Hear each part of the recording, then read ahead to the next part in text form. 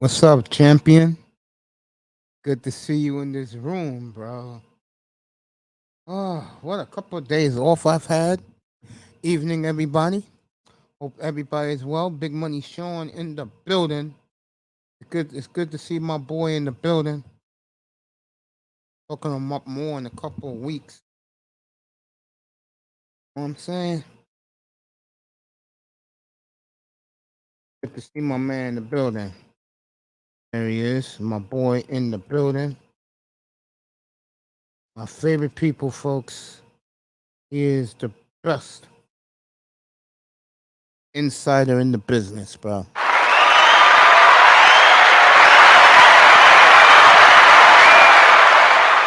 Why do I need Schefter and these guys and I got my man here? You know what I'm saying? And big Oregon Duck fan, college football. I know he's excited. Big Dolphin fan. I'm gonna bring him up in a second if he's in the building. Oh, are you in the building? Let me know you in the building. All right, let's get tonight started with you guys. I'll let you know the latest in fantasy. Um, we should pick. I think Justin Jefferson's way too high. I think him and Devontae Adams should switch places. Okay. Know what I'm saying?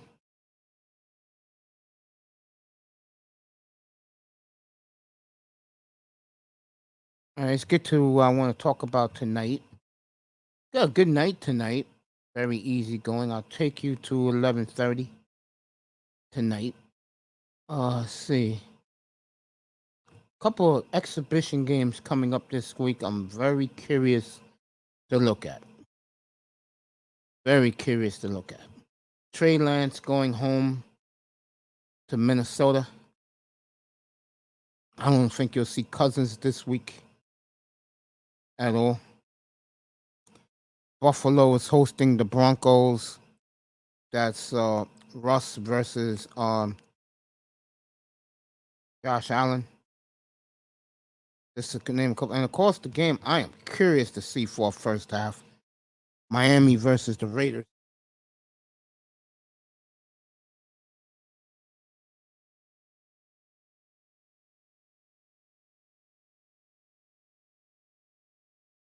Be back in a second, folks.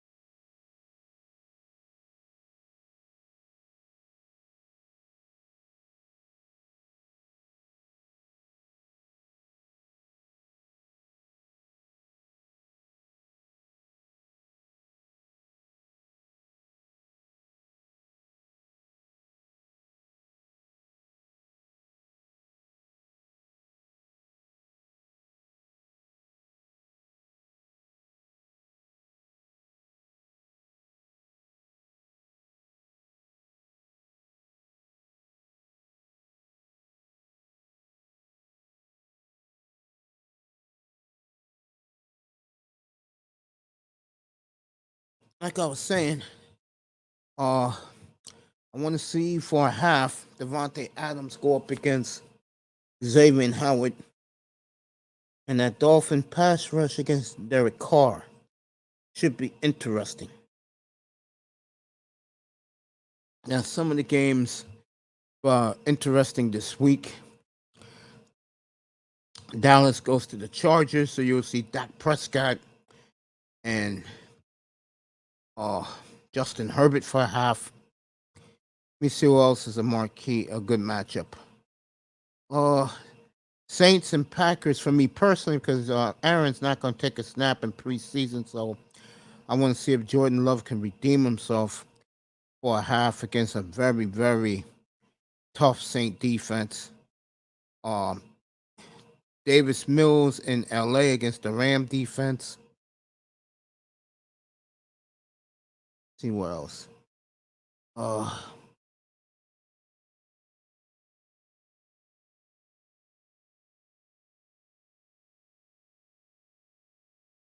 and I know you brothers love this matchup. Lamar at Arizona against Kyler Murray for a first half. So those are some of the matchups this weekend coming up. Speaking of the weekend, I didn't even see my man in the building. Manzano's here. My man's here. My boy. Always do it for him. Little Raw. What's up, brother? Thank you for your support. You know what I'm saying? Little Rock in the building. Manzano's in the building. Sean's in the building. Good to see you guys, man. Yeah, I'm curious to see that Raider game coming up against Miami. The Raiders will spend the next 2 weeks. They'll spend the next 2 weeks in Florida. I guess that's because something must be happening down there in Vegas, out there in Vegas. So they're going to be in Miami this week, Jacksonville next week for the Raiders. I'm curious to see those matchups coming up. Oh, what else? Big Money gave me some NBA news about Charlotte and trying to see the other team that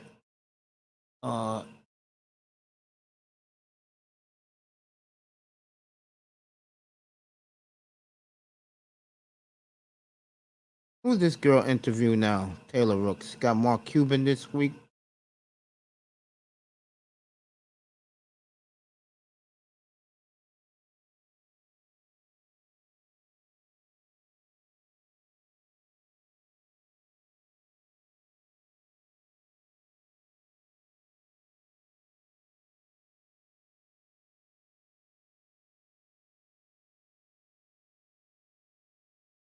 All right. The Knicks are back in it for Donovan Mitchell. I know Charlotte's one of the teams, Sean told me today.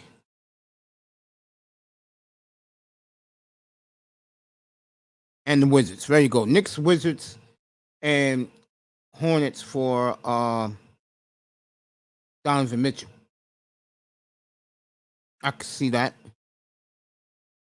Also, Big Money Sean told me, hit me up earlier today, tell me that the Nets and the Hornets, and the Pelicans are in talks about a KD deal, but Pelicans don't want to include Brandon Ingram. Let me say this right now. I know people love the NBA for reasons I don't understand.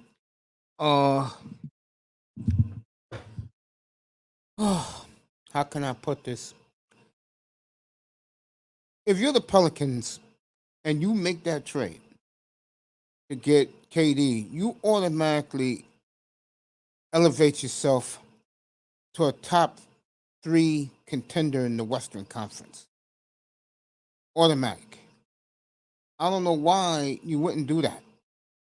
I would rather have a guy like, and I love Brandon Ingram. Trust me, I do. I would rather have a guy in my squad who has been to the top, 2 NBA Finals MVPs.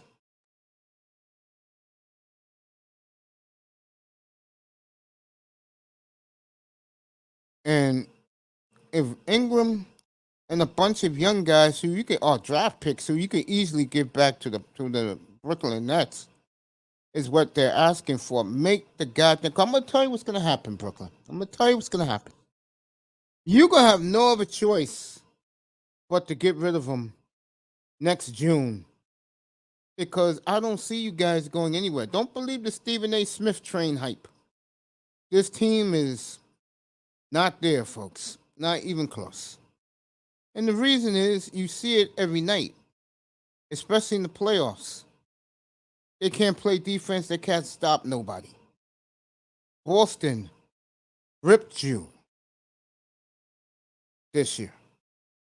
Everybody talks about KD's foot, and they probably would have played Atlanta. Maybe. But I just feel that this franchise is snake bit. See what Manzano got to say. Has there ever been a case in baseball where a player has been able to abbreviate their suspension for no?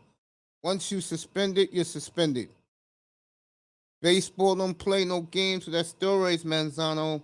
It's because of those steroids and the HGH why baseball's destroyed, bro. After Pujols, the hitting records, no one's gonna care. And Pujols is at what, 689? If I'm Pujols, I'll sign a 1 more year deal with the Cardinals. If you can get 2 more home runs out of Albert, maybe 3 this year, you're 8 home runs away from the magic 700 number.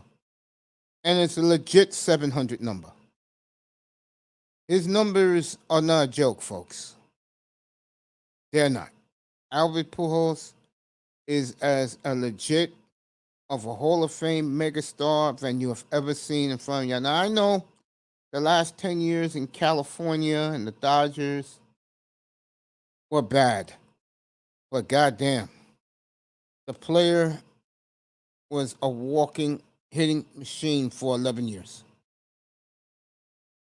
We're all good, Sean. I'm feeling good. I know you're at work right now, buddy. I don't know what time you get off, but you get off around 11. I'll stay on extra to have you up here for a few minutes. We'll talk Dolphins. So Manzana asked a good question. But baseball doesn't play around with that HGH, performance enhancing drugs policy. Let me get back to KD. I think KD's looking. I guess KD been listening to me when I was getting shut down by Aunt T and who's my man? Fred Ward. Hey, these guys know. These NBA players know that what team got squads and who don't. Okay, I keep telling you guys that. I got you, Sean. I keep telling you guys that. Oh, I'll drop the link. Manzano, you can come up too if you want. I keep telling you guys, these NBA players ain't stupid. The days of I'm gonna go play with this guy, I'm gonna go play. Those days are over. And the next bargain agreement, they're gonna make sure those days are over. I'm surprised people like Milwaukee. Again. I know Sean will smile at this. Wouldn't that be an NBA final?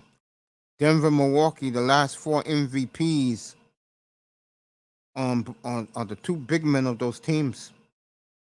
That would be some shit. Let me tell you. Wait for Big Money Sean to get up here, Manzano's here. But getting back to like I was saying about the exhibition football games coming up this weekend, that Miami versus the Raiders really interests me. I don't know, something about I want to see how Xavier Howard covers Devontae Adams. Raiders are loaded, and how the Titans not playing. He has a pull hamstring. They're keeping him out to opening day when the Raiders are in LA to play the Chargers. What a game that is! But and it's a shame Kirk Cousins has COVID. 'Cause I would love to see him against Trey Lance. Lance going home back to this weekend. And he'll get a half in front of his family and friends and his fans. And some people are calling Trey Lance an MVP candidate. I ain't going. I don't see it. People falling in love with that arm strength. Oh, Big Money Sean's with us. Sorry about that, my brother. That's for you and Tony Manzano. People are getting in love with the Niners again, and I don't blame them because what I saw the other night. Wow. Yeah, honestly, I understand why they want to fall in love with the Niners, Mace, but I still can't. He hasn't played enough games to even with the full playbook for me to even give him the benefit of the doubt that he's going to perform at the top level. To be honest. Okay. What's up, Sean? You looking forward to the Raider Dolphin game this weekend? Hey, what's up, y'all? If y'all hear my background is real windy Yeah, we because hear I'm you on a perfectly, cart. boy. Probably the best you sounded, bro. What's up, man? Hey, all right, because I'm on a cart right now because I do security now, so I'm at my spot, so I'm doing Hey, little rounds here. congratulations, man. I appreciate that, but yeah, man, I can't wait, man. Skyler looked good the first game. Uh, his ball placement could have been better, especially on that one to Bowden. He underthrew him. He had him waiting for the ball. So other than that, I like what I'm seeing, man. The offense, hey, you getting people open, even though I know it's preseason, but I can only imagine. But yeah, man, I'm happy, man. Can't wait till the season. We got like what 2 or 3 more weeks. There you go. Yeah, and Hey, for what's up, me, I Akuma? wanted to defend someone. I wanted to defend a player that people are saying they should already move on from him when it wasn't really his fault. Did you see the defensive play with Noah Mace where uh, Needham and Brandon Jones blew that coverage, and our fans are blaming the kid for not covering that amount, reacting fast enough, and getting burned when that area wasn't really his area to cover in the first place in the zone. And what It are they? was a safe, huh? Oh, no, my fault. I'm talking to my son. Yeah, no, My fault. no. Did you see the play I'm talking about, Sean? The play with Noah where he looked back at Needham and Brandon Jones saying you should have covered your spot, and now fans are saying it's his fault. The reason why they're saying fans are saying that it's his fault that play got blown when it was a safety, and people are making excuses saying the players don't trust Noah. That's why they just left that spot vacated and stuff like that because they knew he was going to get burnt and stuff like that. All right, What Sean. what You want you to what answer play that? was what play was that? I forgot. There was so It much was going it was the play on the left side going towards the not our home side, but it's on the side against the on the opponent's sideline, the field side, going towards the away teams. It was it was playing on the side going towards the Tampa Bay Bucks uh against Tyler Johnson. The play against Tyler, their young receiver from uh from USC, Tyler Johnson. Sean's on mute. Let me say that I did not see that. I only saw when Miami went from down 14-3 Yeah, to I don't up think I saw that 21-7. one either. Did you hear what he said? Yeah, I don't think I've seen that one either. No, I It didn't was see in that. the third quarter. It was the third. It was that. It was Tampa's. It was Tampa's series before we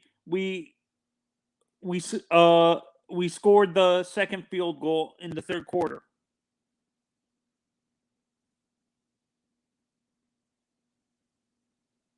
Sean on mute. Let me say this. I did One not see second, that. y'all. Hold on. One second. Yeah, take your time, Sean. I know one thing. That court now I see why McDaniel likes this kid from Kansas State. He, he reminds me a little bit of Jalen Hurts, kind of, with a more consistent arm. I know one thing. Jalen Hurts gonna have a monster year this year. Josh Allen from footballs in the crowd. Fans throwing him back at him. Yeah, I think Jalen Hurts, and to see his body now, Well, you talk about a young man who spent the entire off season in the gym. He's built like the Hulk now. Mason, are you surprised some of these all-star, superstar quarterbacks are like an Aaron Rodgers or Aaron Rodgers, Tom Brady, even to a certain extent, Josh Allen even plays at all during the preseason? I think you need to play to stay sharp and to know who you're dealing with. Rodgers doesn't have to play because he doesn't care. That's why he's not playing. Aaron's an egomaniac. What do you He doesn't expect? play. Well, but I agree with who was talking about Jalen Yeah, I'm Hurts. back, y'all. I had to handle something. No, don't worry about it. Who was talking about Jalen Hurts today? Yeah, I tell you, eye test is going to be right again. With this No, Jalen Hurts. but let's hope. You know what happens with me and the Eagles. Let's hope the fan base doesn't treat Jalen Hurts like they did Donovan Mace. I think it's a different situation because And right plus, now, new era, too. So. right now in Philadelphia, they're seriously, like Sal Palantonio said last week, they are talking about Super Bowl this year in Philly, and that is not beyond, because the NFC is wide open. It's like I said, Philly, Minnesota. Their defense is too inconsistent, though. How about their run game?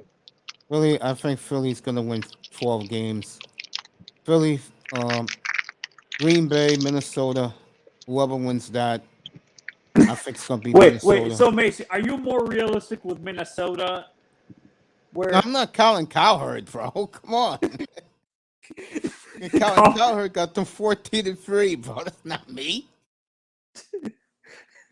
Sean, calling it Cowherd is ridiculous. He has Minnesota going 14-3. I'm like, dude, I understand you have faith in what's his name? Kirk Cousins. Kirk Cousins, but that's pushing it a little bit. Seriously. I would agree. I just think Cousins is outstanding. What's up, Iman? Welcome back, family. A boy in the building. He lives out there. Hey, Iman, let me ask you a question, bro. Brady getting his 8th ring. Okay. Let me ask you this, bro. How confident they are out there for the Vikings, Iman? You out there? Let me know how confident they are about the Vikings. Yeah, I think the three Tampa got a lot of problems, bro. Tom Brady doesn't respect that coaching staff for some reason. I don't know why. I think when they won that Super Bowl, Tom Brady thought those guys was a comeback hungry, to repeat, and it's not happening. So he's soured on them, bro. So, do you think he actually ends up coming to Miami, or do you think he just retires, Mace? The bubble ring for Brady? Okay. Bubble ring. I think that if he wants to play, he'll go to Miami, no matter what Tua does, because Dolphins have PR problems, right? They have major PR problems right now. So and you know what pisses me off with the delusional fan base, Mace? They're upset. Like they're saying we don't want Brady because he's destroyed us the past 20 years. I told you they was gonna say that. Me and Sean, we told you guys they were gonna feel that way, and it doesn't feel the same. You ain't to tell me. I already knew. It just doesn't feel the same. I could see Brady to the Giants. I could see that. Ew, no. Because if he goes to Miami and they win, the credit is gonna be taken away of them winning. They're gonna say the only reason why they won because Brady was there. See, with Tampa, it's a lot different because Tampa was a nobody team. No one cared about Tampa. Hell, Tampa don't even care about Tampa. They all love the Lightning down there. Yeah, no. No, it's funny. I think what's going to happen is let's say let's say this happens. Let's say Miami wins a Super Bowl with let's say he comes to Miami and wins a Super Bowl maybe a year or 2 years after, but the Hurricanes win a national championship with Mario Cristobal in that time span before Brady wins the Super Bowl with Miami. I think the Hurricanes become the team in Miami. I think they're going to be the team in Miami no matter what. Because one of the bets I'm going to have this year, over under, who wins more, the Hurricanes or the Dolphins? I'm taking the Hurricanes. Yeah, because I don't trust Tua, honestly. Man, I y'all want crazy to. as hell, bro. Okay. I'm definitely taking the Hurricanes with that. Nah, y'all tripping on that one, bro. All right, I'll let y'all I'm gonna let y'all have it. I'm gonna let y'all have it. I'm starting to. But I'm starting to if believe in y'all your right and Nuggets, I'm man. wrong, I apologize to both y'all.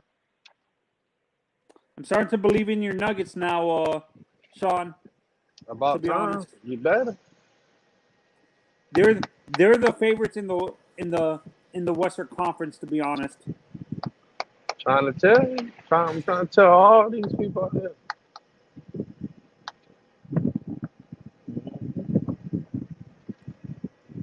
oh, you finally changed your background, Mace?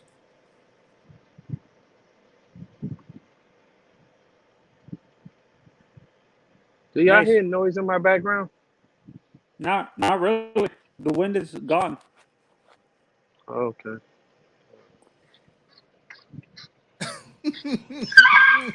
Damn, I hate this damn thing. This thing is stupid. Yes, the clock is ticking for Ryan Tannehill. Yes, it is. Oh, that's funny. That's what they're Who talking said about, it? NFL Network. Oh, let me get back to this. Yeah, I'll take the Hurricanes more wins than the Dolphins this year. All right. Well, you Yeah, said that, because man. They win Damn that that long. A&M game down in College Station. They're going undefeated, bro. I see what I see happening with Mace. I see us losing against Texas A&M, but beating Clemson. To be honest, Yeah, I can see that. because the last 3 times we faced SEC teams, we've been blown out and stuff like that. So I really want to trust. I really want to trust that we're able with Mario to This your be able car? to beat. And Sean's doing This your business. car, boss? I was gonna say to you that Come on, bro. Come on. what was I gonna Hey, say Mace. to you, man? Hey, Mace. What did you see my comment about the Cardinals fans saying that this, uh, and most Cardinals fans, like your generation to my generation, is the guy that they actually have as the greatest Cardinal is possibly Albert Pujols.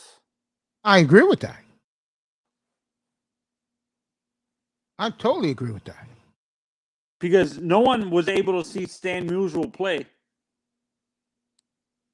Really.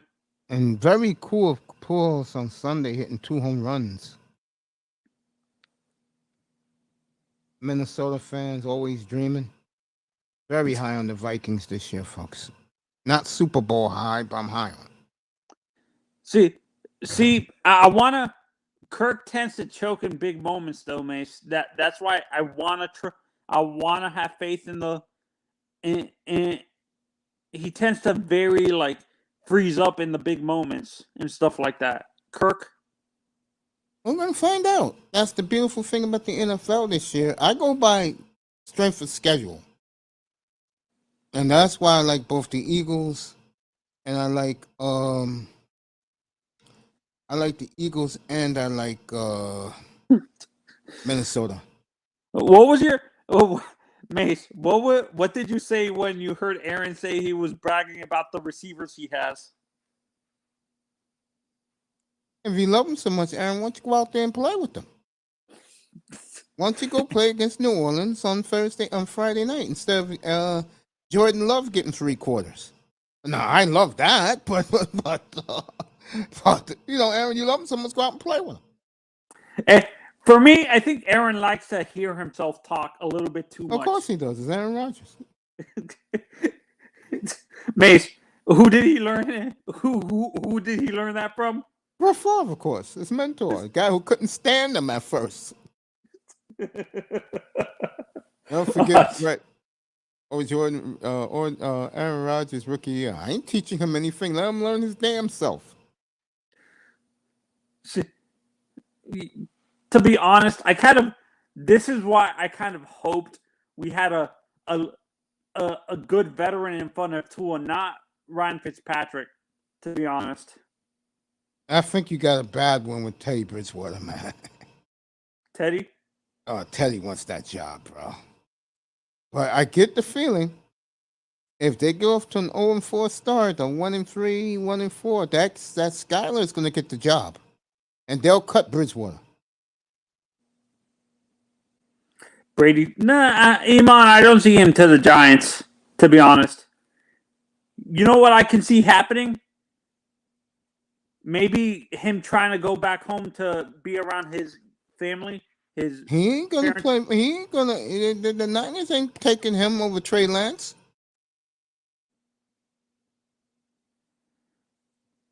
Or going to the West Coast and playing for Washington. I mean, I don't see Brady in Seattle. He's not playing for the two LA teams. He's not playing for the Raiders. He's not playing in Arizona.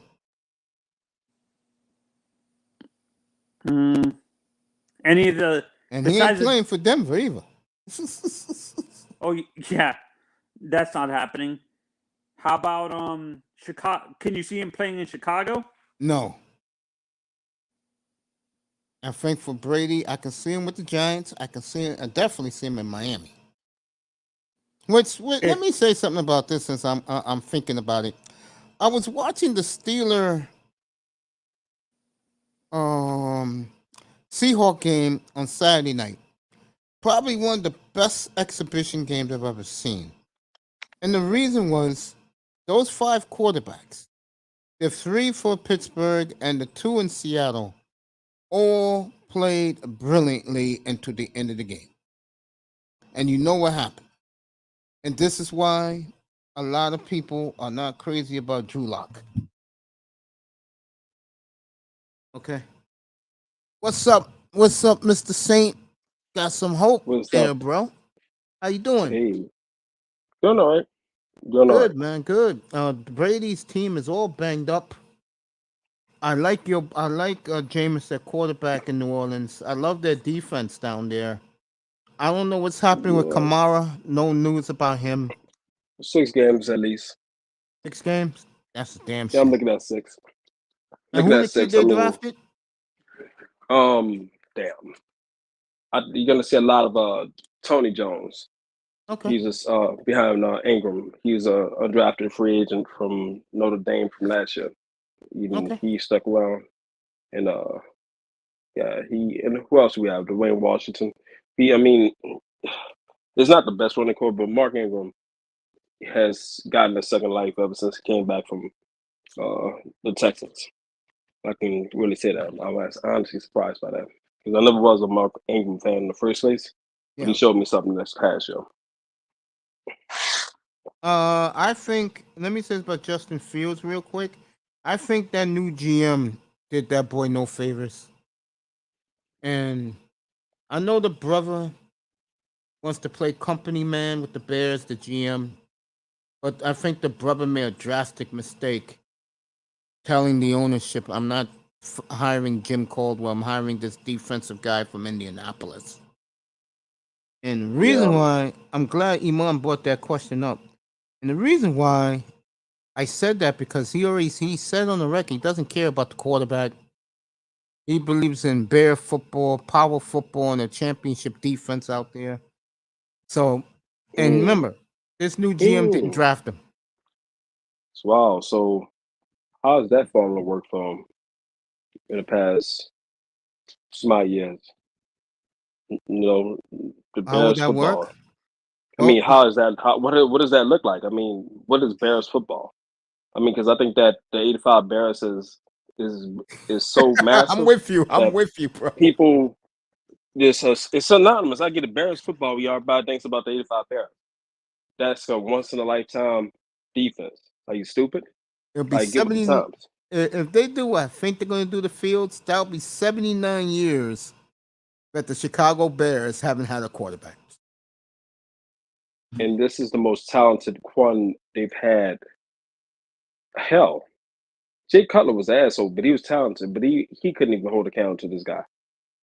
Yeah, whenever the new GM tells the world that they're going back to their roots of power football and defense, that tells you something right there. He has Yeah, I no mean, confidence in the quarterback.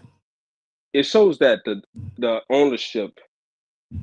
Yeah, I think that's George Hallis's granddaughter owns No, the team that's now. that's the mother and the granddaughter. Yeah, mom and Yeah, daughter. Yeah. so yeah, I mean, I'm not the stereotypical Mansfield guy, but that's what happens when women are running the football organization and Folks, making I all the cannot decisions. say that. I said it. I'm sorry. Because hell, Gail Benson has gotten the fuck out the way. Yeah, like, She's, like Mickey Loomis and my old exactly. boy. Who's my In my what's your other GM name? Ireland. Yeah, you West Jeff, Ireland. old boy Jeff Ireland, and they drafted tremendous since Jeff came aboard. AKA Des Scott, Des That's Bryant. right. Yeah, my dad was a pimp. Does that mean your mom was a hoe? Yeah. One of the most classic lines ever. But yeah. 85 So Bears are overrated. I do agree. I mean, yeah, I mean they were a perfect fit for their team for that era. But they're not universal. They're not transcendent. And Like, I'll I say think this right now for Iman, since he's in the room. I always make this point, and I get a lot of pushback, but Giant fans wave their towels whenever I say this.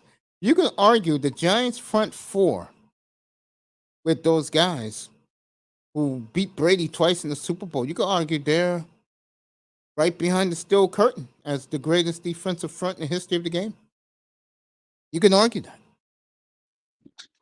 in the playoffs or from one game. No, they won rings, man, and the Giants won all the years they won the championships. They won all their games on the road. But that's what I'm saying. They were on the road because they were six seeds. When I think about the Steelers, I mean, I'm thinking of a team that dominated throughout the regular season. That's why I said that the best postseason run performance, yeah, I give it to them because hell, that whole team, Coughlin had them locked in as what I'm saying, road warriors. Yeah, you But can as far argue as that. Yeah, I give the so Giants yeah, number 2 all time. so yeah, but as far as with us, I have guarded optimism. Of course, I'm that pessimistic guy when I look at our team. When everybody's like picking our team, I'm the one guy that's like saying, okay, something's wrong. So our defensive, we're weak up the defensive line. Weak up the middle because our D tackle lineup is trash.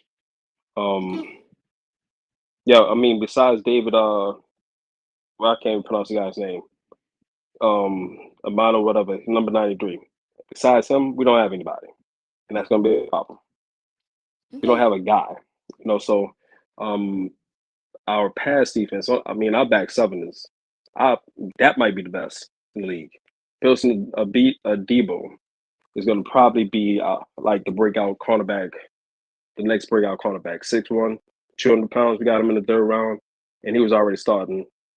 Hell, I think he might have gotten 2 picks on Aaron Rodgers that first game when we had to play in Jacksonville. So watch out for him, and he's going to be getting balls thrown at him because got Lattimore on the other side. They're going to pick on him and try to, and they're going to find out very quickly. Yeah, the Saints might have the best quarterback in the league. Jordan Love So against the Saints this Friday night. I'll be watching that closely. yeah, Jordan Love is just just audition for the team, bro.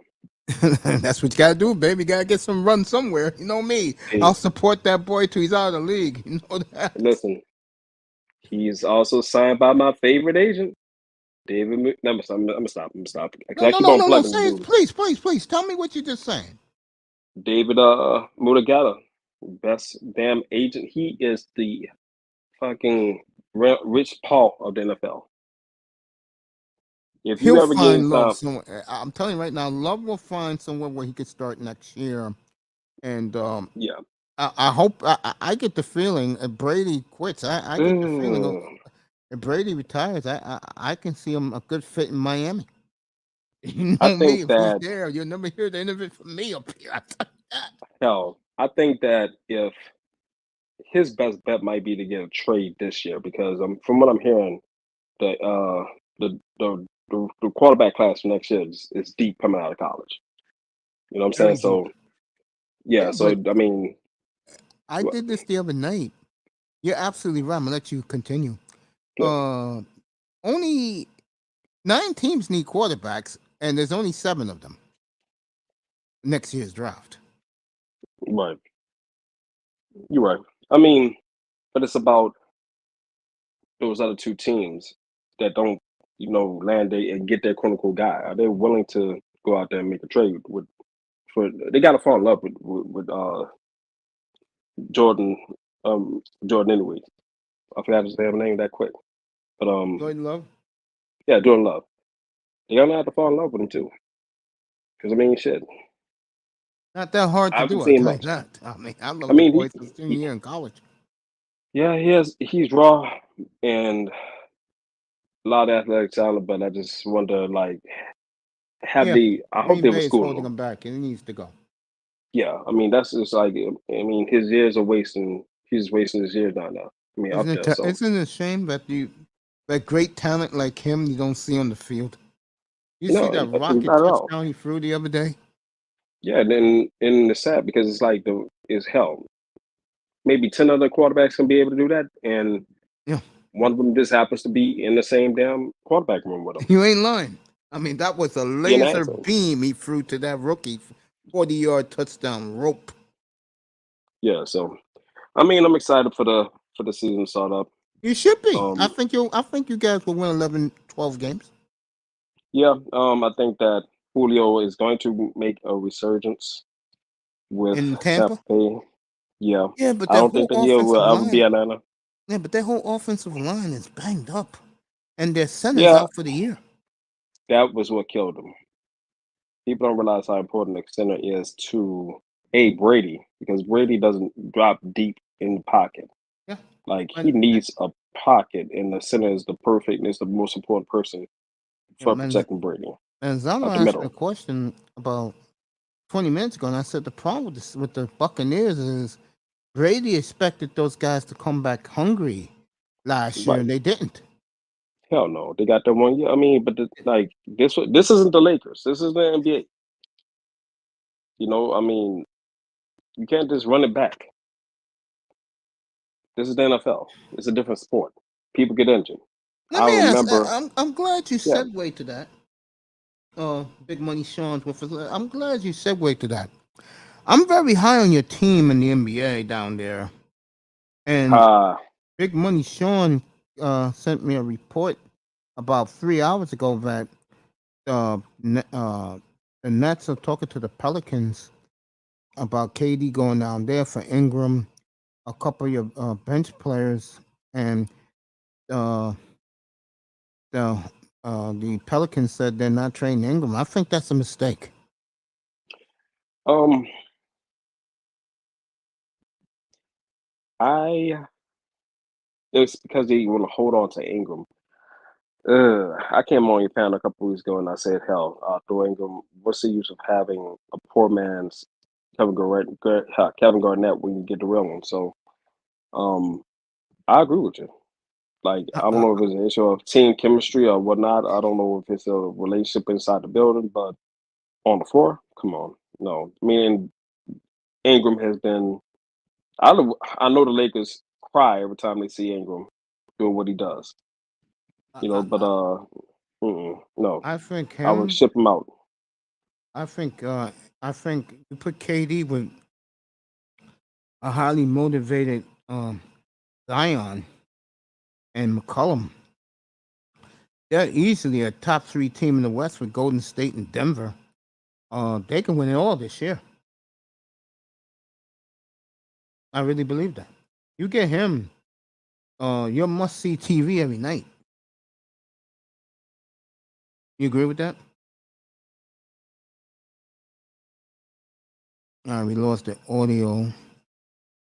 If Can you, you want me to say it again? yeah, can you hear me? All right.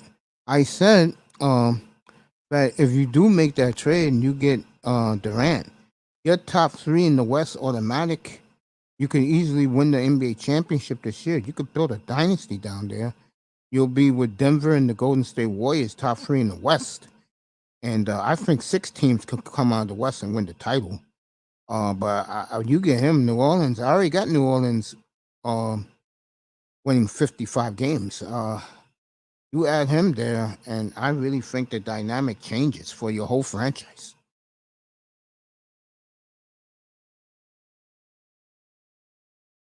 I really do. Sean, you there, bro? Big money, you there?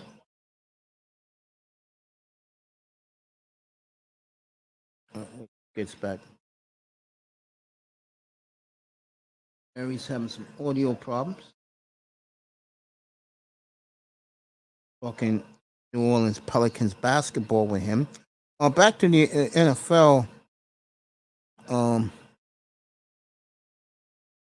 Dallas and the Chargers. I saw the game last year, week 2, in LA, and Dak Prescott won the game in overtime.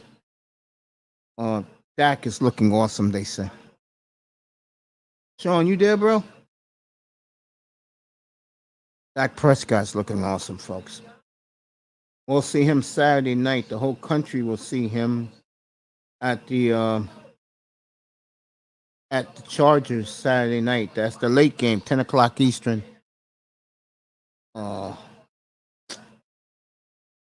Herbert versus Dak. And both defenses have played well. So, number 3 would be LT's Giants. No, you gotta put the 75 Dolphins defense up there.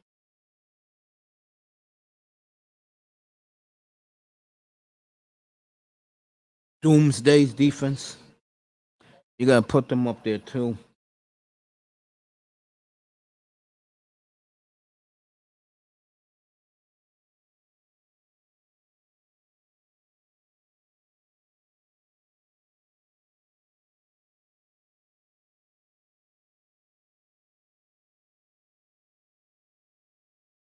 All right, Pujols is trying to hit 690 in home runs, and then he'll probably play one more year to get 700.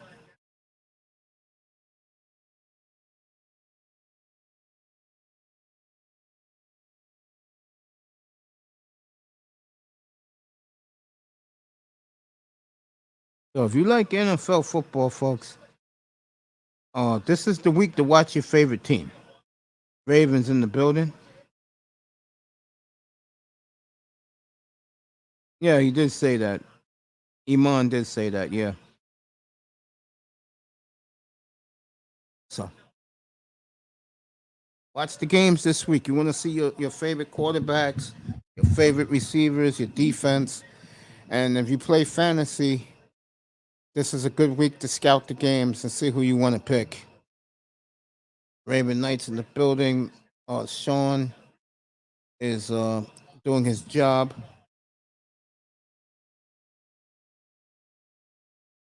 As Pujols walks, next year will be the 700 home run mark. I'll watch for Albert Pujols. I'm pretty sure the Cardinals will re-sign him. Now back to the football and the NBA. I kind of like what's going on there. Ain't much going on in the NBA. But football is where it is, folks. Football is king in this country. NFL, NCAA football is king. Yeah. And I'm curious to see those games this week. Good matchups. You got Love against the Saint defense. You got Miami, their secondary, against Devontae Adams. I'm very excited to see Derek Carr and Devontae Adams Saturday night. Yeah, I don't think they're gonna play Saturday night, but if they do, that'd be nice though.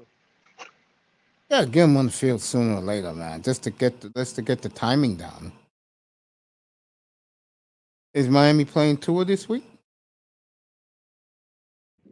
Yeah, it might be the same shit. They might. I'm not sure. Yeah, I think Mike McDaniel was saying who didn't play last week might play this week. Or some, not everybody, but some. Yeah, because hey, people want to see these guys out there just for a half, and then everyone's sitting out next week. You know that guys got the rest of these guys got to make a run. I'm excited. I know you don't want to hear this, but I am excited. I agree with Educated Aries. I'm excited to see Love against that Saint defense Friday night. Let's see if he can redeem himself. Um, Trey Lance going home, but Kirk Cousins has COVID. So you know Kirk ain't playing. You know he's not going to go out there and play. I'm curious to see Friday night. I hope Laurel can come up and join us Friday night. I'm curious to see Davis Mills for a half against that Ram defense.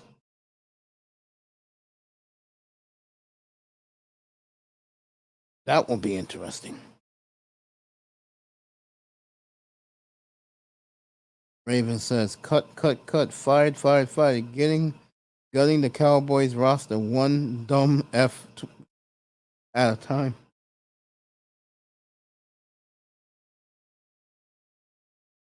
What's up, Beat Bonds? Good to see you, family.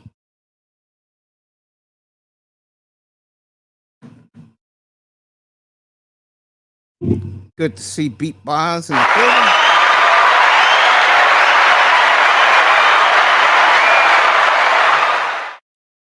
And if you're playing fantasy football, you can draft Jonathan Taylor number 1. But receivers, I would pick after the first round.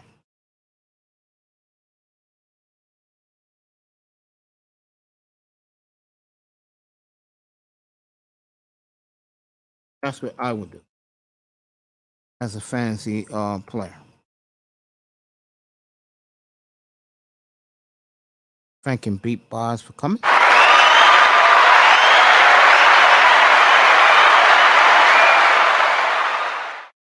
So, it should be an exciting NFL season. We're working on a thumbnail for this weekend's games.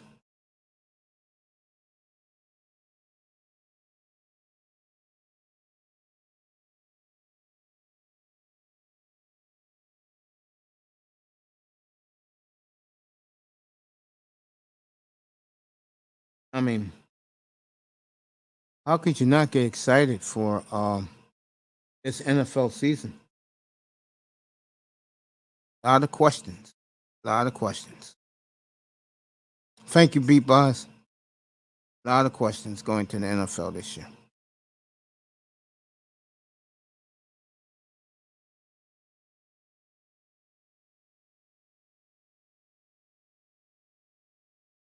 You know, in the AFC East, who finishes behind Buffalo? I think it's Miami. I think the Patriots are in for a long year.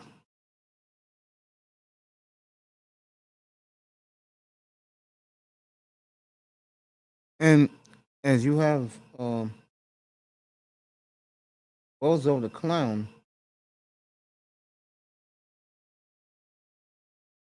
as your offensive coordinators in Foxborough, who knows what the hell is going to happen to them? In the North, can Lamar Jackson have a bounce back year He's going to do a Kirk Cousins, folks. He's going to bet on himself to get a brand new contract. That can go either way. Because if it doesn't go well, I can see the Ravens giving him a franchise tag and then getting him the hell out of town. But if it goes well, they're going to have to pony up and pay him.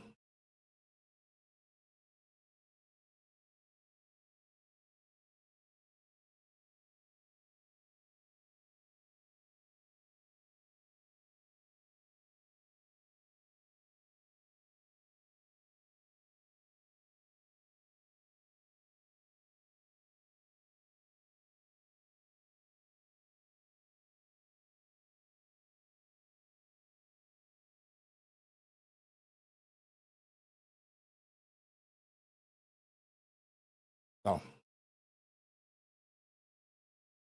that will be interesting.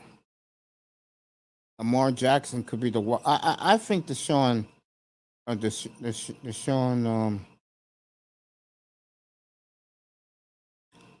I think Deshaun would have been a question, but I don't know what happens with him with Watson. But I know Lamar Jackson is the big question mark in that division. And so is the quarterback situation in Pittsburgh.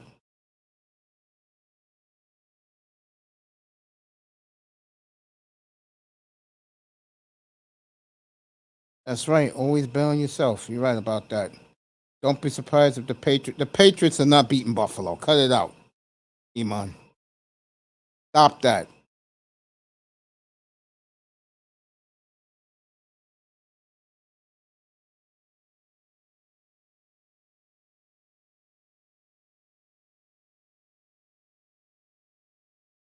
So that will be interesting. In the other division, which no one cares about, the Tannehill watch is on for Malik Willis. How much of a progression both Davis Mills and Trevor Lawrence will make in year 2 of their careers? And is Matt Ryan, can Matt Ryan elevate the Colts? That's the question. There. And the West, I think all 4 teams make the playoffs. But who is the best in the West?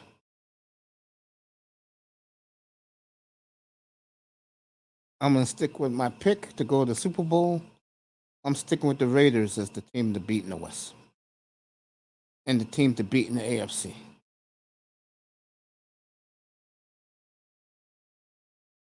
I'm sticking with the Raiders.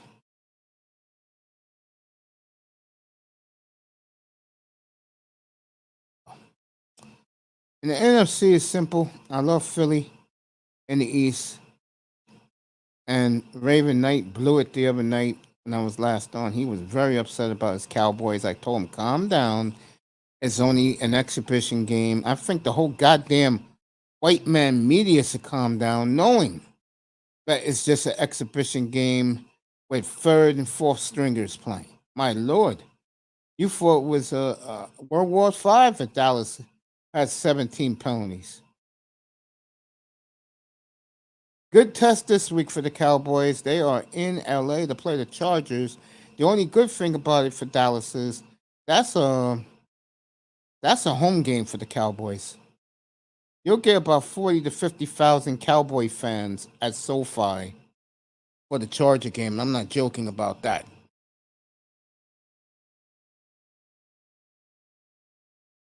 Raven got this week, if he sees things that he saw last week,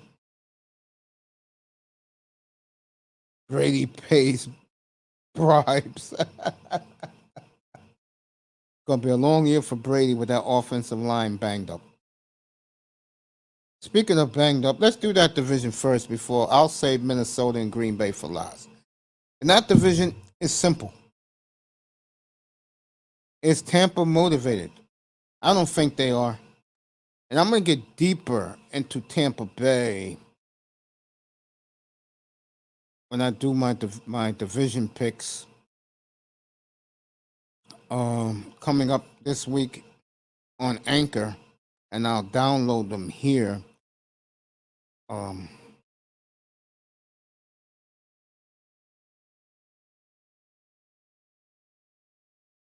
Popped up. I'll wait for him to get up here. Come and say hello to his boy Mace. That will be Iman Perry when he can get up here. Can New Orleans do it? Can they pull it off? I'll tell you, Carolina's talented. They are talented.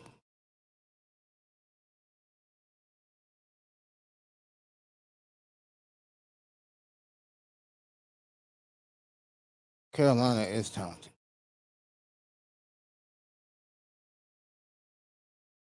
Thoughts on the Cowboys? I think Dallas is good. I think we have to see how deep is their receiving core. I got Dallas winning 11 games. I got them making the playoffs.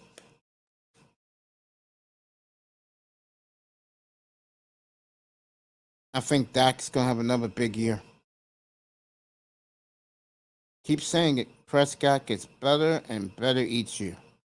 That's what you want your quarterback to do. Get better and better each year.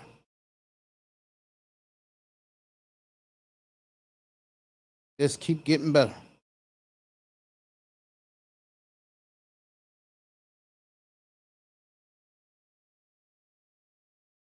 Neither one. They both suck. For the 6th or 7th year in a row, they'll be at the top of the draft again. And that coaching staff for the Giants is a joke. You haven't been seeing them lately with their fights with the offensive line coach. Everybody, all the players jumped him and beat his ass last week. Speaking of football Giants, yo, Eric, you want to come up? Come up, bro. I'll drop the link for you. Beatbox, you want to come up? All you guys. What's up, stranger? What you been doing, Imam? Working hard? Mom Perry in the building. Hey, what's happening, Mace? Good to see you, my family. How are you? I'm good, man. I'm good. You? I'm good, man. I'm alive. We're alive. I get to hear your voice. Yeah. We're all That's good, cool. man. To me, that's when we're good, when we're all still alive and Yeah, breathing, man. People. Hey, let me ask you this. I just brought that up. Uh-huh. How embarrassed was you last week with the players all beat up the offensive line coach? Man, I ain't even see that shit, man. Yeah, it was a horrible look. I mean, Oh, man. players fighting How over the old is he? place. Was he? Man, Man, say it again. fuck. Oh my God! Keep up with that Players fighting the coaching staff. I gotta see this shit. Yeah, Coach gets beat up. yeah.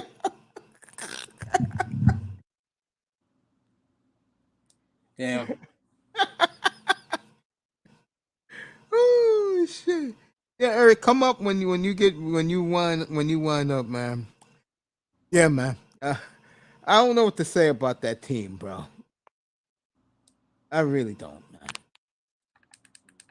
That team is falling off on hard times. Each day we sit there and we evaluate the guys, but I'm trying to find it right now. Yeah, Google Giants brawl. Brawl at training camp. Yeah, brawl at training camp. I think this might be it. Let me see. It says 8 days ago. Yeah, that's it. That's the coach. Wait, hold on. What the? Why is The that? offensive coach, line coach. Yeah. Wait, was he in pads though? No, I think he was in his coach's gear, but he got jacked up.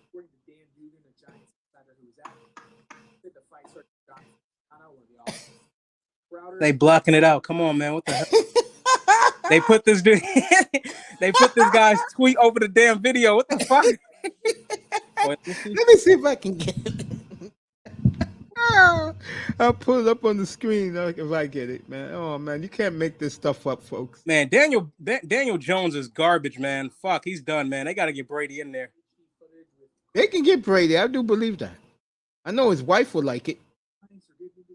Yeah, that's New York City. That's her town, right? She that model. Yeah. Yeah, they not really showing the full. Let me see. What the hell? Let me get this.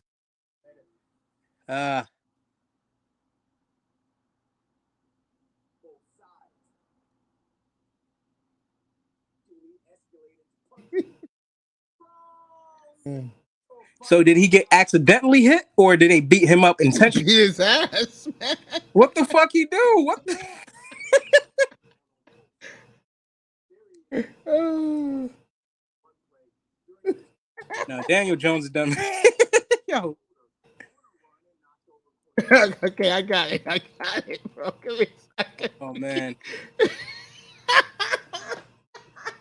Yeah, they're not really showing it. The person around is somebody else.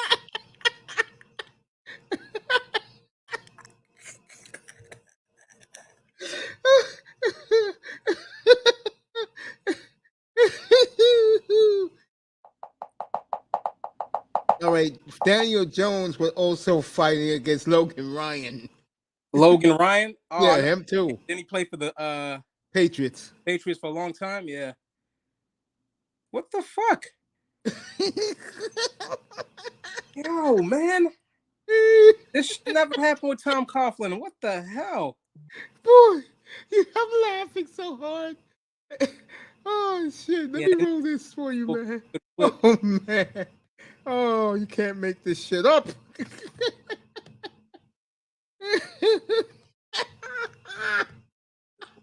You got the video? I got it, bro. Give me a second. Yeah, Eric, take your time, bro. Take your time. I'm up here, bro. Let's do this. This is the Giants brawl. Then I'm gonna talk about the Knicks. No way Saquon is 6 feet. I think they got him at 5'11", right? Yeah. Yeah. This is for our boy, Man. Chaos Rain, who told me on Saturday morning that 3 Knicks stars were beaten down by the street ball players in the West 4th Street, and they had footage of it. Yeah, I think I heard of that. If I'm the New York Knicks and now this is on video, there is a major problem. I mean, did they foul them or nothing? They didn't touch them. They just kept shooting on them or what? They just broke them down, man. Humiliated them in front of everybody at the cage in West 4th Street. When it rains, it pours for the New York teams.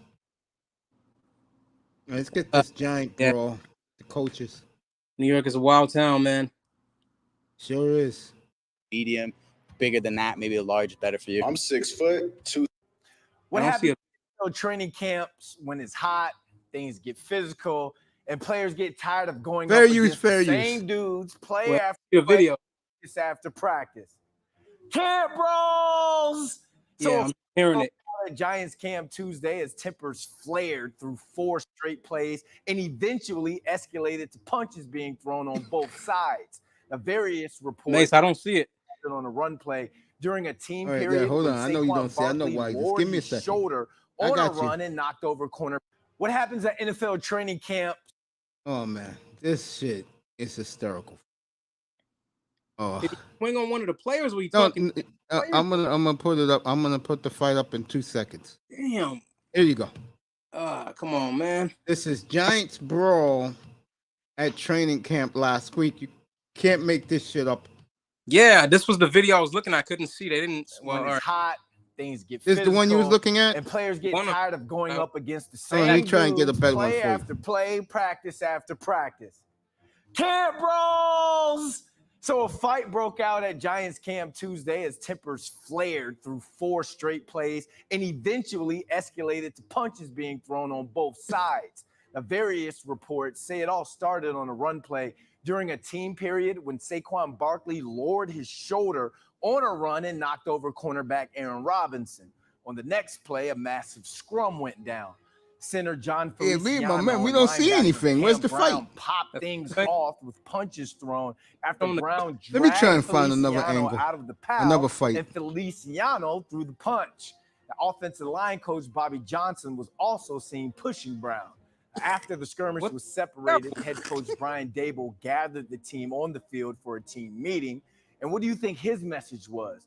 Well, rookie tight end Daniel Bellinger said, quote, "He says that losing teams do that. So at the end of the day, we've got to come out there and be physical, but we've got to be smart as well. Now, Dable also said he liked the. Let me get more of a version down here. Yeah, I was trying to find it. New York Giants. Albany's inaction is making us less safe. We need state senators who will tackle root causes and our current crisis with stronger gun trafficking laws and tools for judges to protect us from dangerous criminals. Our safety's at stake in this election. Bayer's facial toners are the perfect addition to your Honey, we daily don't care. skincare routine, morning and night after cleansing. Whether your skin is oily, dry. It's been a while, guys, but I'm officially back, and I'm bringing you guys some pretty insane news on the New York Giants. They got into this crazy brawl during their training camp, and I'm going to fill you in on everything that has to do with it. Now, before we get to the content, I am going to announce the giveaway winner for the PlayStation 5 or the Xbox Series X in about 3 days on my community tab. So make sure you check the community tab, and all you have to do to enter is subscribe and turn on our notifications for this channel. Now, my next giveaway is either going to be multiple copies of Madden 22, or we could run back the same giveaway. Just let me know in the comment section down below what you want, and I might run the giveaway for followers on my Twitter and Instagram, so make sure you're followed there for a chance to enter our next giveaway. Now that we get all that out of the way,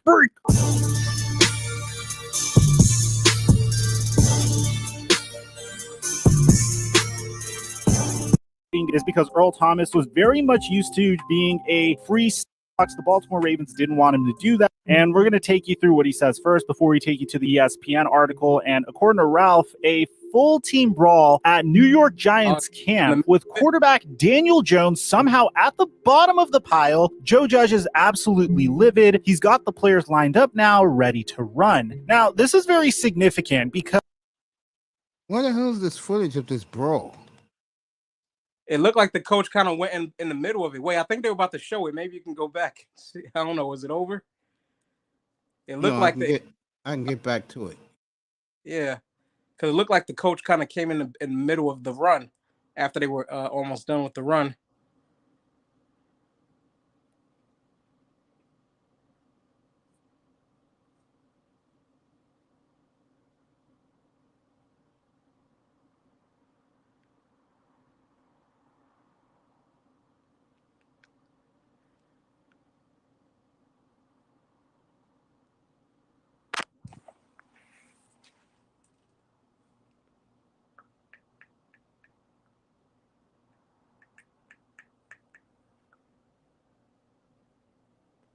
They're not showing us no footage. But I will say this. Yeah, it's people reviewing it. They're not really showing nothing. I think they took it off the internet. A goddamn shame.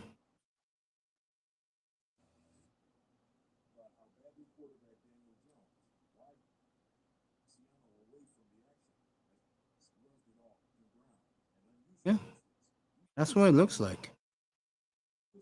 Okay, now we're seeing some. There we go. You see it? Yeah, but I'm coach, man. Was he in the middle of that shit? Yeah. That's what I'm saying. Did they do it intentionally, or was it like accidental where he just kind of got smushed up underneath the pile? I was told they did it intentionally. So are those players fired? Like, what the fuck? No, they're not fired. Maybe this is motivation for the season. I don't know. Maybe we might get Brady in there. Oh man, I'm crying right now. Yeah, that's crazy, man. You know why I'm laughing? Because, folks, this goes to show you that teams are not really together, folks. It's the offense and the defense, folks. That's all that matters. The offense is with the offensive guys. The defense is with the defensive guys. Yeah, the Knicks got a lot of problems, beat Buzz. I agree with that. That was embarrassing what happened the other day. And let me try and get footage of that with the three Knicks. I mean, it was Randall, Brunson, and my boy, who's the young power forward they got? They drafted him 2 years ago. Last name starts with a T. And they got schooled by a group of young street players here in New York, and it just wasn't a good look.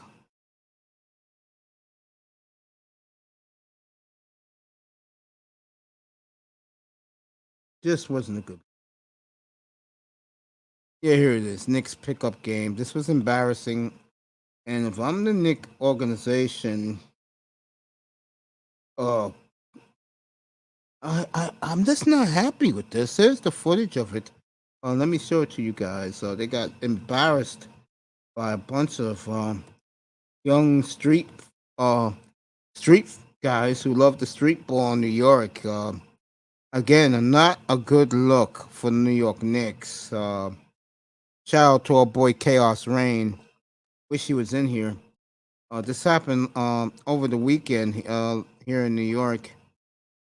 Embarrassing, if you ask me. And how can 3 of your starting players get schooled by a bunch of fair use, a bunch of New York City street guys? Omar Toppin, that's the third guy.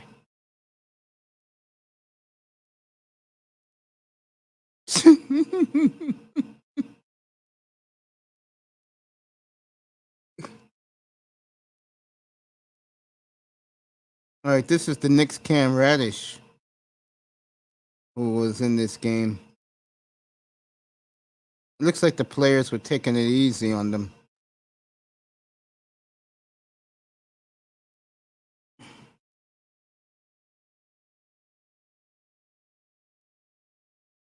Not the one I want.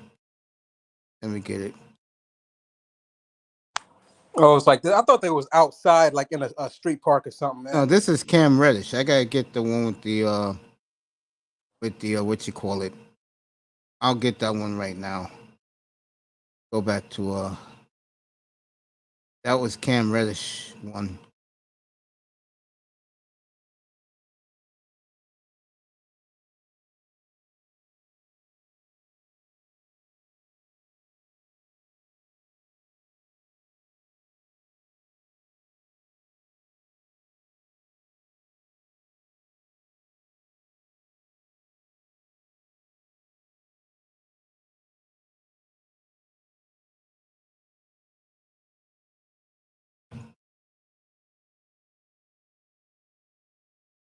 Right here, Iman.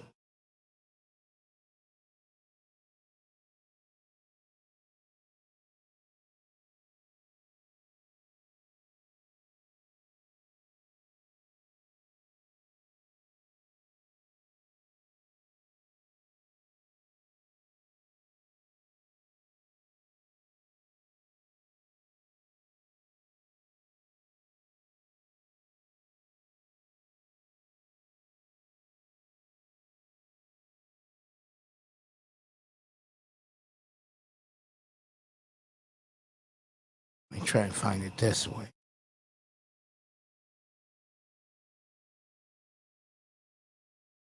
Well, I'm here. Hey, Iman, what do you think about your Giants, bro?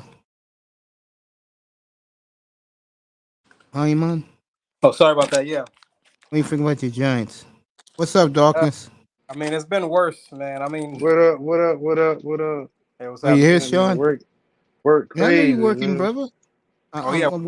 We're laughing because my boy Chaos Rain came up here Saturday morning and told us about the 3 Knicks who got schooled by a bunch of street guys pickup game.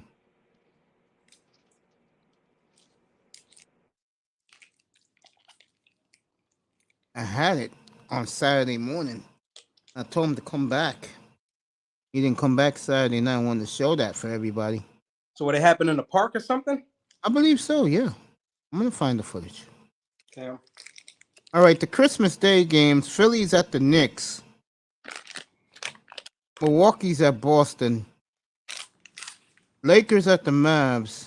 And then your 2 night games are Ja wanted it. He got his wish. Memphis at Golden State. And then the night game for you, Sean. Let me make sure I get Sean's game because his boys playing. Phoenix is at Denver as your late game.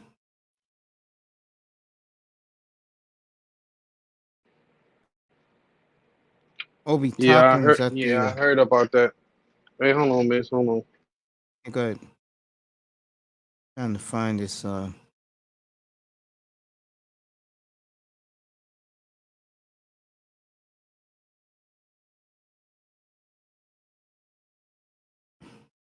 Knicks preseason games at Detroit. Back to back with Indiana. And they play the Wizards. That's the Knicks exhibition schedule.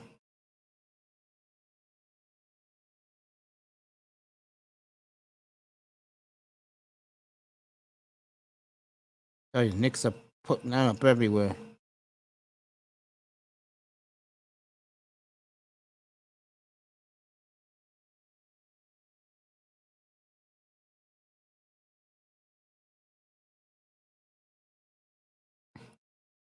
Meanwhile, talking about the Knicks, a lot of people upset that the Brooklyn Nets are not on Christmas Day. Why?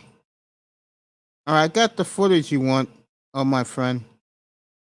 It was indoors, but I do got the footage. This is the three Knicks who were schooled last week in a pickup game. And this is still bad, though, when you're getting schooled by three youngins. Just not a good look.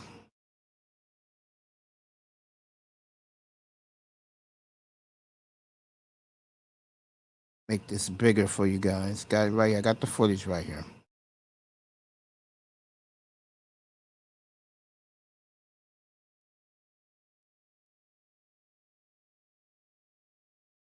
Mitchell to the Knicks trade is back on. Charlotte and trying to think of the other team. And the Wizards are in the mix too. There you go.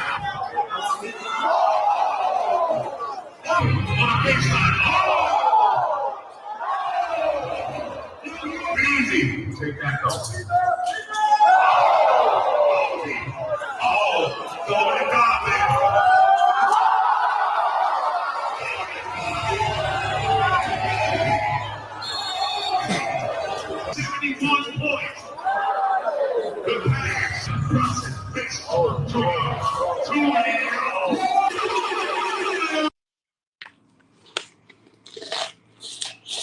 Hey, Mon, you there?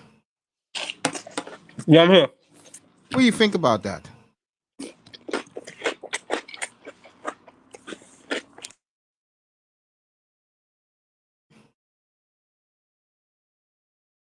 To me, that's, I don't know what to say about that, folks. Money What do you think makes. about that, Iman? I'm sorry you got me right when I'm eating, but I mean, what was the score of the game? Did they get blown out or what? I don't know, but these dudes were dunking on them. I mean, did they just let them dunk? I mean, how old are those guys?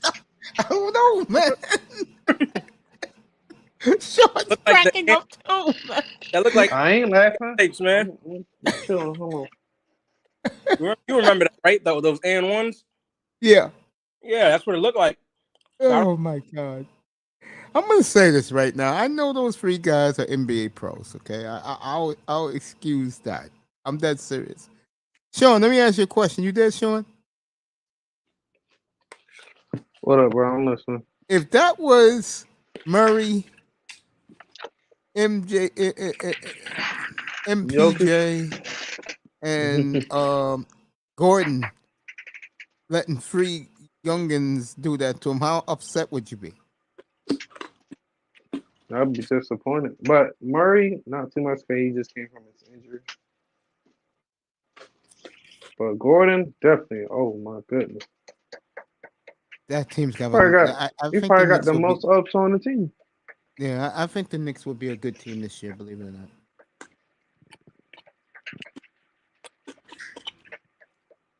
So those guys are just regular like street guys, or I mean, like Yeah, street guys, man. What's up, Slowface? do they play in a league or something, like some kind of league? If you don't play in the NBA, you're nothing. That's how I look at it. If you're not in the NBA, I don't care what league you playing in, bro. So that means they must just be some. I mean, they probably just been doing some tricks and shit, and they let them do their tricks. I don't know. Did they win the game? Nobody doing no trick on me, Did tricks and lose the game. So did they win the game? They never said that they win or lose. All right, so I mean, if they lose and the Knicks players could have been up by like 50 points, and maybe they just let them do their dunks and shit, right? Maybe that could be a case, but I don't think the media was looking at it that way.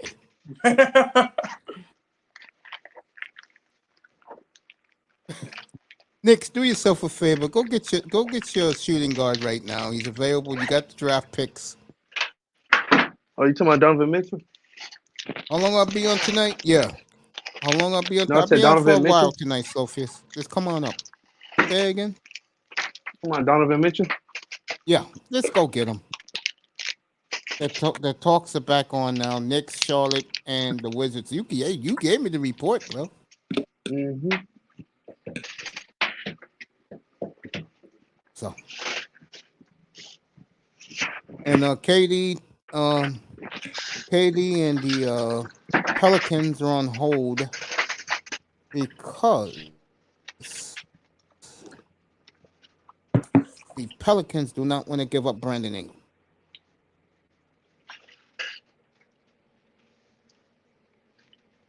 Tell you right now, KD, if you get traded to New Orleans, run there, bro. Run. You got a center. You got a pretty good young point guard. You got a defensive player there. You got CJ, and you got Zion, who looks phenomenal. I never thought I would say that 5 months ago, right, Sean? Mm-hmm. Come on, man. Yeah, go ahead, man. Oh, I'm always having fun up in here. Slowface, take your time coming up here, bro. Eric Bird join us later.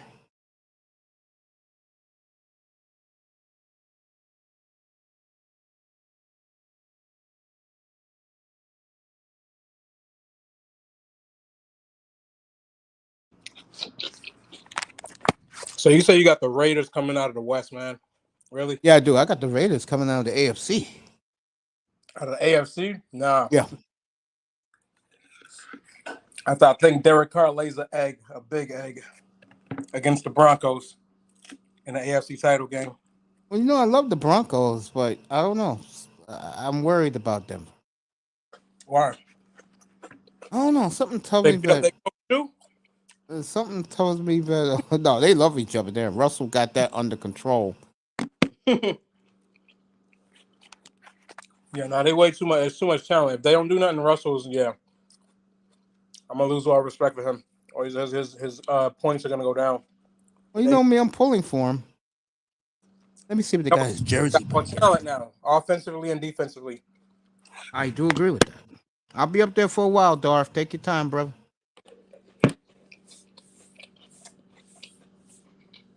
Yeah, just come on up. I'll give you guys some extra time to come up and chill for a little bit.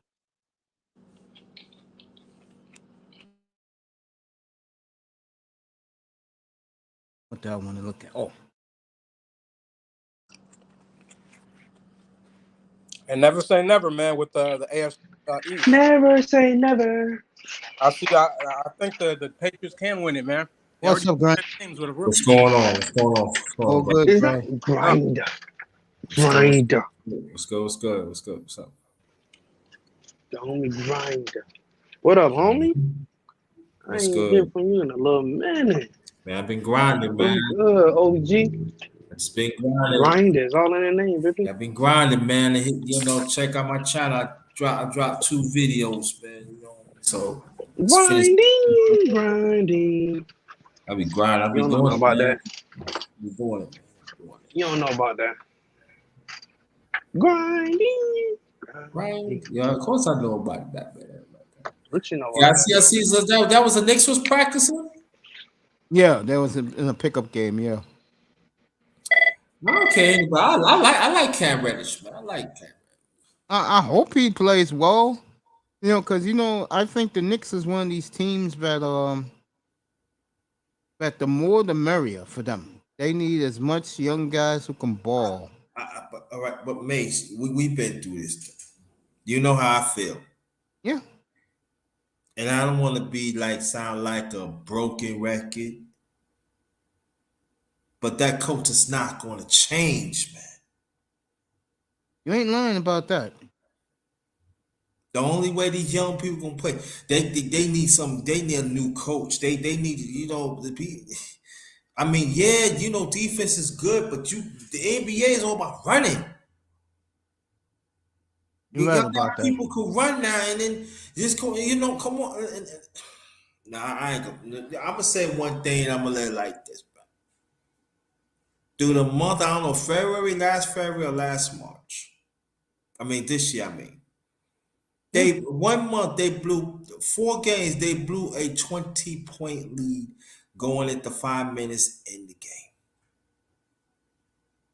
Yeah. 4 times in a month. Yeah. But they want to blame the players. No, it's the coach. I agree. You got the youngsters to get you a 20-point lead. That's learning pains. They have to know English. They could bring it home with you. Then you bring back the veterans. It's stiff. Yeah. And you end up getting smacked by 17, 18 at the end of the game. Yeah. So they score you 30 unanswered points in 5 minutes.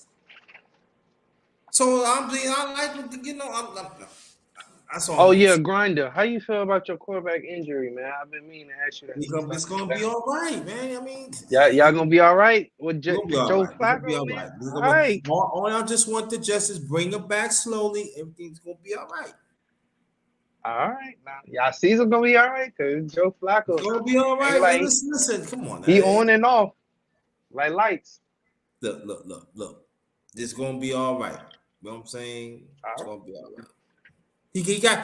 I'm saying he gotta play. The things happen. You know what I mean? It goes to show. But I will say that what I'm a little concerned of the Jets, they need to get that offensive line better. Got the Giants this week, and those two teams cannot stand each other. For years, yes. So that's gonna be blood. Their basketball games are more entertaining with the brawls on the court with the Jet and Giant players. Yeah. We see some beauties through the years. Yeah. Mm-hmm. So Saturday night will be fun at the Meadowlands with those two teams. Yeah. Jets, Giants. Yeah, if I'm you, man, I'll be okay. You'll be okay. You'll be all right. Successful surgery. They say be out 3-4 weeks. They say he could be ready by the opening, but I would not take a chance of that. Yeah, the Ravens come to town opening day. Yeah, exactly. I would not, let them go slow. You know what I mean? Yeah. Let him go slow. There ain't no rush to get him back. Let him get his reps. Let him take care of the knee and everything because you're gonna need him throughout the year. And somebody, whoever quarterback, just hold the front. Just got just got to run that ball now. They just got to play sound defense and ball control till he comes back. Yeah, that's all I see the Jets doing in the beginning of the season. There's got to be ball control and sound defense. Nice Yankee cap, bro. Thank you. Yeah, man.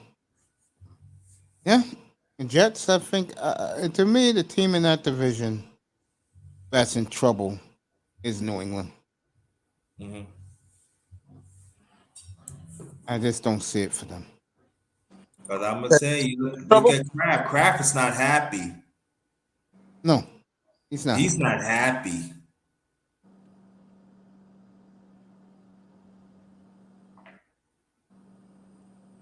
Iman, you was talking, bro? No, you said who's in trouble? The Patriots? Yeah, I do. I think so. Yeah. Over the Dolphins and over who else is that? Who else is in there? The Jets and the Bills. Come on, man. If anything, the Patriots will go second place. Or when I think you're selling the Dolphins short, bro. You hear me? I bitch about the quarterback, bro. The Dolphins. Tua gotta get it done, man. Tua don't get it done. Yeah, I don't want to hear no more from Tua, man.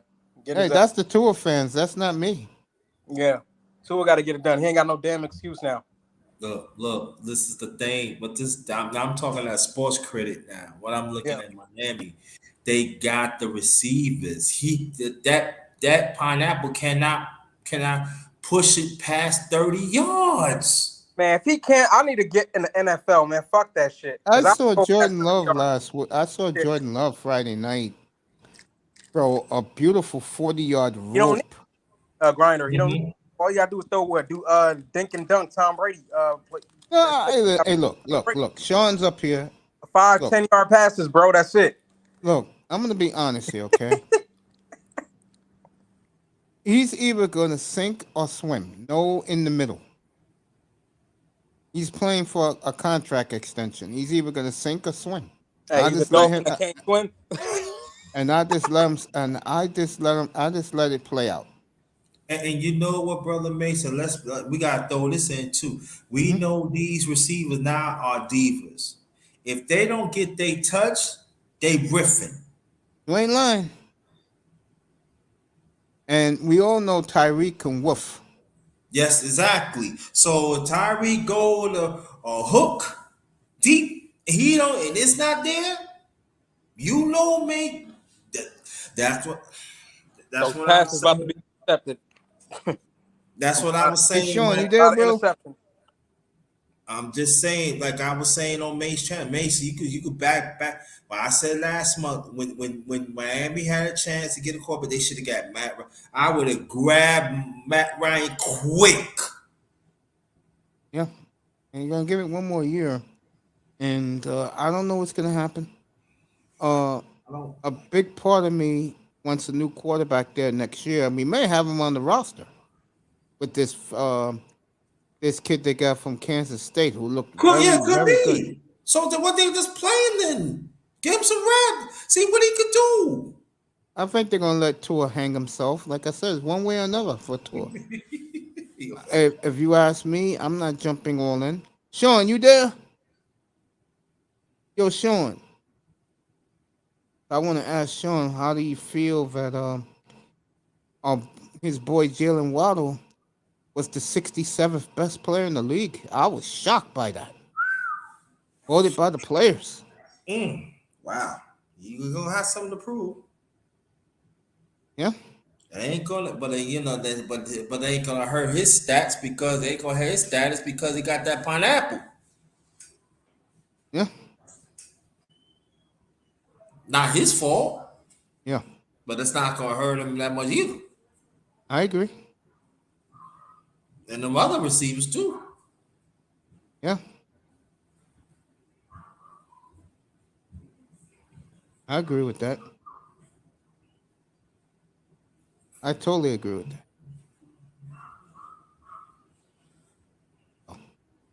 Yeah. So we got Wilson out for a couple of weeks. He should be back by week 2. New England is right now, Belichick always pulls something out of the hat. Anyway. But I'm not buying it this year.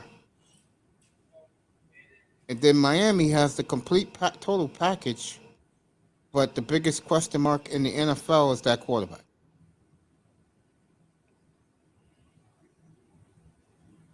So, that's the AFC East. Fellas, I'm back. Here's my question to you, bro. Was you surprised Jalen Waddle was 67 of the top 100? No, sir. Hold on 1 second. Yeah.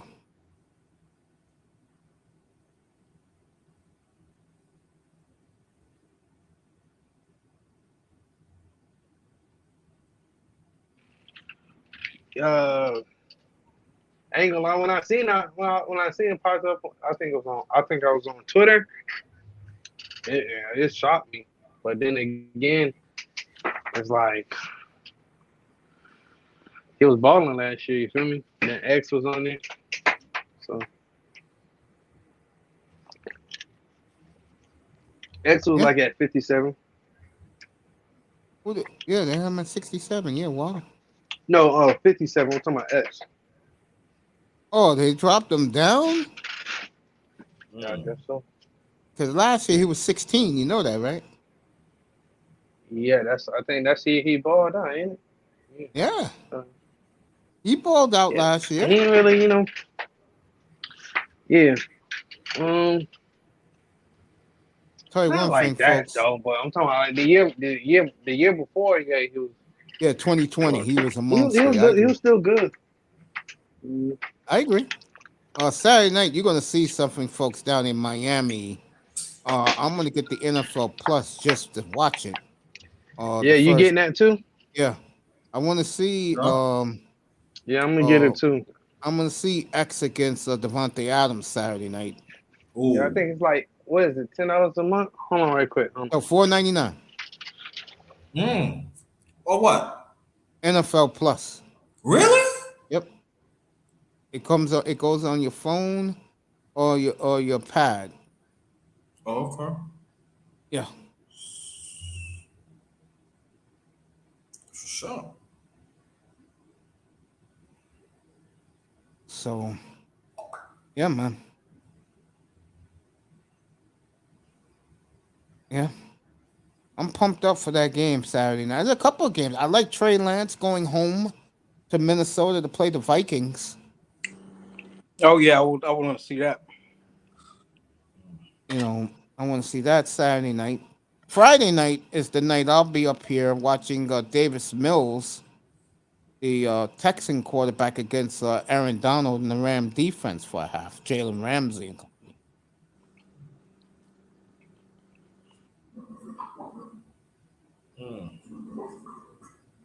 You know, I like it when it's week 2 because these guys are all playing. So, you know, there's another. Oh yeah, Love against the Jordan Love against the Saints first team defense. What to that? Aaron said he's not playing the exhibition. What happened with Alvin Kamara again?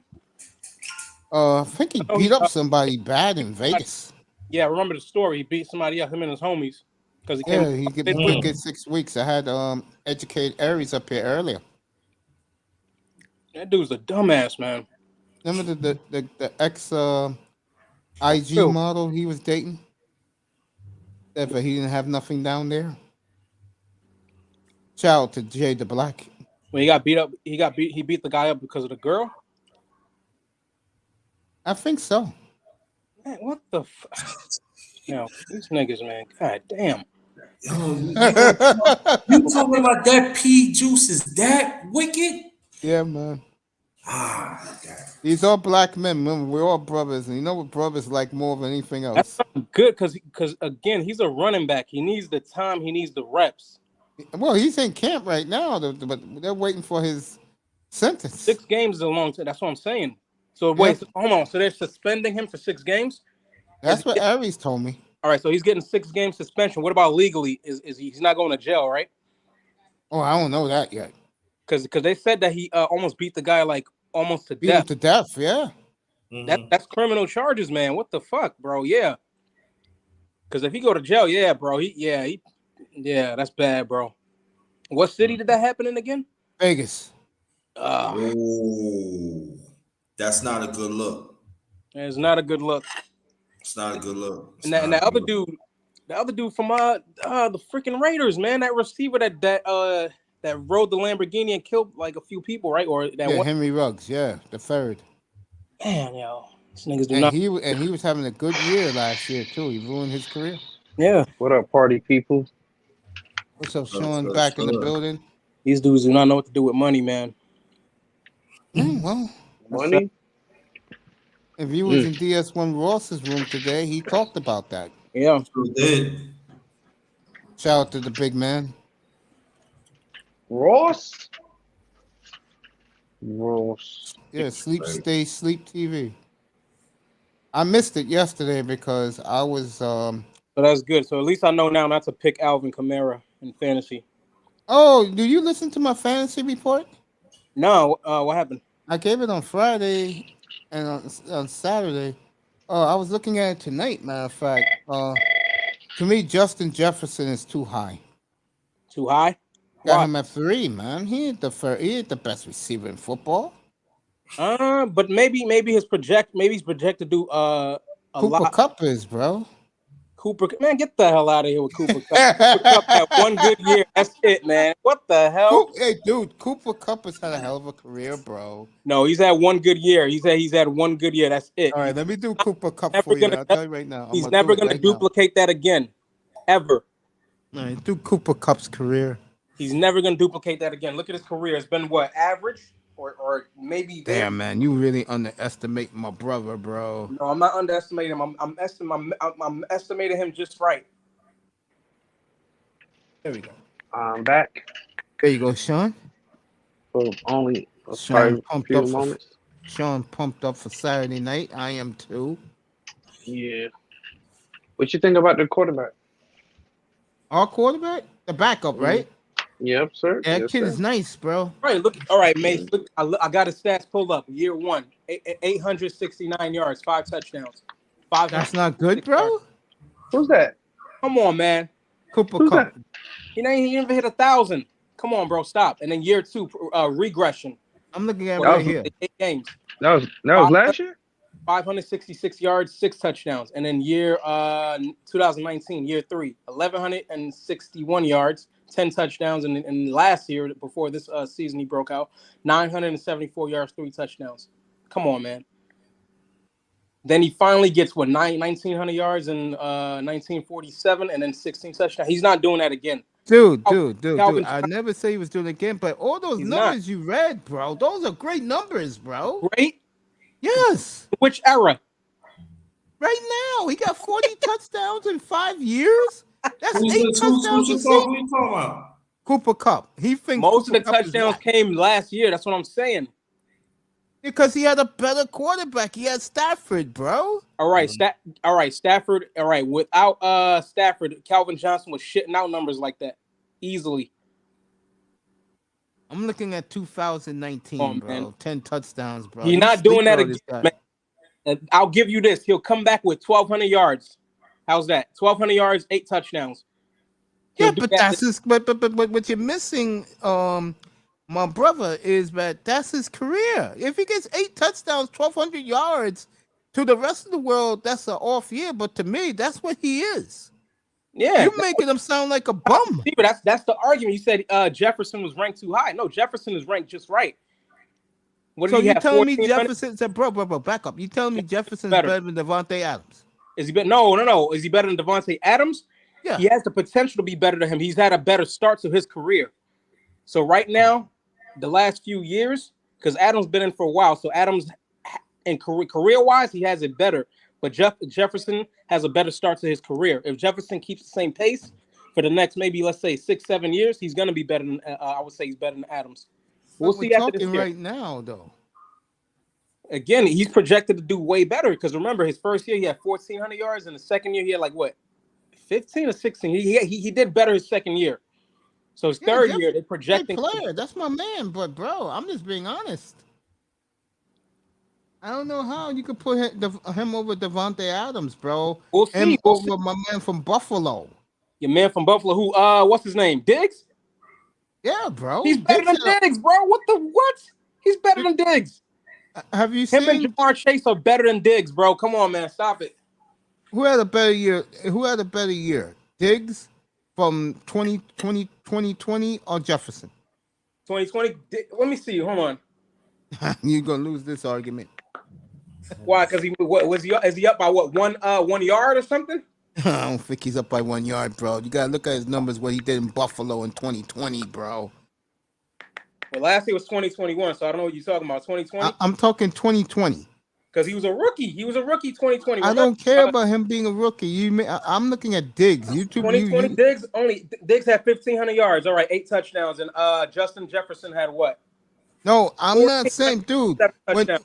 no, Iman, hold up. When they did the trade, to me, that was as a fair trade as you could ever gonna get.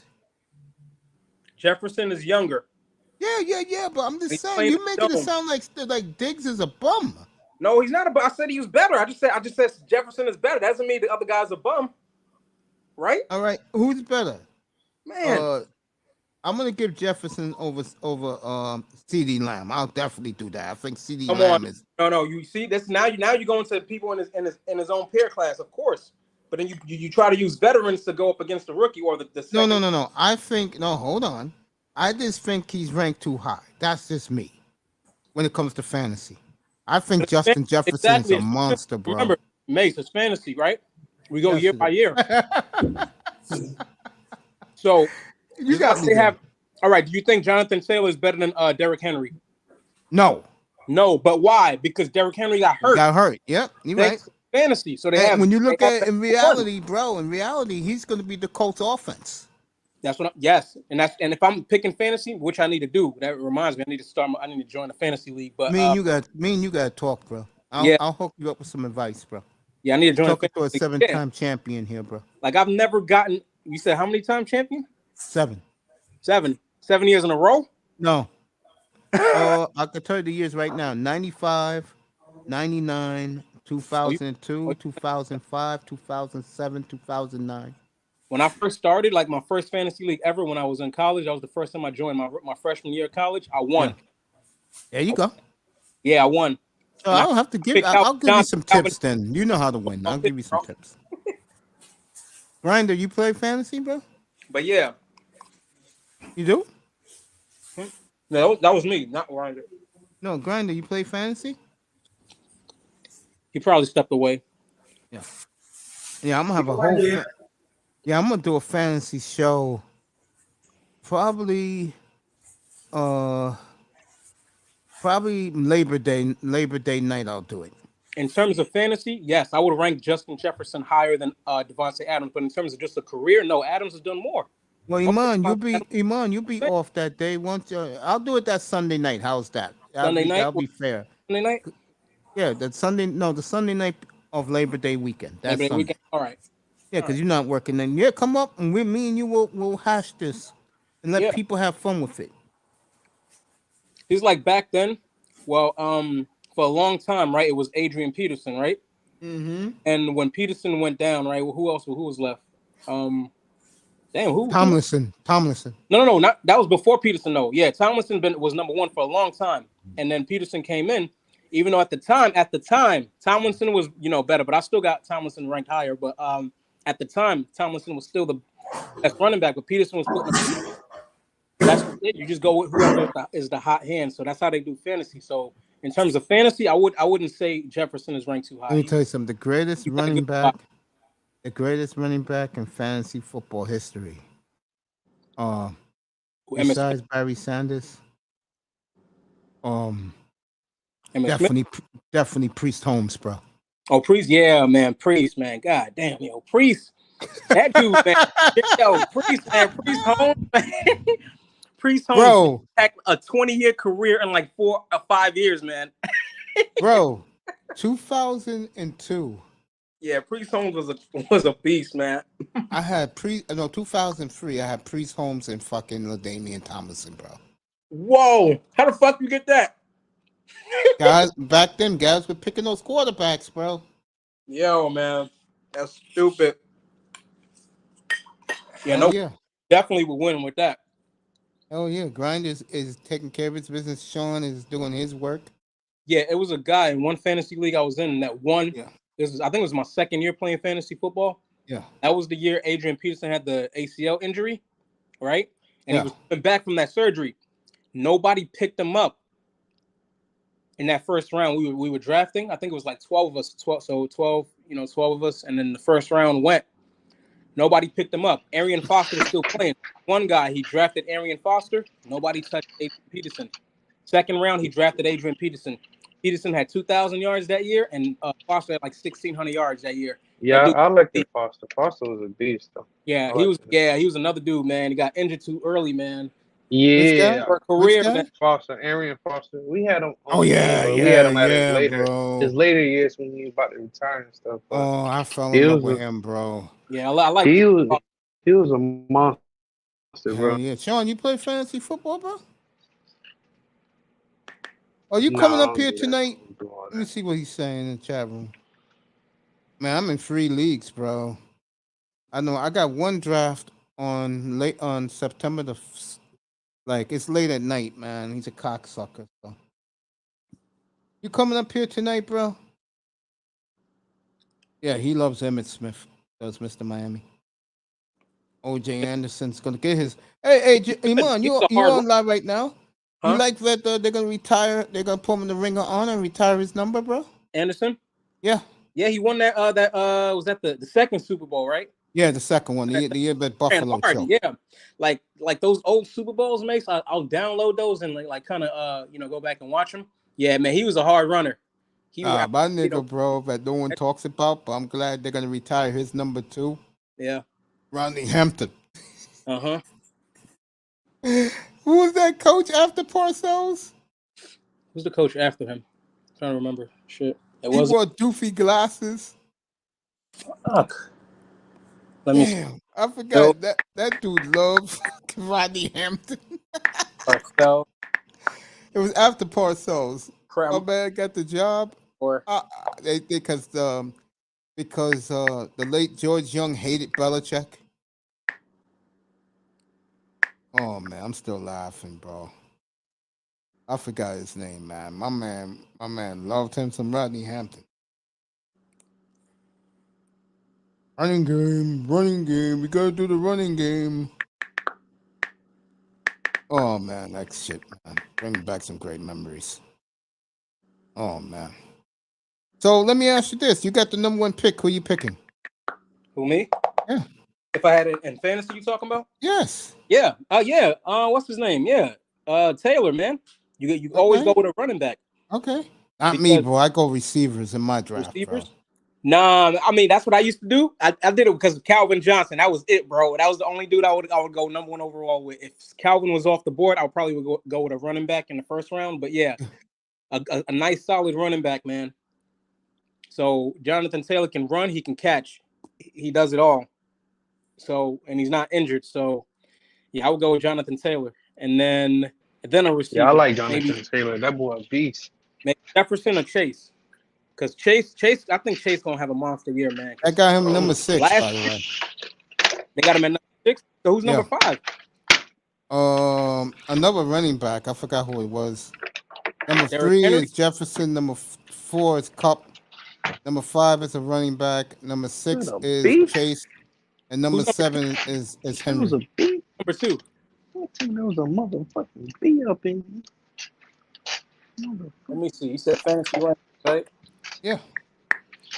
So who's number? Let me give it to you right now. I got it right here, man. You know me. Oh, McCaffrey? What? Is no, it let me McCaffrey? get that. Yeah, McCaffrey number 2, which is a fucking How? joke. No, the dude is injury prone, man. Okay, Mr. Miami. Yeah, I I'm know, not right? McCaffrey Him with a- and fucking your boy on the Giants are 2 of the most brutal players I've ever seen, bro. But yeah, he tries to do too much. That's why I think he's a lot shorter than people say. Saquon and even McCaffrey, he might be 5'9", honestly. Or 5'8". Dalvin Cook, another injury waiting to happen. Yeah, I stay away from Dalvin Cook. Austin Eckler too, man. Injuries. He's really good too, but yeah, injuries. Because I think that's who they have at number 5. They got Derrick Henry at number 2. Oh, you're looking at what I look at. Yo. Yeah, is this There Yahoo? you go. Fantasy Yeah, I'm Pro. looking at it right now, too. Me and you are on the same page. You think DeAndre Swift is a little bit too high at 15? DeAndre, he surprised me last year, man. I didn't even know that dude was going to do that. Yeah, they love him in Detroit, bro. Now, Yeah. see, they moved Kamara up to 21. They should have kept him at 39 when they started 21? this. I'm Yeah, because somewhat- Kamara's going to get suspended. You know, he gets suspended 6 games. He's going to fall like a rock. I think Tyreek Hill is too high at 22.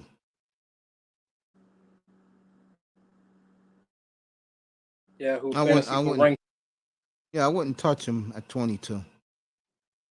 I was at somewhere else. They got somebody else at 22. Let me see. The list is different. 22, they got Javonte Williams, running back. They dropped him to 23. Leonard Fournette is 23 on this list. Let me see. On mine, he's 19. He's 18. Let me see. What the hell? Come on, man. They not putting the names. I hate when they do it like this. All right, let me see. No, it wasn't Ray Perkins. Oh, 20. Yeah, 20. All right. I remember his name now. Ray Henley. Ray Henley for which one? For the Giants. He was the coach after Parcells. Ray Henley. Oh, Ray Henley, yeah. With the glasses. Let me see.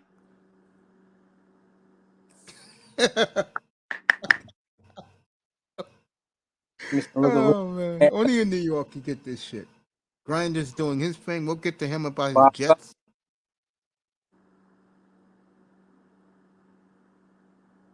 Joe Judge, Brian Dole. Oh, God, Joe Judge. Joe Judge is gone. Wait, Joe Judge is in Minnesota, isn't he? Or somebody from New York? He's in New England. No, Joe Judge is in New England, but somebody from Minnesota. He's back in New England. All right, somebody in Minnesota. I think it's the Vikings. Kevin O'Connell. That's the Vikings. He's the coach in Minnesota now. Yeah. All right. 37. They're getting these young coaches, but I think it's the offensive coordinator. That was from New York. New England in 2008. Jets. Man, he was with the Rams. Yeah, they want the Rams. That's what they want, them Rams coaches. That's what happened. So Kevin O'Connell was from the Rams. Let me see, Vikings assistant coach.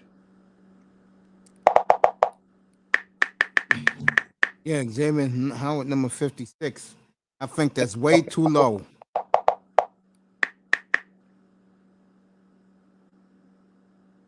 I think Aaron Donald's going to end up number 1, by the way.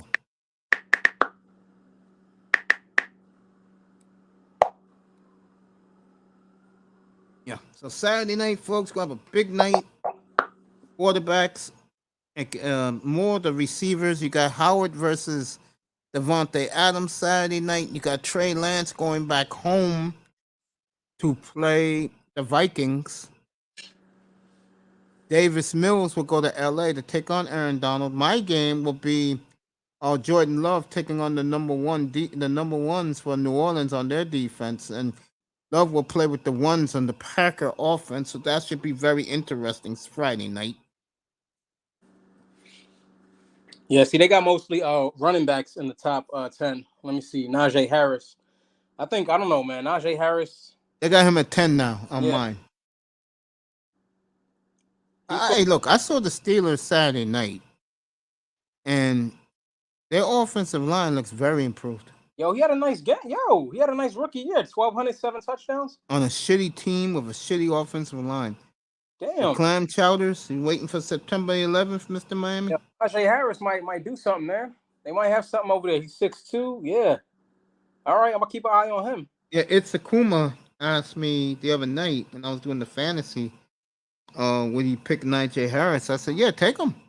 Yeah, that'll be a good pickup. Joe He's Mixon. a big Steelers fan. Jim Fossil. No Jim Fossil.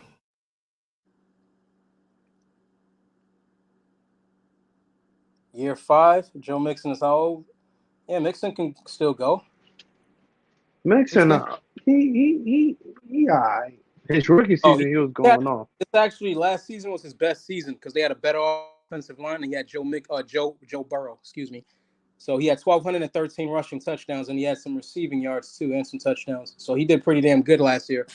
Hey man, you should do a fantasy show together. You know what you're talking about, bro. Yeah, Mixon was good. Remember what happened when he before he got drafted? Yeah. They still drafted him? Yeah. Yeah, he was good. That's why yo, man. Oh, I didn't even know they had my boys up here for the pregame show tonight. Round 2, 48 pick, yeah. Yeah, this would be fast. Dude, that's not round 2. Depending on what league you in, I'm in an 8 and 10 player league. For me, that's round 6. That's round 6 for me, bro. Now I was talking about mixing, but yeah. Let me see. Jonathan Taylor, Christian McCaffrey, Justin. Yeah, I would remove Christian McCaffrey from the top. Definitely. I put that motherfucker in the 30s. Yeah, because I don't know what they seeing. That's the white man being loyal to one of their own. You know how they are, bro. What's up, Joey? That you know how they are, bro. Run CMC. Yeah.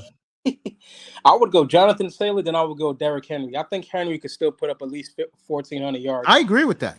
Because I gotta believe in him, man. He can't just go down like that. He's too big. He's too strong. I would be surprised if he just kind of falls off, but he looked pretty good in the playoffs. So I would go Taylor. I would go Henry. I would go Najee Harris,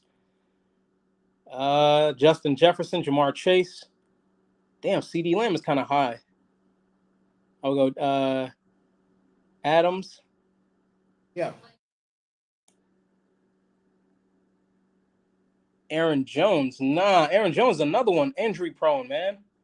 What the heck? The other running back though from for Green Bay, he's really good too. The other guy, AJ Dillon. Yeah, if they give him the ball a lot more, man, he can have a 1,400 yard season. So I would go. Yeah, I think they're gonna move away from Adams as well, or Jones, excuse me, Aaron Jones as well, because he's like another scat back, you know. Yeah. 5'10", injury prone, trying to do everything. You can't do everything, man. Like you try to do everything, man. You're gonna get injured, especially if you're small like that. Yeah, I agree. Like Barry Sanders was small, but Barry Sanders wasn't like, he wasn't like muscle on top of muscle. Like these dudes are trying to get like super lean, like running backs, but they don't have no, pads in terms of muscle on like underneath. Like they doing too much, man. Barry Sanders was more elusive, man. It was harder to tackle him. I'll say that. Let me see. Michael Pittman Jr. I would bring him up a little bit. I think he would do good with Matt. You know why I wouldn't touch him? Why? Not only does he doesn't have protection around him, he's not that fast. You don't need to be that fast. To me, you do. You do? I have to have. What's his Devontae? I have to have Devontae Adams, Justin Jefferson. That's who I have to have. What's his 40 time? I forgot, but he ain't no burner, bro. Yeah, hey, Jerry Rice was not a burner. He's not Jerry Rice. Come on, man. Larry Fitzgerald was not a burner. No, but he's one of the all-time greats. That's right. You're putting him in too much high esteem, bro. He went over 1,000 with Wentz. I mean, he can get 1,500. Wentz had a good year last year until the last game. Wentz has been having good years. He just hasn't been able to close out the games. That's the problem with him. Because even in Philly, he was still having a decent seasons, but after his injury, like he just wouldn't be able to close the games. Because he went like 26-7 or something. Yeah. Yeah, you gotta be able to do more, man. You got Jonathan Taylor, man. You got to be able to, get those guys in the box. Believe it or not, I think Matt Ryan's got a good year there. Yeah, Matt Ryan's gonna have a good year. The offensive line is still solid. I got them winning that division a lock. They better. Shit. Yeah. If Matt Ryan had some more weapons, I will pick him in fantasy. I probably still take him. He probably put up some numbers. Nah, I got somebody I'm gonna have in mind. And when I pick them, I'm gonna let you all know. Yeah, you ain't gonna tell us why your fantasy guys are watching? Your fantasy owners? But there's one reason why I'm not gonna say it yet. Because, I'll give it away. I'm very high on Kirk Cousins. Kirk Cousins? Yes. Yeah, he'll throw you some good touchdowns, man. He'll throw 30-something touchdowns. I couldn't believe his year last year, bro. He's 33-7, 103 back ranking, 4,200 yards. Yeah, I'm gonna use Skip Bayless saying on Kirk Cousins. What is it?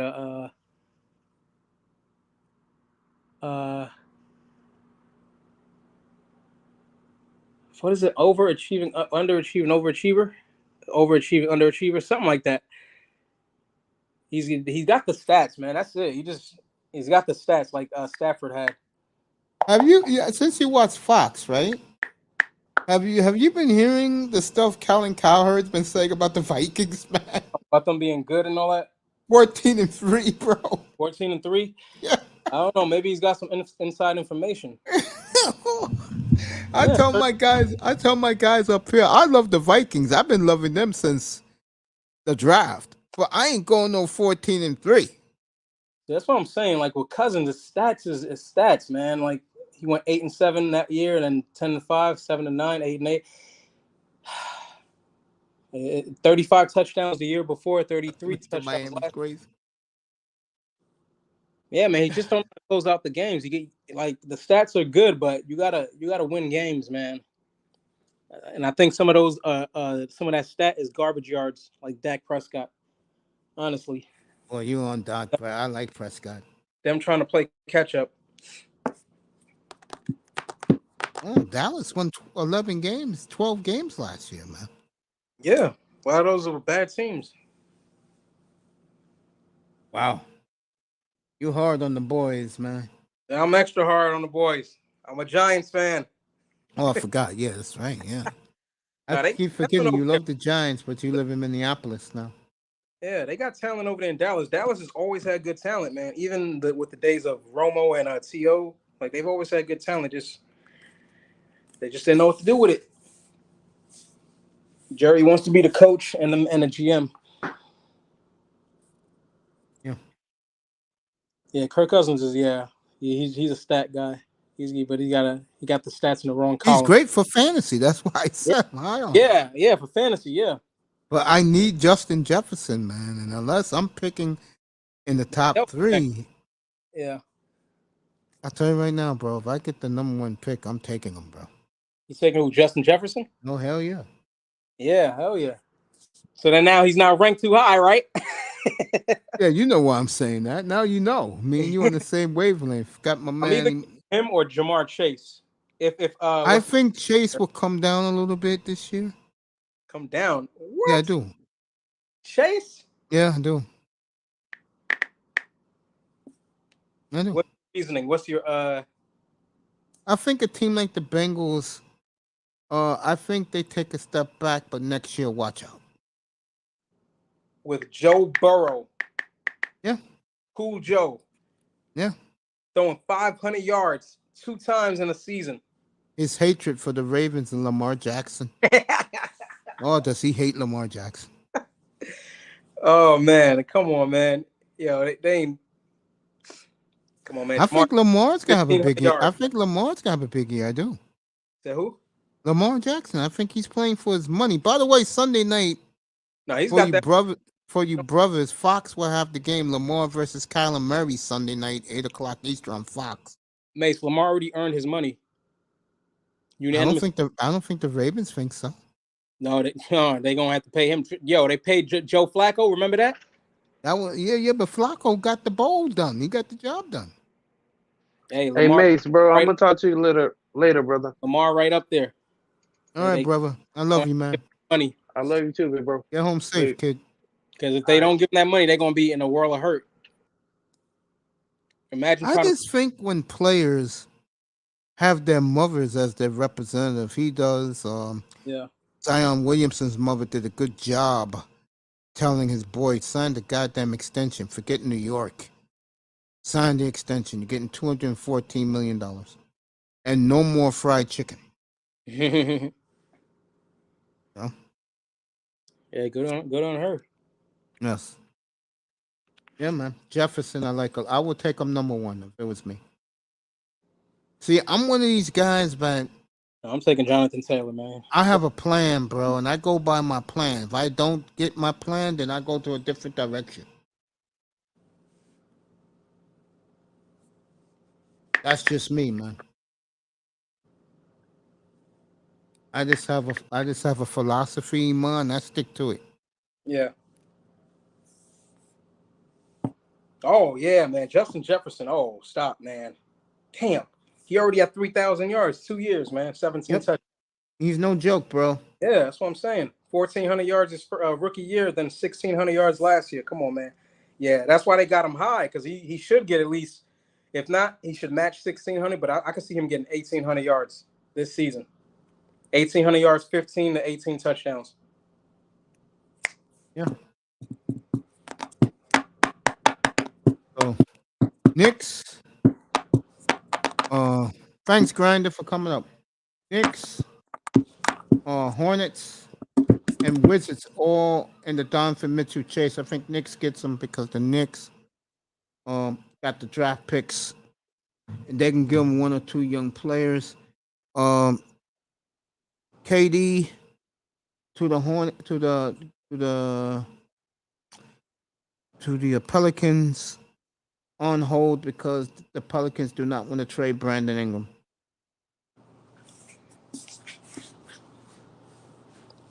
So that's your two trade guys updates. There you go. Yeah, man. But back to this fantasy football stuff, man. Yeah. I go two receivers. Then I draft a running back. Then I draft another receiver. Then I draft a tight end. And then I draft another running back. That's always been your strategy? Yeah. Damn.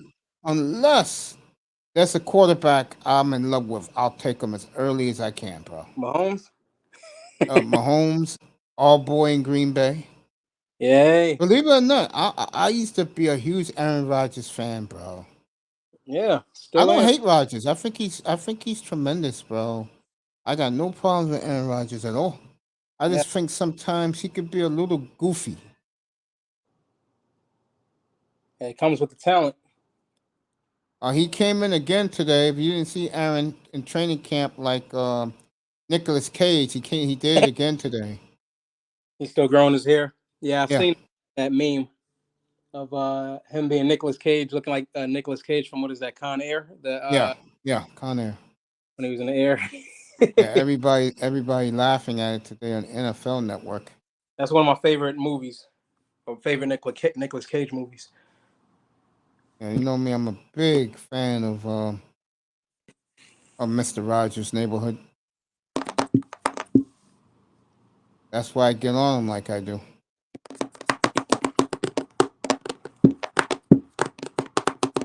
Folks, I was there, believe it or not, back in 2007, one of the great Thursday night games in the history of the NFL Network, when they had the Thursday night game, Green Bay at Dallas, when Favre got hurt.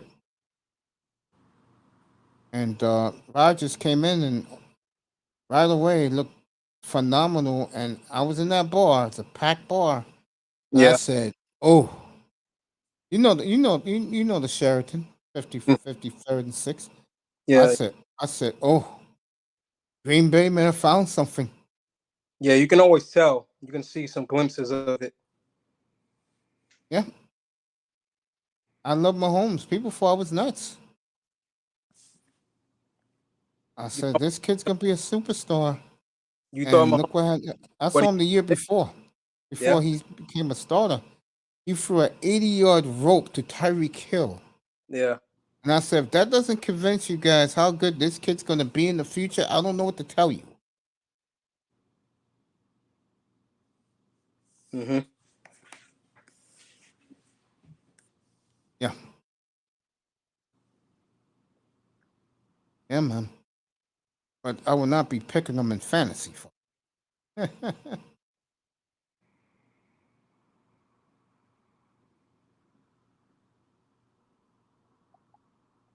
My fantasy, I don't know what I'll do. If I don't get the number one pick, bro, or number two, let me put it this way. If I don't get a top 3 pick, then I'll probably go with Devontae Adams.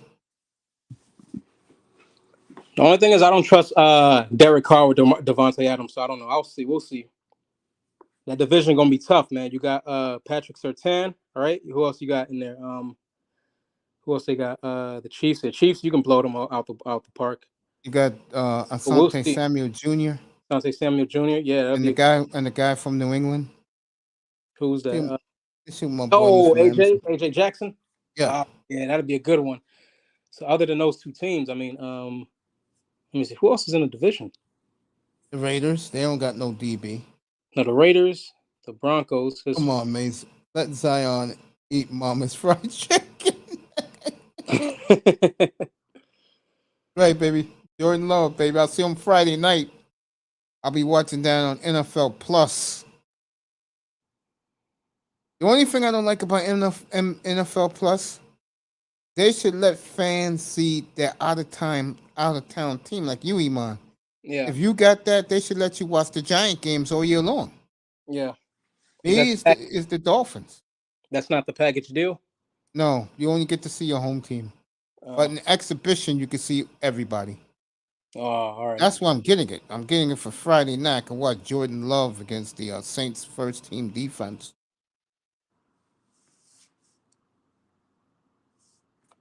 I just get me a cell phone stand and just put my phone up. I'll be watching the game.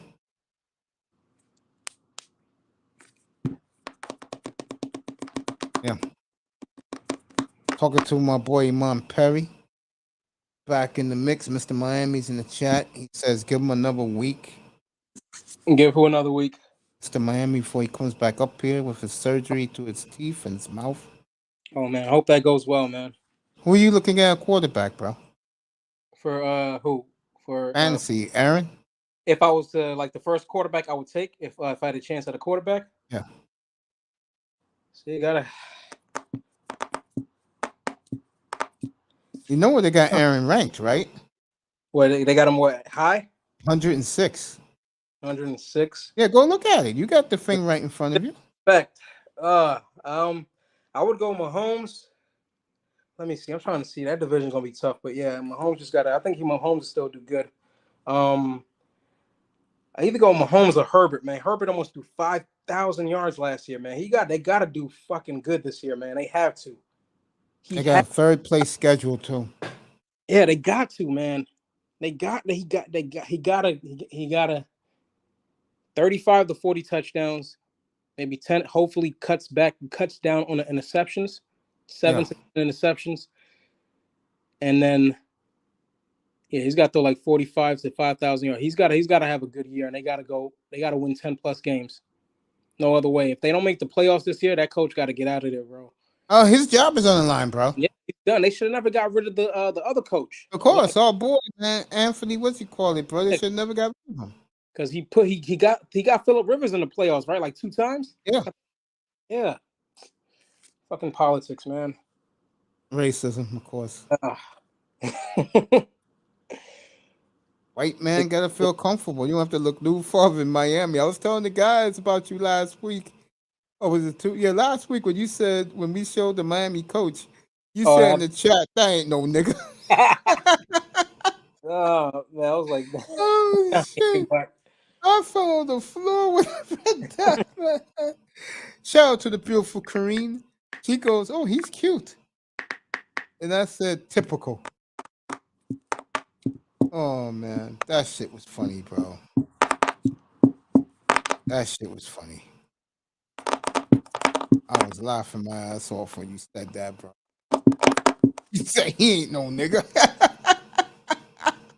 I'm trying to figure it out. I don't see it. He probably was adopted. Was he adopted? No, his father's Jamaican, bro.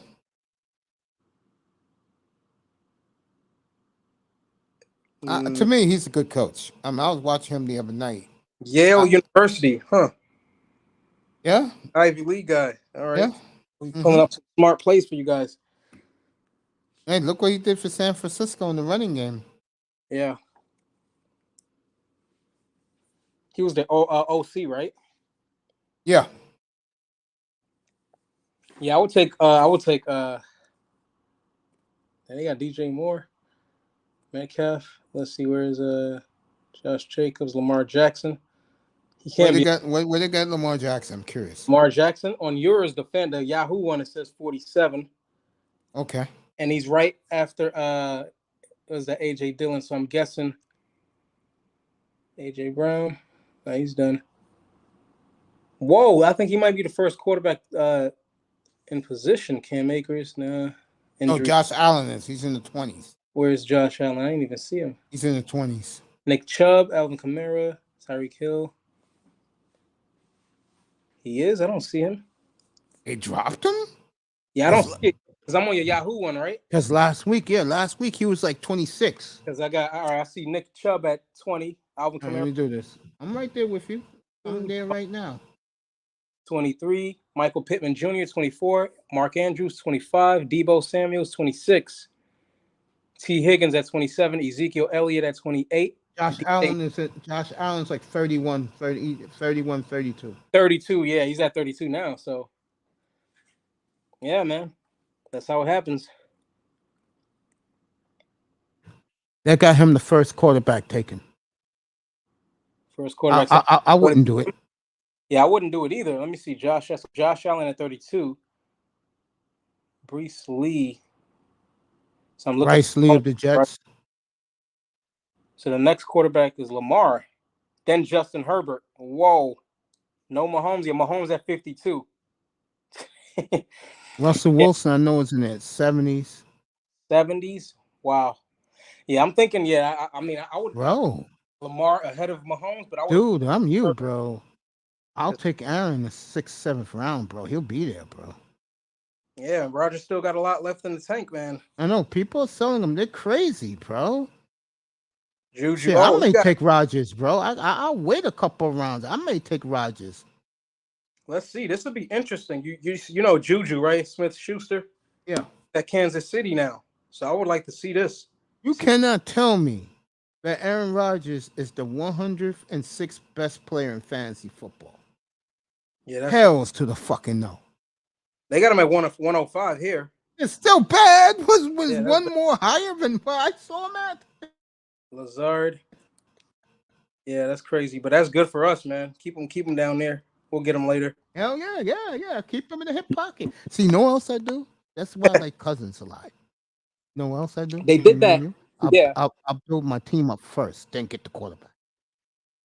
That's exactly what I do. Usually I'll go running backs. If I can get 2 good solid running backs, and then I'll go get 2 receivers and then a tight end. And then maybe if you're gonna get to running back, then if you're picking like 10th, because you're in a 12-team league, right? I was, that's when I was before. What are you in now? I'm not in nothing right now. I don't know. I gotta check and see. Dude, do yourself a favor. Yeah. Do yourself a favor. Join an 8-team league or a 10-team league, bro. Yeah. You know what happened? Like, there's some people I know, some friends at work. They do it like a 14-person league, and I'm like, that's way too much, man. That's too many star power, bro.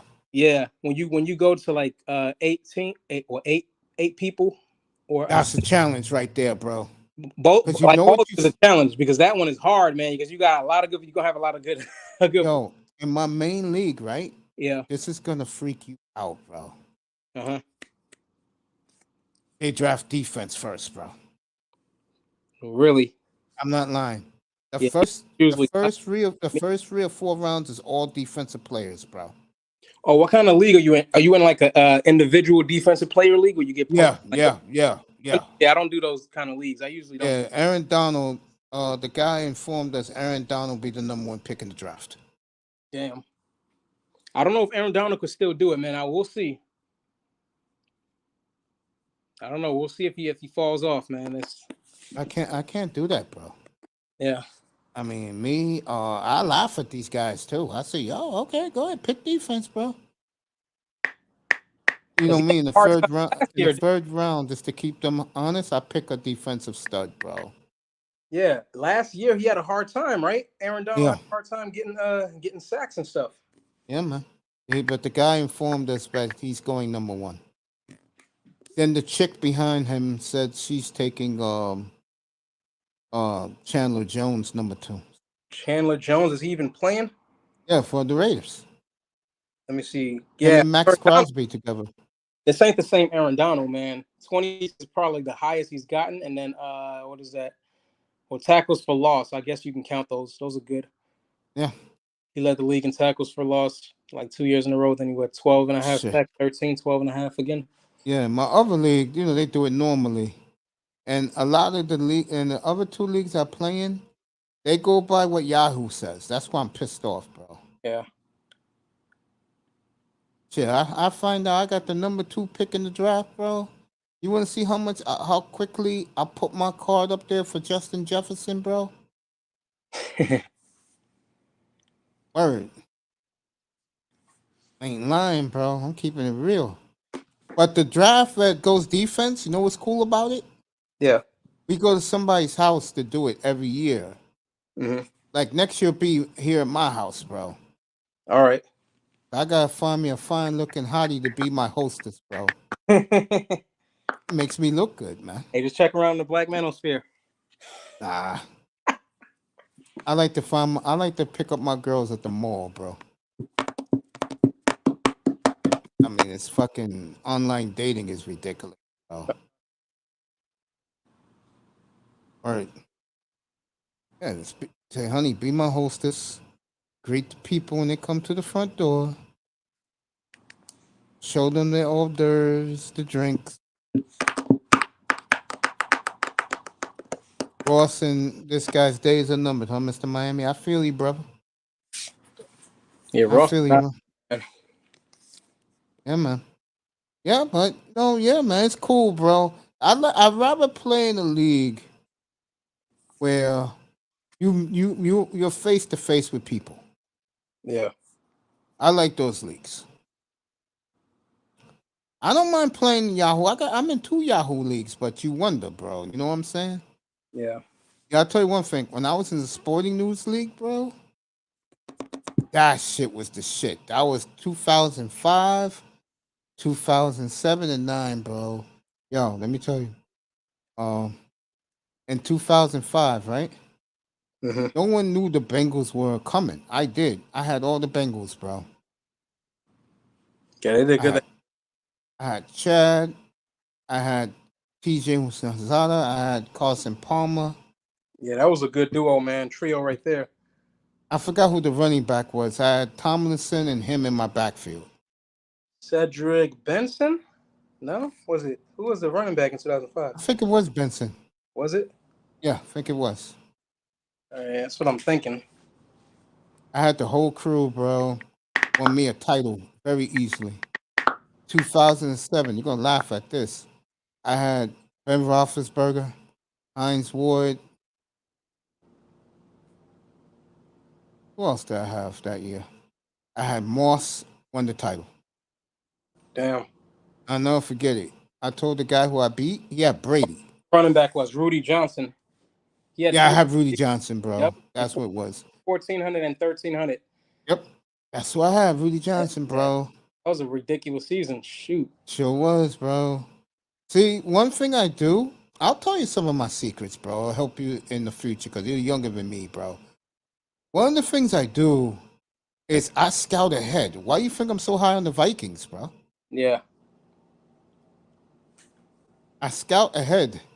And I told, guys like Sean, Mr. Miami, this is for scouting purposes for fantasy, bro. You telling me if I get that second pick on September the 2nd at 12:30 in the morning, bro, Eastern time? Yeah. Shit. You better damn believe I'm rushing that shit up and put Jefferson on the board, bro. Hell then yeah. my plans will be in place. Uh-huh. Shit. You think not?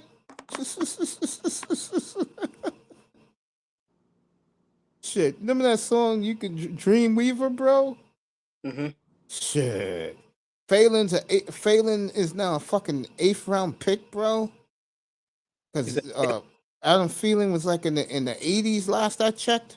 Oh, yeah. I think he moved up to the 40s now, but before, shit. Yeah, he had his time, man. He had his time in the sun, man. I think it's yeah. You think he's a shell of himself? Yeah. If that doesn't work, I'll go the Raiders route, bro. Yeah, 14 touchdowns the year before and then 10 last year. And we'll see, man. He could make a bounce back. He's getting up there in age.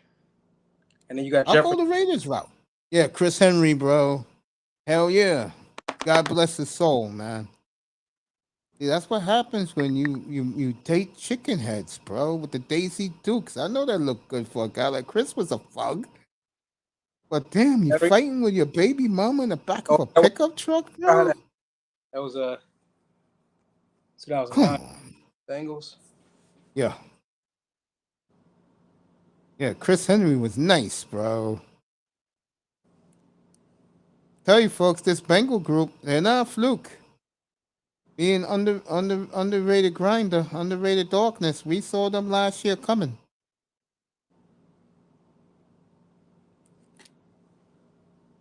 Who will be this year's Bengals in the AFC? The Bengals.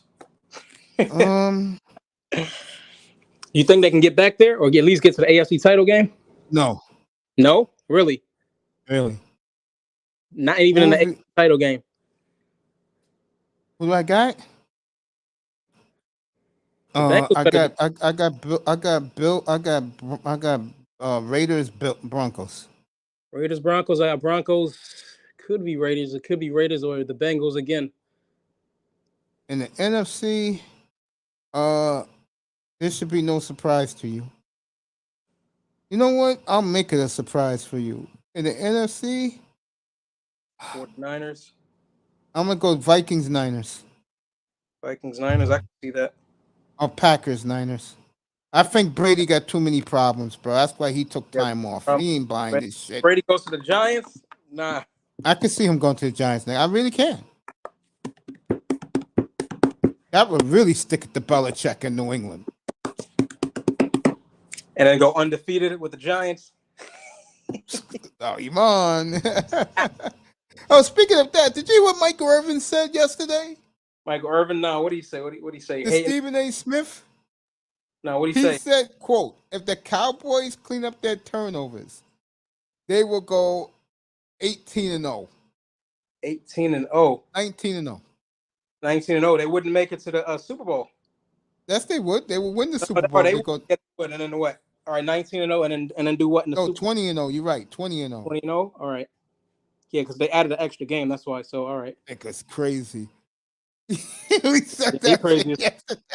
He goes. He must be on that stuff from 19. He said they'll be challenging Miami and fucking. He said Miami. Yeah, and Stephen A. Smith said, we talk about Miami. Miami hasn't done nothing in years. They're not relevant. And then Michael Irvin goes, they're going to be challenging the 72 Dolphins going on the field.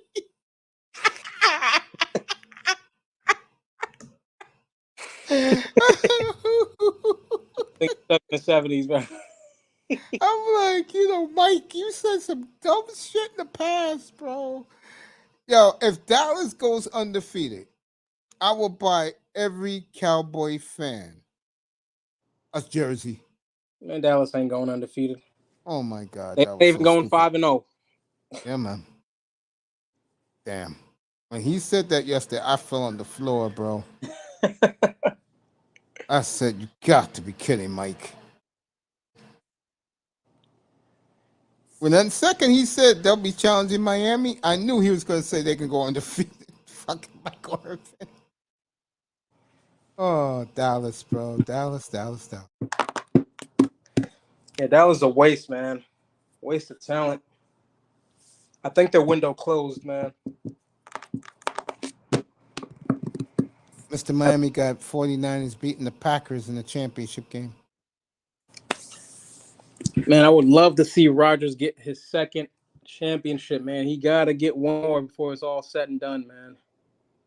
One more. Rodgers is a funny dude, bro.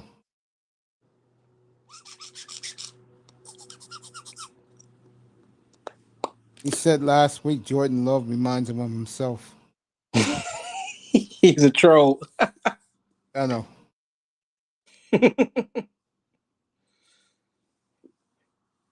Yeah, I think Jordan Love, next place he goes, he's going to play well. I think Baker Mayfield's got a good year in Carolina. Baker could do decent. I mean, we'll see. I think this was some quarterbacks who were like drafted in the first round, second round. They need to change the scenery. We got Atlanta, yeah, because Atlanta, they just lost Matt Ryan. They kind of question mark. I tell you right now, bro. That kid, they drafted the kid from the Bobcats, Cincinnati Bobcats. Diddick. Yeah. Did you see the winning touchdown for a minute to go in the game that he was running? like scrambling, and he threw it sideways, a fucking rocket, and the guy caught it in the end zone. I ain't see it. No. I said Atlanta may have found themselves their quarterback. Hey, hopefully we'll see. Let's see. But I think it's going to be between Carolina and Tampa Bay, only because of Brady. Brady will make it work. He'll get at least 10 wins. I think Brady's disappointed that those guys are not hungry down there. Yeah, because he fed them. The hell, he fed them. He thought they would be like New England guys. You know, they think nothing but winning. Yeah, he don't see it. Now he wants to go back, huh? And he doesn't see it now. He knows now. Now he figured it out. Every player on that team, Mike Evans hurt. The other receiver, he's hurt, but they made him come back today. Who? The other receiver, he wears number 14 now. Not Godwin, right? Yeah, Godwin. He Wait, but came he was back today only because they're desperate. Leonard Fournette's still out of shape. Man, Leonard Fournette is fat. Leonard Fatnet, man. Yeah, you can call him that. Let's see all these things. Raven is back. You remember Eddie Lacy, right? Yeah, what a bust. He literally ate himself out of the league, man. What a bust. Ate It's himself. out, Mace? What do you mean? What's out? What happened? Oh, it came out? Oh, shit. Godzilla the Kaiju Wars? Oh, shit.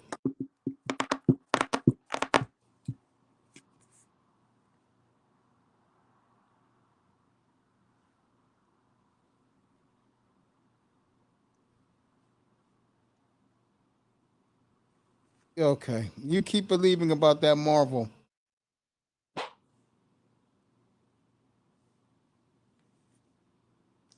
What's coming out next summer, Raven? I'm curious. I'm being serious about that. What movie's coming out so big next summer for Marvel?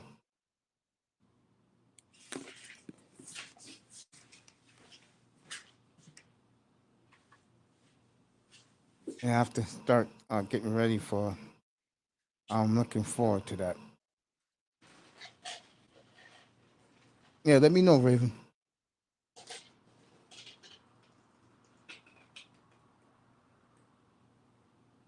Yeah, you're right about that, Raven. Talking about the new Godzilla movie. I guess Marvel's gonna have a big summer of movies next summer. Me and Iman's talking football, folks, and this is why I have this platform to talk all sports. But we're talking football right now and fantasy football, I might add. Hey, let me just say something about that Marvel, man. I think DC's gonna pass them up, man. DC looking strong. Marvel, they too woke now. It's just too much of that, They trying to force it. Down everybody's throats. Yeah, man. It's just like it's like the Doctor Strange movie. I don't know if you saw it. Nah, I'm not into that stuff. Yeah, no, man. It's just like he's not. Ever since they got rid of Tony Stark, Robert Downey Jr. Yeah, it's kind of has been down for me. I don't know. I don't care about those numbers. Like the last good one was Spider-Man. Spider-Man was good, but it was more like a nostalgia movie. You know what I mean? Like they were just playing off of stuff from the past, from the last 3 movies or the last characters from the other movies. Yeah. So I watched it. I liked it because of that. My favorite Spider-Man was the first one with Tobey. Yeah, that shit was the shit. That was my favorite one with Green Goblin, the first one, and the second one with Dr. Octopus. Yeah. Those first 2 was my favorite. You know what I mean? Nothing tops those, but yeah, the Doctor Strange movie, it was just like it was mainly for like special effects, man. Like that was it. That's what drew me to the movie, and then like he's not the same because like Doctor Strange and Tony Stark, they have such great chemistry because they both like arrogant jerks. You know what I mean? Yeah. But he wasn't that in the movie. He was more nice, considerate, and that shit was weak, man. That shit was garbage. So yeah, it just ain't the same no more. I haven't even seen the Thor movie, the Love and Thunder. I haven't even seen that, and I don't even want to see it. I don't think you want to see it. Yeah, I'll catch it on free TV when it comes out.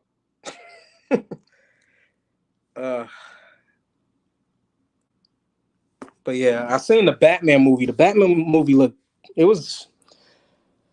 the villain was good. I liked the villain. I don't know if you've seen the Batman movie, the last one.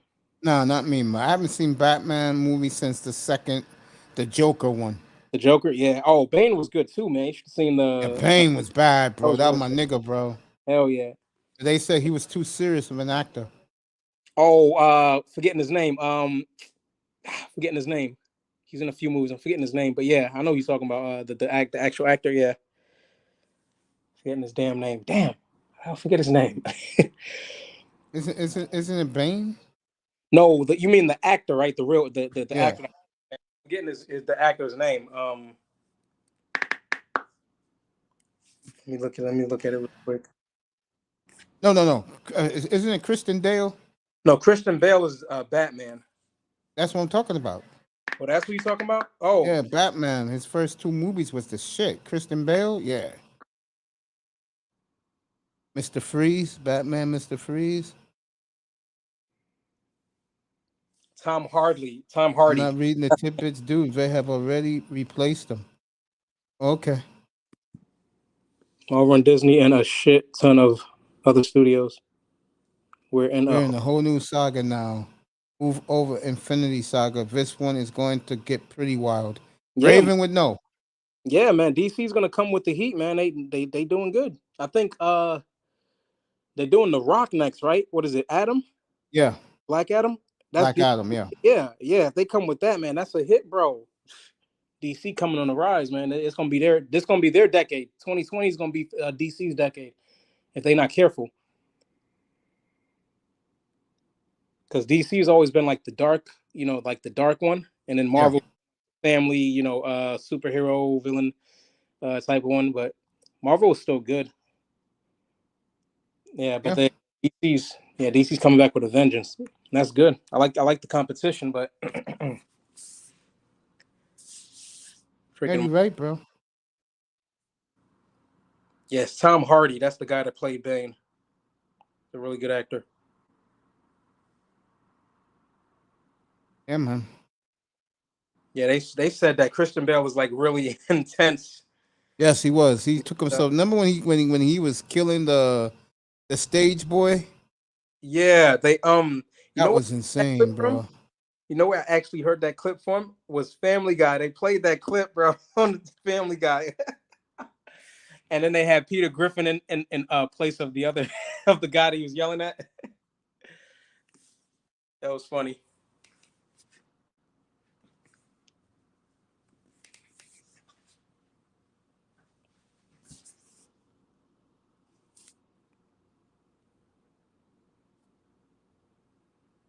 I'm looking at some of the things Raven told me. What do you say? Release in Japan? Oh, what? I can't even see. Let me look at the chat. The Godzilla movie's out. See, me and Raven, we're big Godzilla fans. Yeah. And so is our boy Eric Bird's another one. I like that. There was that old Godzilla film when it was in New York City. No, please don't mention that. Please. No, you don't like that one? No, Matthew Broderick. No, please, no. Worst movie ever made. Bueller? That's right. Bueller? Worst movie in the history of Godzilla movies. I don't even acknowledge that was even taking place, and it ruined Dean Devlin's career. Who's Dean Devlin? Let me see. Who is that? I don't even know these names, man. What the hell? Dean Devlin was hot in the 90s. He did Independence Day. Oh, is that the guy with the glasses? Yeah. And what ended up happening was Shyamalan passed him by because of that Godzilla movie. Like Shyamalan? Yeah, he passed him by with that first movie he did. What was that movie he did? 1999. Shyamalan. Hold on. Dean Devlin. All right, that's on him. Yeah, like I said, he never recovered from that. So it's not Godzilla's fault, man. Come on, man. It's not Bueller's fault. Or Matthew Broderick. That movie was so bad that us Godzilla fans, we don't even acknowledge they exist. Because you know what? Maybe I gotta go back and watch it because I watched it as a kid and I liked it. So maybe I might feel different now. So I don't know. Well, why don't you watch Godzilla versus Mothra 1992 and get back to us? That was the greatest movie he ever made. You know, I'm a big star of his. I'm a big fan of his.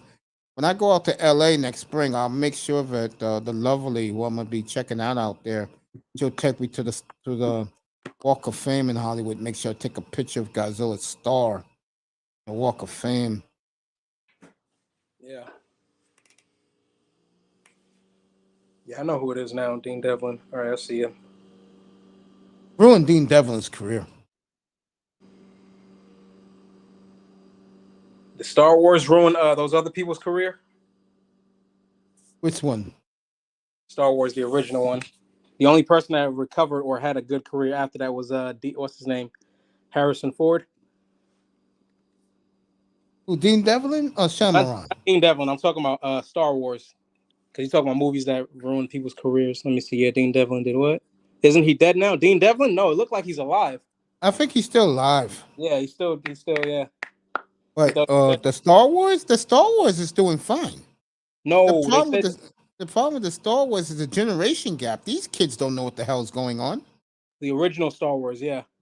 I mean, these kids don't know. I mean, I was at the theater for it's the same thing. For the one with the first one they did back in 2000, I'm gonna say 2015. Those kids in 16, those kids didn't know what's going on. Yeah. They had no clue. They couldn't believe we was cheering for Leia. God bless her soul. Yeah. You know? Yeah, they did the same woke shit, man. Again, like Star Wars, like what was that? The one with the girl. Got some nice looking black women playing in it now, I'll tell you that. Yeah. Raven, what's my girl again?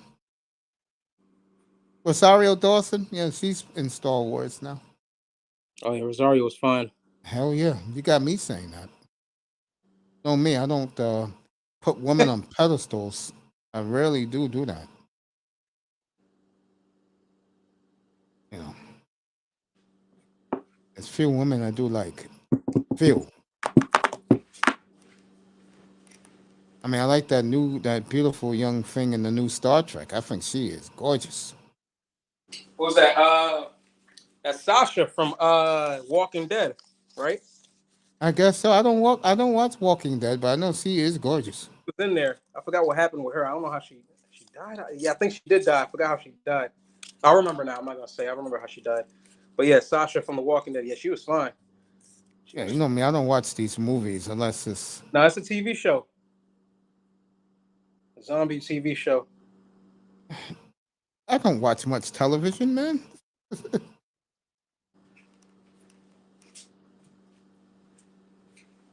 I mean, what was my show in the 90s? Sequest? Oh, I thought it was Seinfeld. No, I'm not a Seinfeld guy. Yeah, Seinfeld was funny as hell, man. I don't know why people hate. You know who was on TV yesterday? Who? And she hasn't been around in nearly 20 years, bro. I know she got a new TV show out now. Lisa Kudrow. Yeah, sometimes I don't know these names by these. She's from Friends, the blonde. Friends? Lisa what? Yeah. I don't watch Friends, but I do remember she was big on that. You know, I wasn't a Friends fan.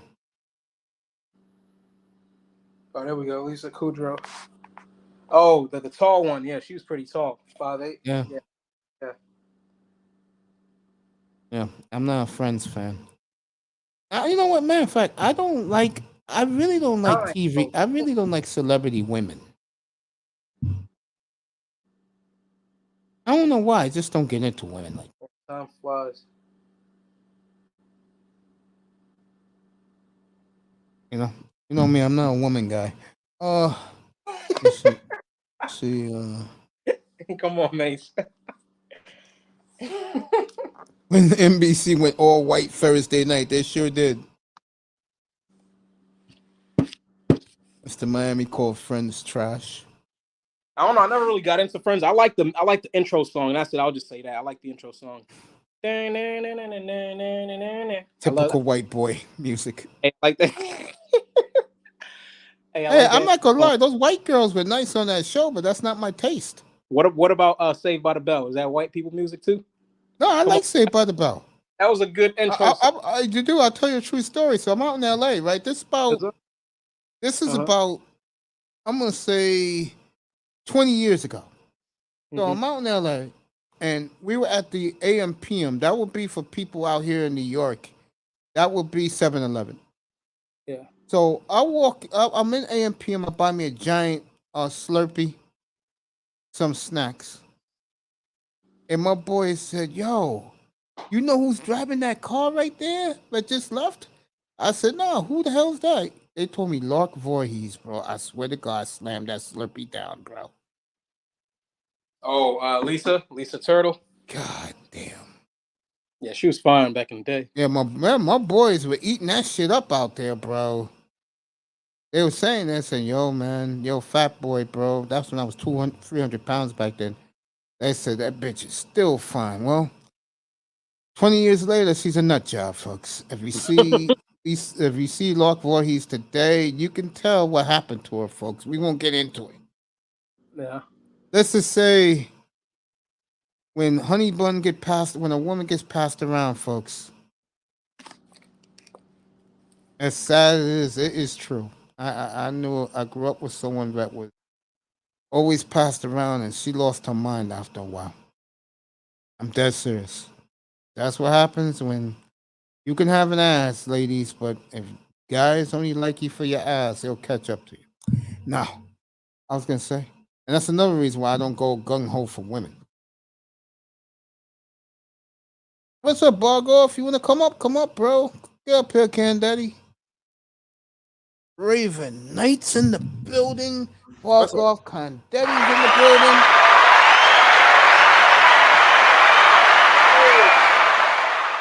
What's up, Raven in the house? What up? What's up? Okay, well, Mace, one, it really ain't nobody else's fault because Lisa, well, she did get with her brother, dude. She married him, as a matter of fact. They met in Las Vegas. Go ahead. Yeah, I mean, but she had her mental stuff. Yeah. Yeah, I think maybe it was a plastic surgery that got her fucked up in the head. But yeah, she had real mental issues. She had plastic, man. She didn't need no plastic. Damn, I hate that. Yeah, she looks horrible now, bro. You see Lark Voorhees now, how she looks like, bro? You'll say the magic phrase. You wouldn't even What the recognize her. hell happened to you, honey? Yeah, you wouldn't even recognize her. Who was that? The other one? Was it Kelly? No, not Kelly. Kelly Kapowski, not Kelly, but the other one.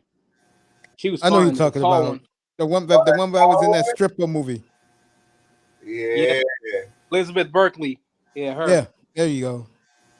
I wanted some of Jesse, boy. I ain't lying. Yo, bro, we'll catch you tomorrow night. I'll be on, bro. We'll talk about Qatar, bro. Jesse Spano, yeah, Jesse, her. Yeah. AC Slater, Kelly Kapowski, Zach Morris. Hey, look, Zach Morris remind me of myself. I'm not talking about looking well. I'm talking about the class clown. Rest in peace, Screech. He died. Yes, right. Dustin Diamond, rest in peace, my family. Man. And of course, the principal I love very much too. Mr. Belden, yeah. Yeah. Yeah. I love the principal. Yeah, that was my show, man. That was my show 2.5 Growing up, right? Malcolm in the Middle. You like Malcolm in the Middle? Oh, I love that show. That show was funny as hell, man. I can tell you're an 80s baby. Watch it. I was born in 92, Mace. I mean, he made that show. He cashed in. He had got a limited edition Porsche, and I'm like, God damn, this kid ain't number 16, and he driving a classic. Yeah, log off 6:30, bro. I'll be on 6:30 tomorrow night. In the middle. Which one? The guy that played Malcolm? Yeah. Oh, yeah. What's it? Frankie something. Frankie Muniz. Frankie Muniz. Yeah. Yeah. They used to say his name a lot, bro. Damn old shit. Yeah. Bro. He wanna have a car collection like Jay Leno. Yeah. And like the guy who's on the Phoenix Suns has a great car collection. Devin Booker. He also collects classic cars. He fixed them up himself too. 6:30 tomorrow night, Bargoff. And what's that? That 70s show. Man, that show was crazy. That was like Austin Kutcher in that show. Yeah, Ashton Kutcher was probably the best Ashton thing. Kutcher. It was probably the best thing on the show. Big fantasy football guy, by the way. Oh, yeah, plays he's a big Bears fan. He's from Chicago. From Chicago, playing a guy in Wisconsin. All right. Yeah, man. You like that 70s show, huh? Yeah, no, I love that show. That show was funny as hell. That was like mid to late 90s. Fez was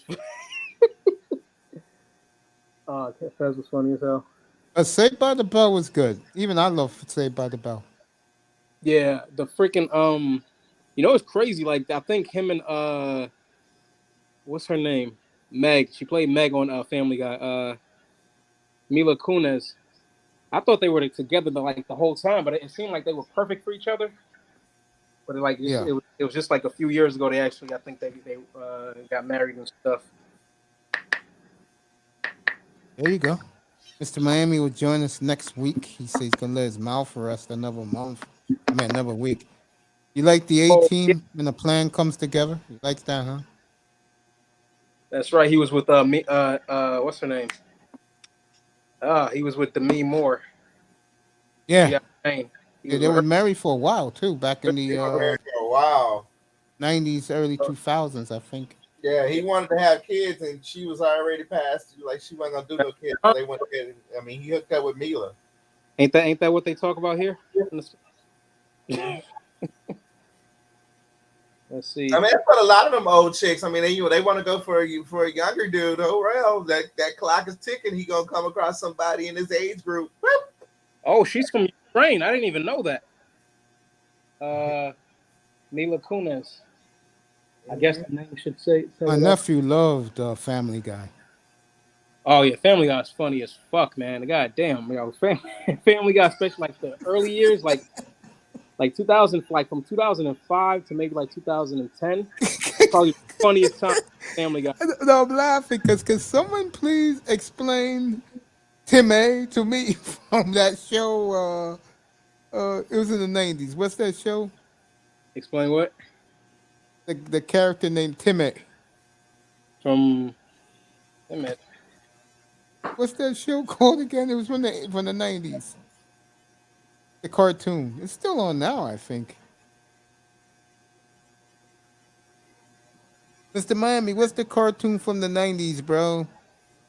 Oh, I remember now. South Park. Oh, South Park? Oh, yeah, South Park. Yeah, who was Timmy? Timmy? Yeah. Guys start cracking out. A couple, I think like 2 months ago, I was doing it. Timmy to everybody. Oh, man. Let me go take my medicine. You and Raven can chop it up. I'll be back. Give me like 4 or 5 minutes. Oh, man.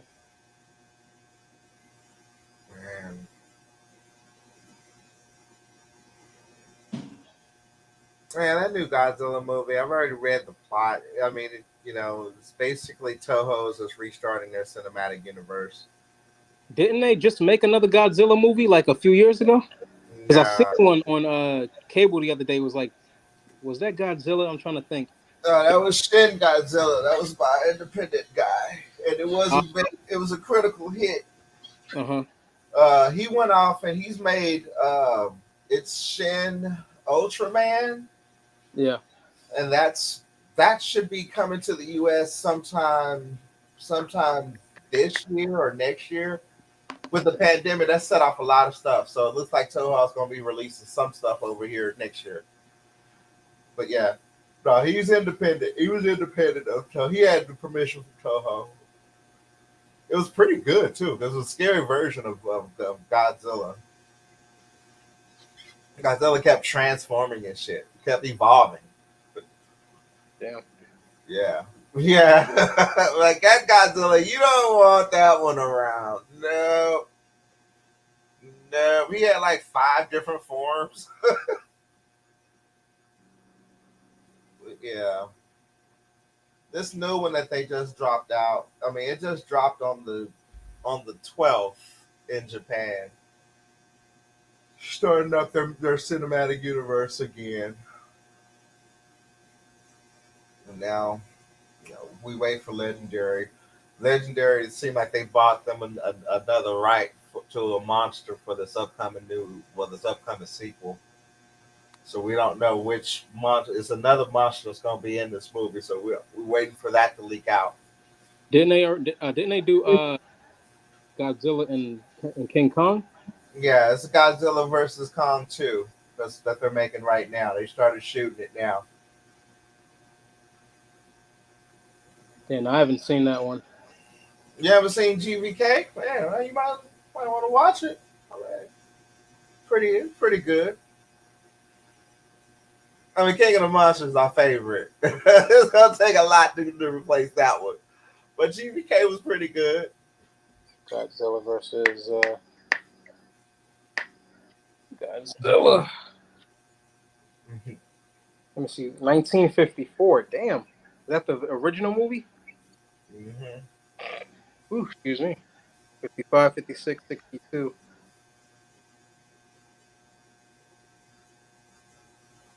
I think that's King of the Monsters. Is that it? Yeah, oh yeah, King of the Monsters, man. That's probably what I saw. Yeah, all right. I think that's what I saw the other day. This was like a few weeks ago, and he was battling with like this three-headed dragon or something like that. Can't get her. Yep. All right, I've seen that. Some of it at least, because sometimes I'll like stumble across some of these channels on cable, and it's like the movie's already playing. I'll just continue watching. I've seen some of that. Yeah, and that looked crazy. God damn. And they said that Godzilla movie back in I think the 90s with Matthew Broderick was garbage. You agree? Yeah, that was terrible. That was ass. See, I don't know because I was watching as a kid, so I don't know. Maybe I might have different lenses today. So They messed that up so much. Toho was pissed off at them and took away the license. Yeah. Mm-hmm. That's why when Legendary got the rights again, they were making sure they were gonna knock it out of the park. Because I mean, if it didn't, this MonsterVerse, if it wasn't a critical hit, and the thing about it, King of the Monsters is like the best one, but they counted that as a flop because it made just 500 million globally. Global, yeah. But it has like the hugest following. So when Godzilla vs. Kong came out, that was actually the first legitimate hit of the pandemic. Yeah. So they're making a part 2. Oh yeah, it was 1998, right? 98. Matthew Broderick. Bueller.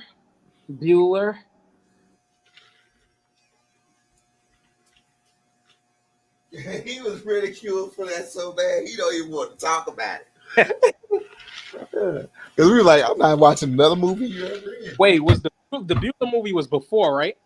That was way before. Yeah, that's probably why, because they can't get that. They can't get that out of their minds. Like, yeah, that's Bueller. And now he's gonna survive Godzilla. Come on, man. It's like having a comedian and a comedian in like a very serious role. Like you're not used to seeing him. Well, it wasn't that. I mean, his part wasn't as bad. It was just how the story was written and how they made Godzilla look. I mean, it looked nothing like Godzilla. I mean, it was terrible. Shouldn't be able to beat Godzilla. Godzilla should kill everybody. Yeah. I remember going to see that because I was like, oh, it's a Godzilla movie. And I mean, as soon as Godzilla came out, I was like, what? No, Godzilla wouldn't do that. No. No, they fucked this up real bad. They fucked that up real bad. Hell yeah, they pissed off Toho. Toho pulled that license. Sure did. The box office, it hit 379 million. 1998. Is that a lot at that time? Nope, that was a flop. Yeah, let me see, because it says the budget is 130 million to 150 million. So that's not. Damn, that's about half. And you got to pay the actors. Yeah. Mm-hmm. Yeah, it was a financial flop. Yeah, that was too much money because back then that was when Puff Daddy put me on hold to listen to that damn track he did for that movie. Boy, I hated that shit. Yeah. You listen to my music? No, not really, Mr. Combs. Oh, hold on. Oh man, I lost it. I was like, I cannot stand. I'm like, man.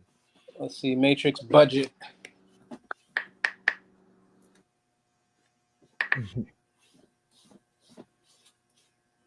Well, the Matrix budget was 63 million.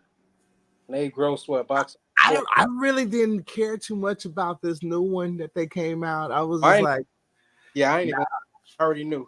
Yeah, I was like, I'm already into Keanu with John Wick. I'm looking forward to John Wick 4, but I'm like, they could have kept that Matrix Resurrections. I'm like, oh, y'all waited too long. Oh yeah, that's right. They turned those guys. They turned the two brothers are now the two sisters. Yeah.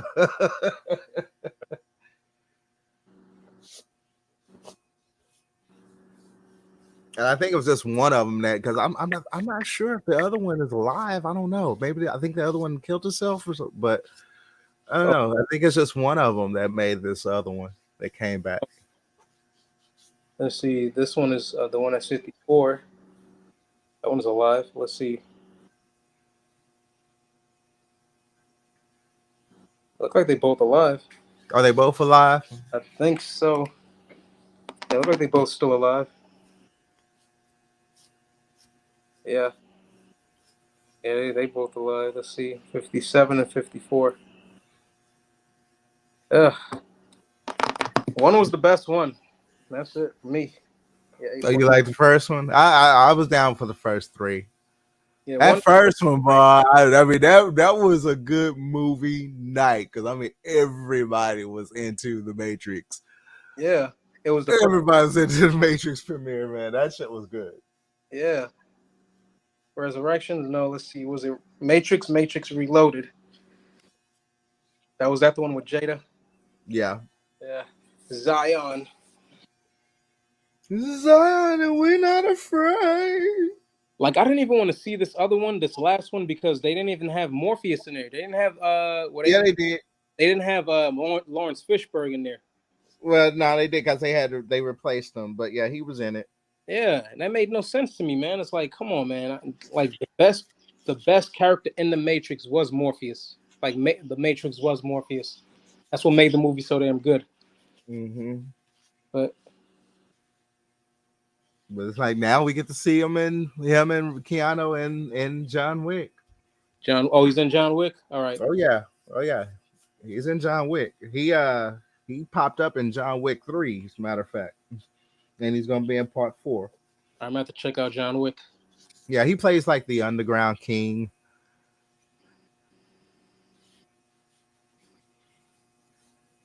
But yeah. It's like seeing those two on the same screen, like, wow, y'all two motherfuckers set the Matrix off. Yeah. They set it off. Shit. I don't see nobody else that could play Morpheus, man. You said you Well, did? I mean, the guy, he wasn't bad. I mean, he explained, basically the program continued and he basically revamped himself. I mean, he did explain it, and they did show, when he was Lawrence Fishburne, they did show it in the movie, try to explain it. It didn't go over too well, but yeah, I was like, all right, well, whatever, yeah. Because I think I know that guy. Didn't he play like Blade or something? Well, he played whatchamacallit from Aquaman. Yeah. He's in Aquaman. He's actually in Aquaman too. He played the Black Manta. You said Black Panther? No, Black Manta. Black Manta. I don't know. I never got into Aquaman, man. It's just they underwater and shit. I don't know. I mean, I liked it. I liked it. I was, I'm like, when DC, I'm like, when y'all finally get y'all shit together, please take us into the Batman Beyond. I'm tired of fucking having to deal with reboots. I'm tired of seeing the Joker. I'm tired of that same story back to back. They do this shit over and over again, and everybody go all geek crazy over the new actor playing the Joker. Move on from that. It's not that I'm not tired of it, and the only reason is because I think the Batman is the greatest superhero. I mean, in terms of like the storyline, like you can't fuck that up. Like the storyline is consistent, but the only thing is I think they need to take a break, like a good long break before they do like another Batman. But they do it like every 7 years? Man, they do it a lot quicker than that. It's like every 5. It's damn every 5. I mean, they're about to do it again because Michael Keaton came back as Batman, and they just shelled Batgirl. Yeah, so Batgirl ain't gonna be coming out, and he was gonna pop back up in that. And there's also The Bat, which is Ben Affleck's Batman movie that they moved forward with. That's the name of the. Yeah, it's called The Bat. Well, it was like Robert Pattinson did the Batman. Yeah, and Ben Affleck has his Batman movie. Right, man. That's way too much, man. Because he was beefing with Superman, right? Well, that's Oh, supposedly carrying on the Justice League storyline. come on, man. But I mean, ever since this new guy, because DC got bought by Discovery. And Dwayne The Rock Johnson is actually over all of that DCU. So he's now totally rechanged. I mean, this shit just changed last week. He's now totally changed the DCEU. So Black Adam is going to be kind of a central piece for this upcoming DCU universe that they're going to work on. They're moving completely away from the Snyderverse. That won't ever be discussed again. And it's going to be centralized around Black Adam this time. Man of Steel 2 has already got the green light. Henry Cavill's coming back as Superman. After that, we'll know what they're going to do with the Justice League, if that is going to continue on. They got a whole bunch of shit. They got a whole bunch of shows that's coming to HBO Max. They got a Green Lantern show. They got another, I forgot which DC character is, but they got another show that they're producing on HBO Max. So you can, for over the next 4 years, you're about to see a whole bunch of DC shows hit up on HBO like they did with Peacemaker. Yeah. Yeah, they whooping Marvel's ass right now, man. They better get off of this. Oh, no, they not. No, they not. They better get woke. DC ain't even made a dime close to how much Marvel has made. I said they gonna get them. Give it a few years. No, they not. They got like $10 billion to catch up. All right, cool. They'll catch up fast. I don't give a damn about that. Not consider what's over the next 5 years. Anything is possible. 5 years, Marvel probably gonna gross another $6 billion. Nah. Let me say what's up to Eric Black and to my boy Commandante Lou in the building. And the most newest one. Thanks for coming, fellas. It's called Captain America: The New World Order. Mm-hmm. Anthony Mackie is the Black Captain America. He has his own thing You want coming to come out. up? You can come up, Eric Black. Here's the link. Let's see.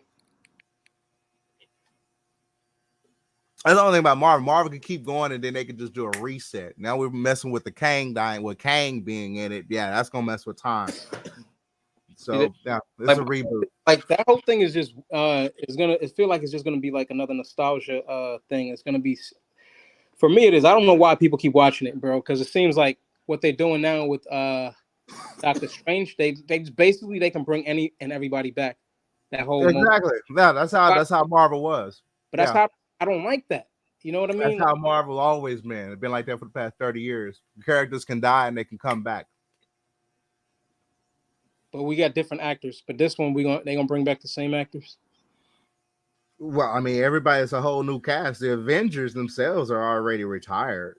I mean, this is gonna go into the new team, the new Avengers and the young Avengers. They got to give some time, man. That's what I mean. Like, they got 5 years. Yeah, it's over the next 5 years. No, another 5 years. Yeah, and we got 2 Avengers films that's already being produced.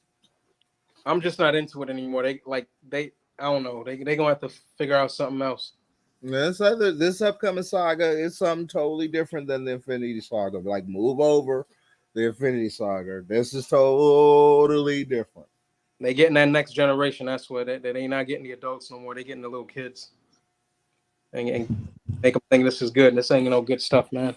I know She-Hulk is premiering Thursday. I'm gonna watch that because at least it keeps me up with how David Banner. Basically he's gonna pass the torch because She-Hulk is an Avenger. She is on the next team. She is stronger than the Hulk. And they're going right along. They're going right down the right timeline. That's that woke shit. No, it's not. She's always been. Why y'all keep up with it? Y'all really keep up. Y'all never did read them. Y'all really don't know about these upcoming characers. Y'all never paid attention to it. It's been woke since before, so it's been woke since whenever. There ain't no woke. There was a She-Hulk. That's his cousin. He gave his blood to save her life. I'm gonna let you guys enjoy your Marvel. He's a legitimate Avenger. So why does this ain't made up? She's supposed to be big and buff, and she looks like a lady. She's not. Have you not looked at her? No, she's not. She looks like she's in shape like a regular human being, but just green. Yes, that's how She-Hulk has always looked. Look at the comic book. Well, they fucked up the comic book. Eric Black says, "Hell's no, no one's stronger than Hulk." No, Era. Take a look at She-Hulk. She-Hulk was right next. Actually, she's stronger than him. Believe it or not. A design. So that's what I'm saying. This stuff started way before. Yes, she got that off of his blood. It's not made up. I'll let you Yeah, guys but talk that about that. makes sense. If he's I the mean, she original actually plays a center role in the battle role. So if he's the original version, how is she stronger than the original? If she's he saved her life. She Yeah. got shot in New York, and he had a blood transfusion. That's how she got the powers. The show premieres this Thursday. Watch it. No, I ain't watching. That's a waste of my time. It's all good. Thank you for Kaiju Wars, Raven. I'm pumped up even more now. I mean, I just read all the plot. It really doesn't seem like it's all that. They use stock video Godzilla, but it does have Magma, Varan, Boran, and stock video Godzilla. Something about. I mean, they casted like she's the youngest star to ever star in the Toho. She's like 16, and it basically goes back from 1954. Up to the EDF and all this and that. I mean, yeah, it was like, it's definitely one of those, DVD Blu-ray movies. Yeah. Yeah. Oh, you mean straight to Blu-ray? Yeah. I mean, the critics ate it alive. They said it was slow pacing, but they gave them, they praised them for the cinematography because this is the money that they used off of the legendary films, the profits, to start over again. Okay. Yeah, so I mean, it's literally Toho starting over again in their own cinematic universe. Okay, they're starting the whole program over again. Yep. They try to ease the American fame. No, my nephew was over here over the weekend. He watched the King of the Monsters. He loved it. Mm-hmm. I said you watched it over 5,000 times. I mean, it came out on the 12th. I was hoping somebody on the dark web would leak a few scenes of it, but no one's. They got that shit on lock. Toho is not playing around. Oh, and Legendary has bought rights to a 6 monster out of the Toho license for this upcoming sequel. Yeah. So we're just waiting to see if any leaks to find out who it actually is. Dangerville already started breaking the news because it's apparent that Godzilla and Kong are going to be going up against a new monster. Man, dropped off. Honestly, I'm predicting it's gonna be the planet. Honestly, go ahead, Tony. Raven, I'm predicting it's gonna be the planets from Alien X. I mean, we're hoping the Xylians finally show up. They should by now, but we'll see. Hey, Aaron Black, you can come up, man, because you got a beef about the Incredible Hulk. Oh, Era. That's also actually a rumored 4th film in this upcoming saga, because the show is going to hint at the World Hulk. That World War Hulk. Yeah, that World War Hulk storyline. So it's gonna hint at that. That's why people want you really need to watch this show because this is taking you down the storyline. This is where we're going. Raven. Actually, I read the reason why they haven't been able to until recently. They haven't been able to do a whole standalone Hulk movie is because Universal owns the rights to the Hulk and stuff like that. Yeah, from this TV series on CBS. Yeah, they couldn't get the rights while everybody else is doing their solo films. They couldn't get the rights for him to do another one. So they coming out with She-Hulk, which basically is going to explain. But it looks like he did. Mark Ruffalo did get a contract for an actual Hulk movie. This is a ridiculous question. Who wins, a full-strength Hulk or King Kong? That's all you, Raven. one, Godzilla is an Avenger. They already did a crossover. Kong is No, nowhere King involved Kong. in that. King Kong. Kong is not a damn Toho person. He's not even involved.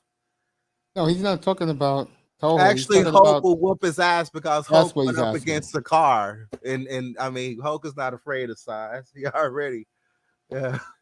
He Hulk. didn't. I can't remember. I thought Hulk basically kill Thanos and Galactus in the comics? No, but he was one of the person that pretty much stood up against him pretty well. I mean, I don't the guy Galactus.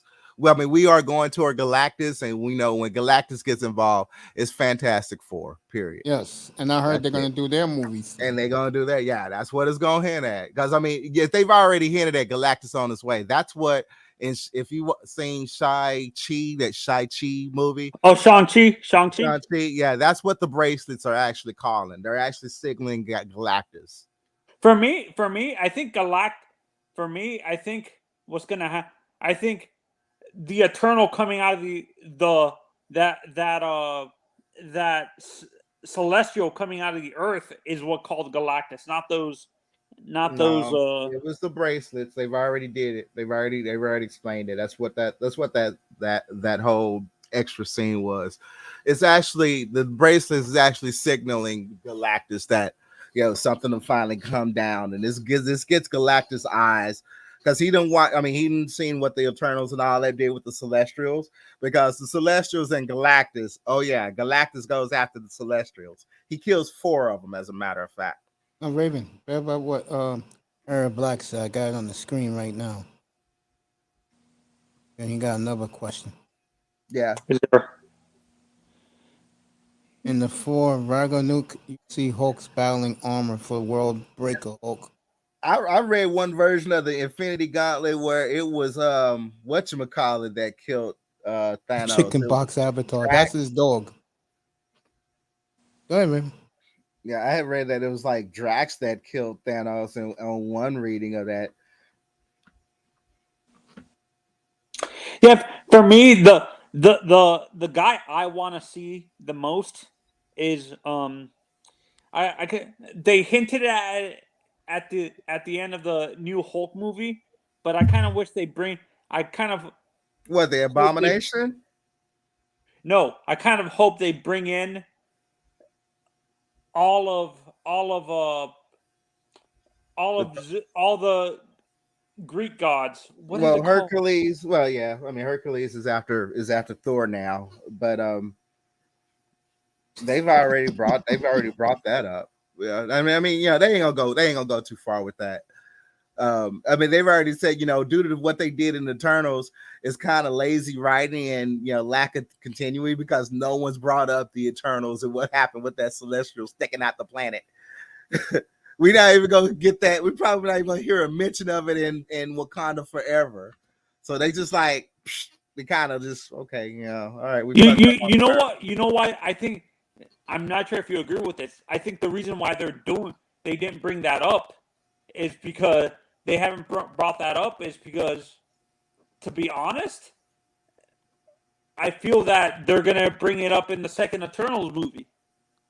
Speaking of that, Eric Black says in the comics they never really even met or fought. Yeah, Adam Warlock is in Infinity Gauntlet. Yeah, Adam Warlock. Now that's a powerful motherfucker. You're about to see him in the next Guardians movie. And they're gonna bring. I think they're gonna have Eros, Thanos' brother, in Guardians of the Galaxy show up in Guardians as well. It's his dog into Mr. Lee Fawcett.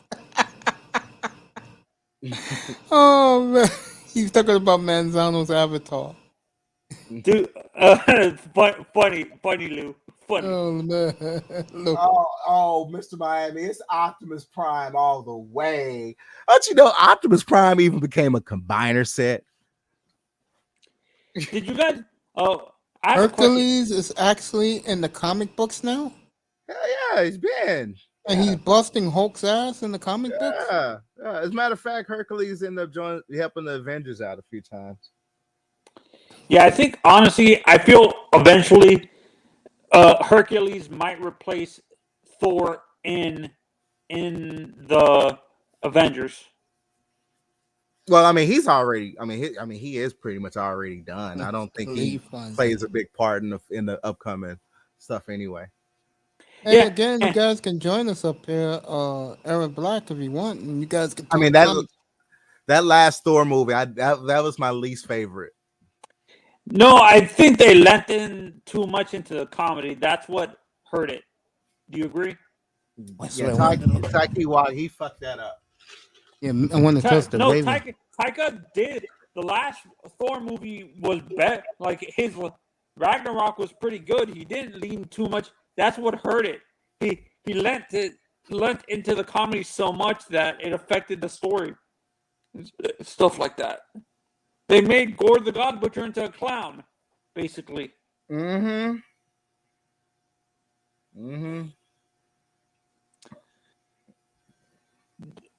Did you see it?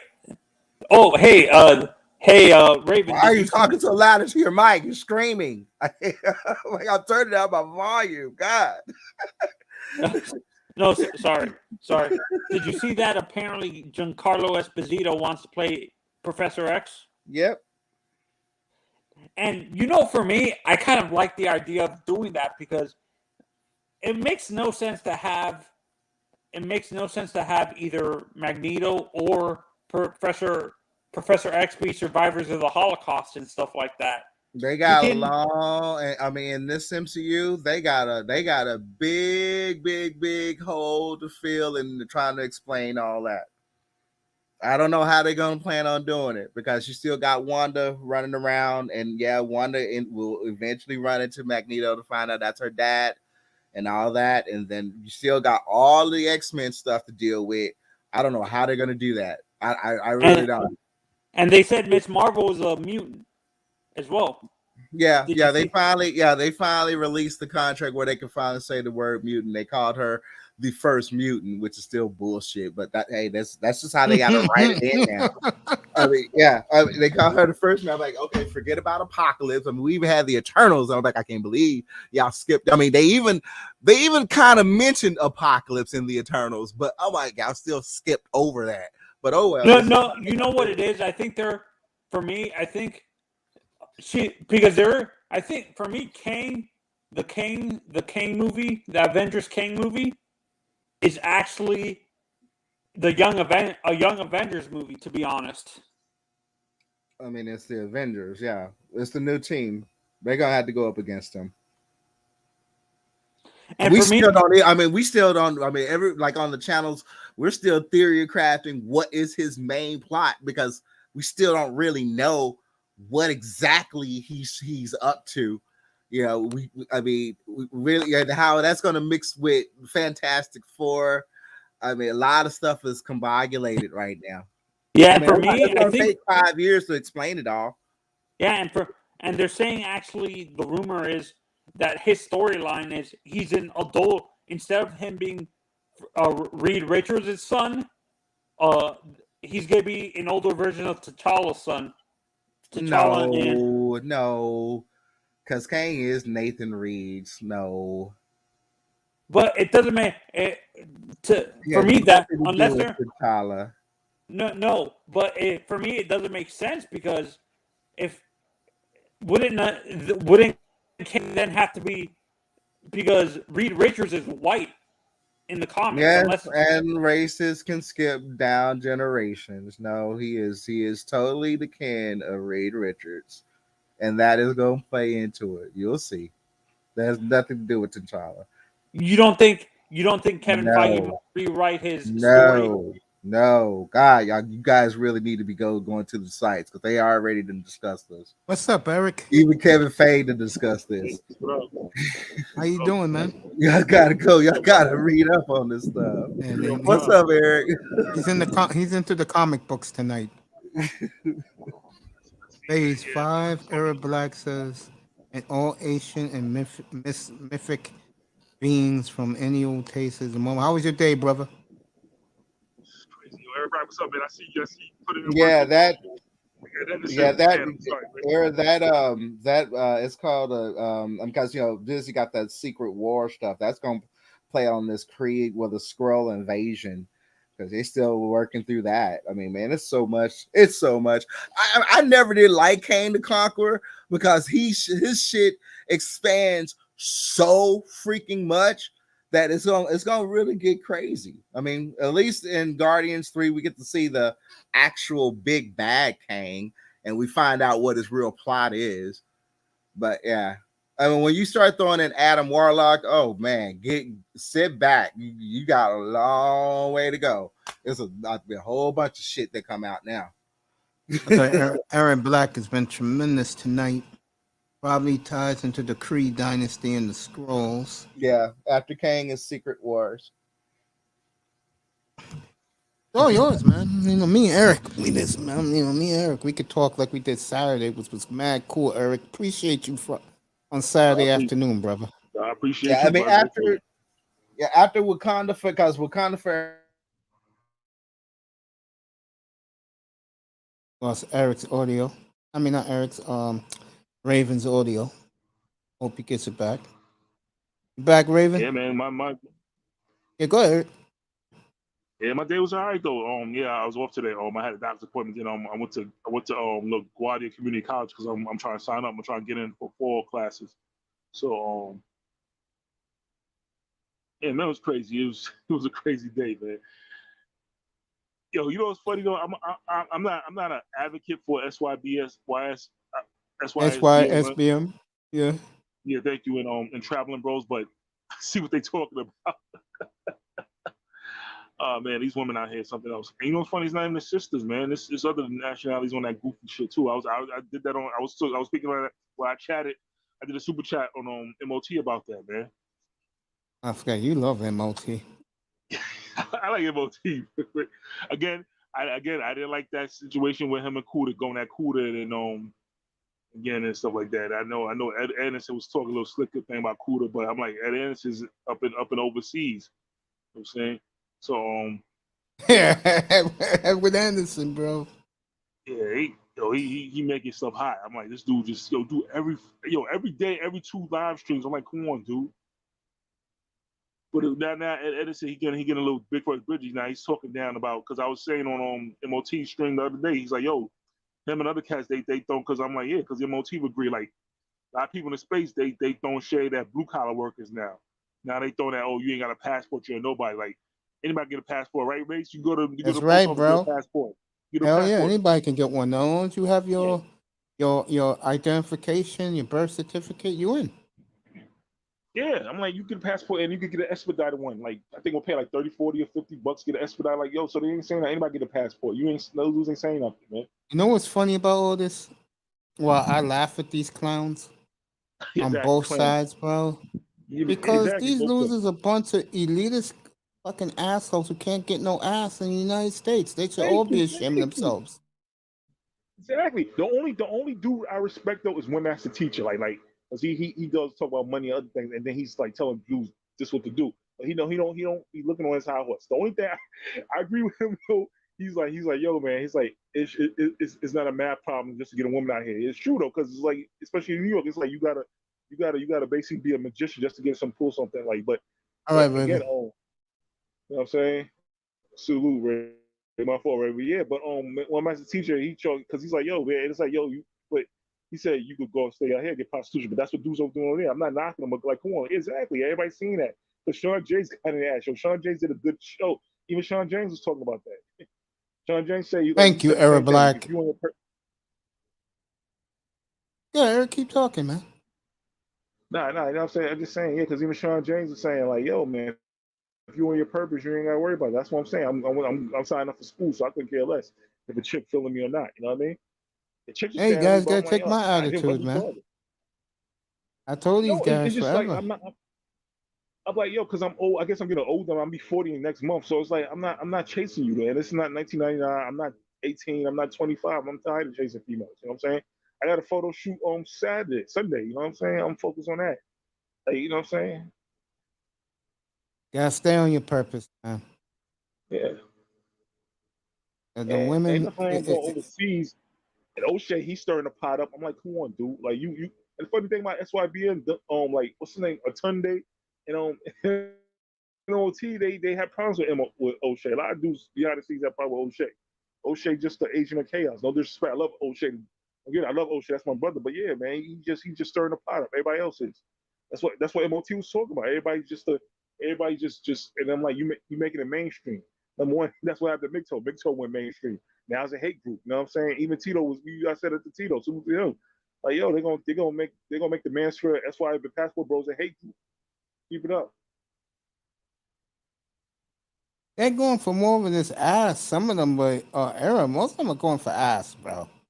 Yeah, like don't think that. Don't buy all of that, bro. Most of them are going for ass, bro. Submissive femininity. Hell yeah. Niggas are clowns, bro. I mean, if two grown central adults, if you go overseas and you don't want to go, I have no business that, but don't just throw that little nan, all that goofy shit. Just go, man. Just go, get on the flight and go. Niggas can't afford the passport, they can't go. Like, I think one thing that's true that you see in this dynamic, these guys who are like let's just say are the passport bros who aspire to be a passport bro or SYSBM, the one common denominator with these guys, they all hate Pookie and Ray Ray. Of course. I don't like Pookie and Ray Ray either. These guys hate Pookie and Ray Ray with a passion. I don't like Pookie and Ray because, see, street dudes, I had no problem with street dudes. Street dudes is about that paper. I don't like the violence and the crime after that, but street dudes got respect me because they get money. They even I was in Little Guyana up in Queens. It was a Guyanese cat with a tattoo teardrops, and he probably put in work. But he showed me love. See, real gangster street dudes show me love because they real recognize them. Like it's a dude where I work at. He's like, yo, OG man, yo, you got a problem? I'm handling it for you. I'm like, I'm good, brother. You know what I'm saying? Pookie and Ray Rays, they have no calm. Yeah, the reason why them dudes don't like Pookie and Ray because they go to girls. The problem I got with Pookie and Ray Rays, even Ed said at the point though, Pookie and Ray Rays, they have no boundaries, they have no control. Like it was a Pookie and Ray Ray. I was coming out the Long Island Railroad, Jamaica Avenue train station. You know what I'm saying? So Pookie Ray Ray came up to me because I just came home. Or my son, he needs money for his school. So probably simple shit, run a gig, give me a pound in my face. And he looking at me because I'm looking at him like, yo, I know he want money. I seen the box of chocolates and candy. And I'm just looking at this clown like, yo, and he kind of looking. And when Mace, the whole New York dude, and he a Bronx dude too. So out for the Bronx and I just did home that little run story. And then I could tell he couldn't look at me in the eye. He kept on looking away. I knew what time it was with dudes like that. But in my face and giving pound, I'm like, yo, I was ready to smack this dude, but I'm like, I know where we at. I had my banger on me too, so I could have got ignorant. But I'm like, or I got to wait for the MTA cops to come down and the regular cops come down. I ain't going nowhere. So I'm like, you know what? I'm see how this plays out. So then he's like, you can spend some money. I'm like, sorry, but I ain't got no money. And I didn't. And he got a little funky attitude. He's like, yo, didn't. Here's the thing now. Pookie and Ray Ray. Here's the funny thing about even homeless people. Now get this, Mace. Cash App. Even homeless people got Cash App now. Like seriously. So like Pookie and Ray Ray got smart enough to go digital now, or they got tech swabby, or now they so I guess they got brains. So he's like, got Cash App. Like I got Cash App. I'm like, I ain't got no Cash App. You put an attitude like, yeah, well, that brother shit. That's why I like Pookie and Ray Ray because they vultures, they parasites. That's the reason why I don't like them. Let me read my man here, Aaron Black. It's the freedom, it's the treatment, it's the women, it's a brand new feeling and you feel like the top dog, especially in Brazil, bro. I heard those women over there put black men on the front of the line. That ain't happening nowhere else. As with the best looking chicks for the low. Supton Boulevard, that's out in your neck of the woods. Baisley and Jamaica Ave. You know about it back. Baisley has Baisley Project. But I was on something, right by the LRI, the JFK joint. The Long Island Railroad and J and the E line, right there, stuff on Boulevard before you hit Liberty, Liberty and all that stuff, and with Guy Rest Soul, where Sean Bell got killed. That side, yeah. Yeah, homeless has Cash App. Good for them. Yeah, they do. They have a Cash App. They got it on their car. Cash App me. I'm like, you can't be serious. Because you know a lot of them got free phones. They got free phones now. But I'm like, you got Cash App on your phone, but you can't use that to get do DoorDash like I do or Uber Eats or something like that. That's why. And then they get mad when the immigrants or the African brothers for continent get the money. Yeah, I know I got my issues with my brothers from Continental, but at least they put in work. You know what I'm saying? Dudes, like y'all dudes got these free phones, Obama phones, but y'all can't even make money off that. Or collect cans. Dudes make money off. No, my pops made 100 off that. You know what I'm saying? Yeah. Yeah. Got my man Eric Bird up here. Yeah, man. So yeah, man. It's just like yo, our people is just lost, man. Yeah, because I went to Long Island, so I went to the application room at LaGuardia, the application center. Apply. So the vibe they gave me, this little vibe. The vibe was just off, man.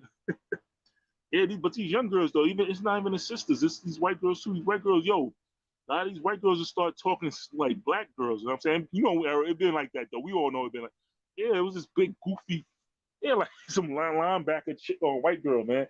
Yeah, Paul. So she up in there talking, bro, but she had just a whole vibe. It's like, yo, you go ahead and use the because you got it's a kiosk registration and all that stuff, but her whole vibe was just off. Like, is there her so how she talking all that stuff? Like she talking like a hood chick.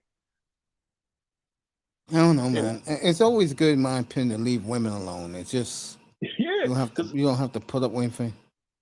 He says Eric feels you, Eric. There's 3 New Yorkers in this room.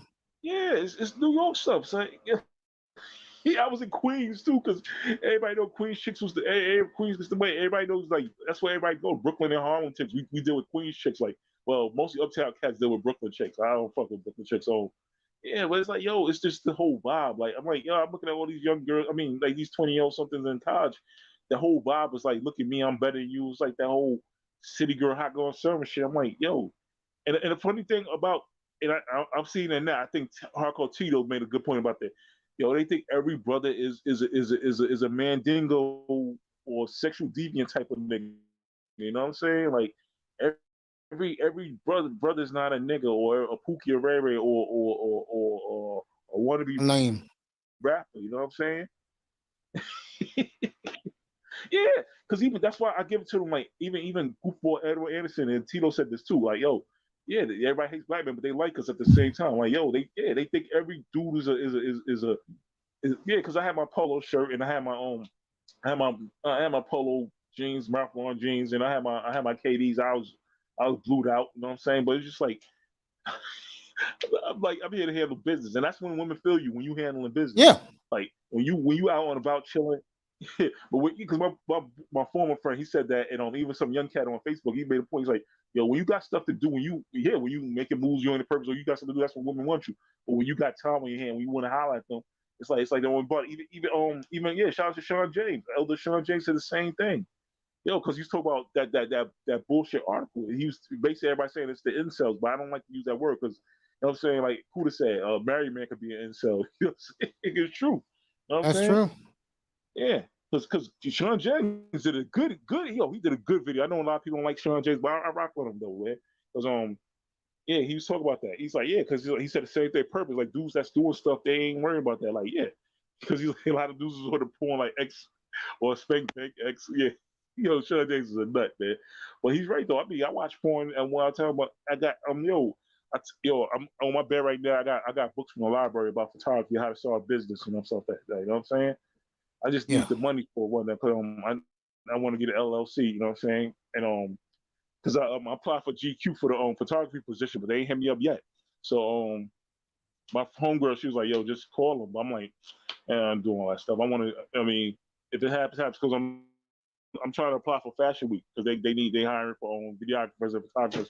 And my man from high school, he pulled me up. He need a cameraman for an interview. You know what I'm saying? So we'll see, man. Somebody reached me out on Instagram too. They need headshots. So, but I'm just not holding my breath. But at the same time, man, there's opportunities, man. Yeah, man. Trying to put my cameras to work. I spent like over $1,000 on these cameras.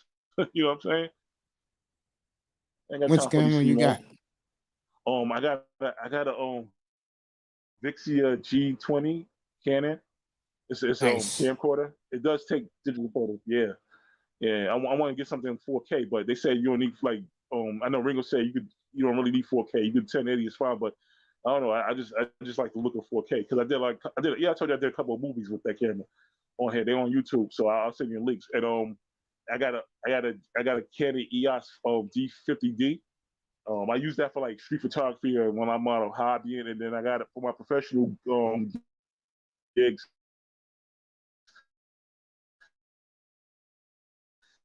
Ravens, Mike. I mean, excuse me. Eric's mic went down a little bit.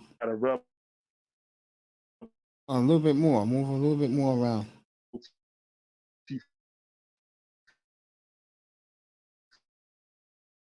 Wow, because everybody think, because some cool. Eric, move to a different position. It's your Wi-Fi. Rebel TO. Yeah, it's your Wi-Fi, bro. Rebels, those are consumer. Eric, get to a better position in his room.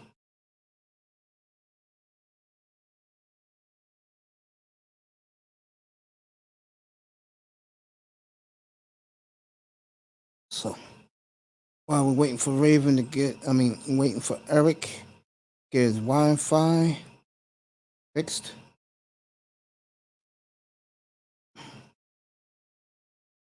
Let me hear you now, bro. Yeah, you get Eric. me? Now you're better, yes, Yeah, sir. You were saying? Yeah, my fault about that. Yeah, I got a Rebel Don't worry T5. about I it. use that for business. Hello? I'm right here. We hear you, brother. Yeah.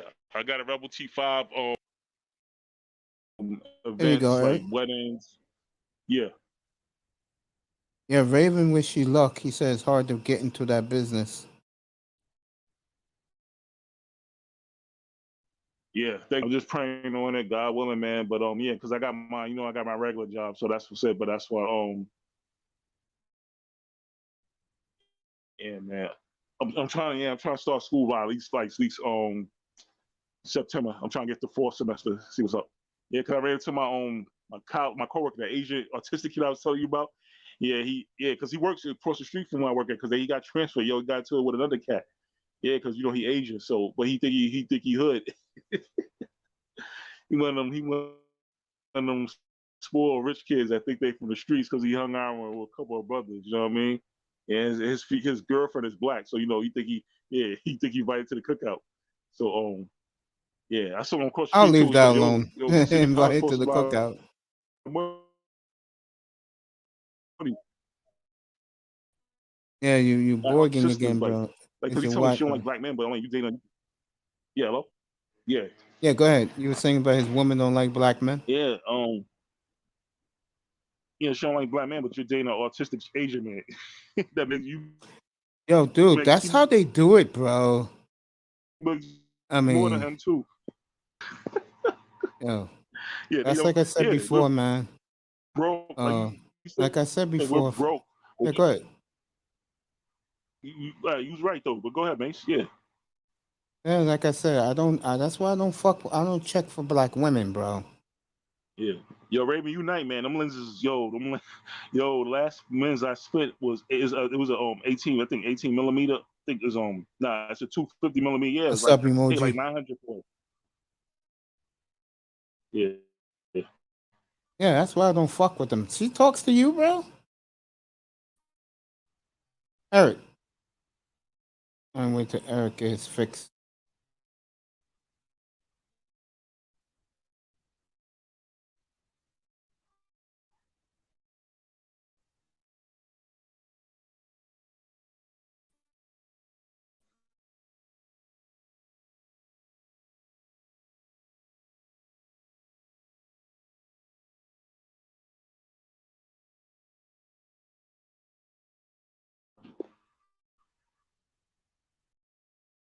Eric's out of here. Let's see. 10 after 11.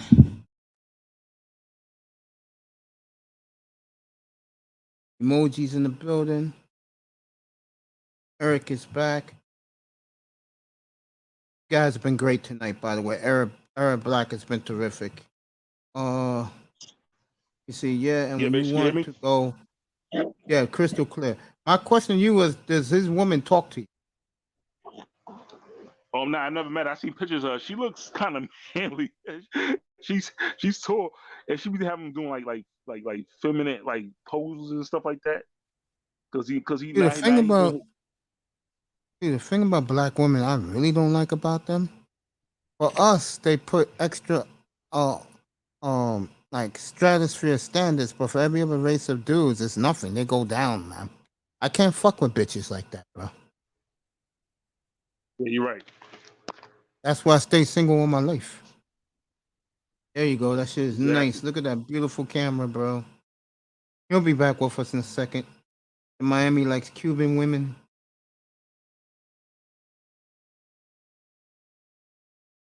Yeah. There's a store in Midtown Manhattan called B&H, bro. Their lenses prices are ridiculous, bro. Well, white folks be buying them, though. Get Raven back up. Get Eric back up here. Yeah, my Yeah, fault. My nice, fault, man. people. Yeah, Hey, how much that's you it. pay for your lenses? Yeah, this one right here is like 900. There you go. Yeah, And you're Raven right, said Knight. he sees some for 10K. Yeah, exactly. Yo, there's some cameras that's like, Raven, there's some cameras that I think are Leticia cameras. Not saying look here, I forgot what it's called. I forgot it was a brand it's like 50,000 for a camera. Yeah, I got the Nifty 50, fantastic plastic, 50 millimeter. Yeah, I got what they call a pancake lens. Yeah. Yeah, got the pancake lens. Yeah, 24 millimeter. Yep, 900. Yeah, Eric. This is wide angle scope. Yeah, Raven's agreeing with you. Yeah, I got this joint. Yeah, I got this joint. Yeah. Yeah, so why it's zoom in. So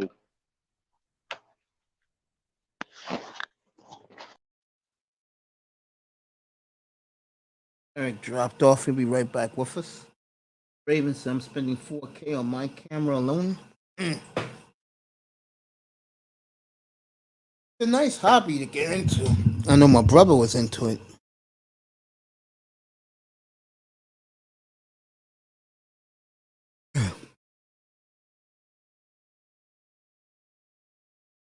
Oh.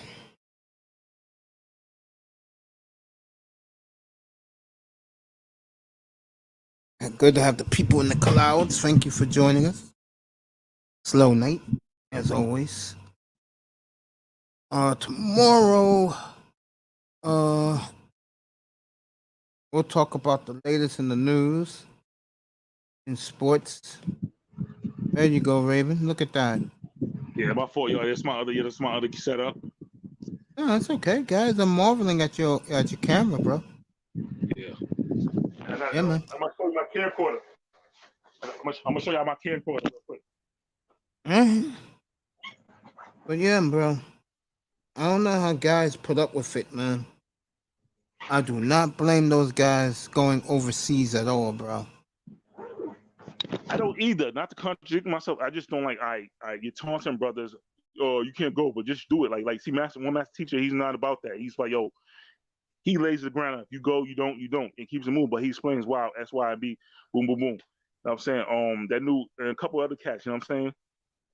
Like I think Philco versus World changed Charles Hyde, but that's been going on because Demetria Lucas from Ebony, she did a hit piece about brothers going to Brazil and Colombia, and then came the I think Joe Grease or something. Then the documentary Brothers Frustrated in Brazil.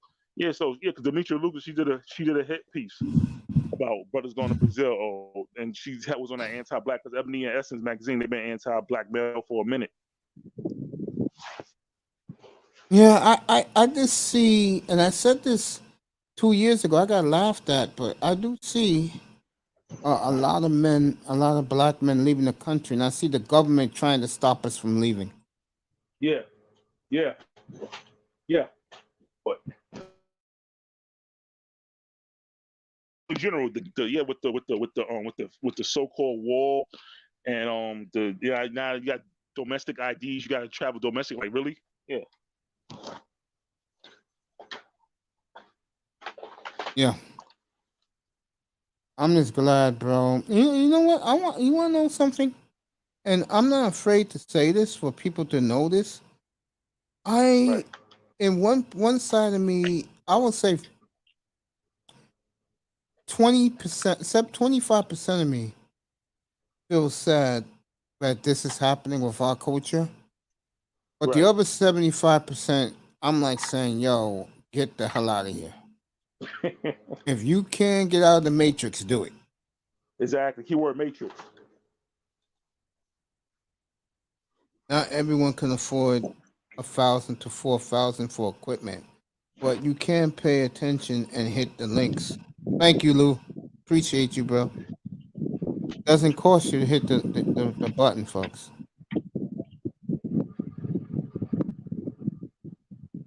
Doesn't cost you nothing at all to hit the like button. What I was gonna say before to you, man. Yeah. I do agree with the passport bros. I don't like them, but I do agree with them. I just don't like people who think they're better than you. Exactly. Me either. Like, that's the problem. Because then they want to talk to his brother hub. Like yeah, Anderson, he started to get on his high horse. I'm like, dude, GMT and Solo TV 84, they exposed you already. You still on your high horse, just like Obsidian. You know what I'm saying? Yeah. That I do agree with. Yeah. I'm like, why? Yeah. But you supposed to be everywhere, brother. Yeah, this is the camera, the camcorder, and that's the light. Yeah. Yeah, man. So yeah.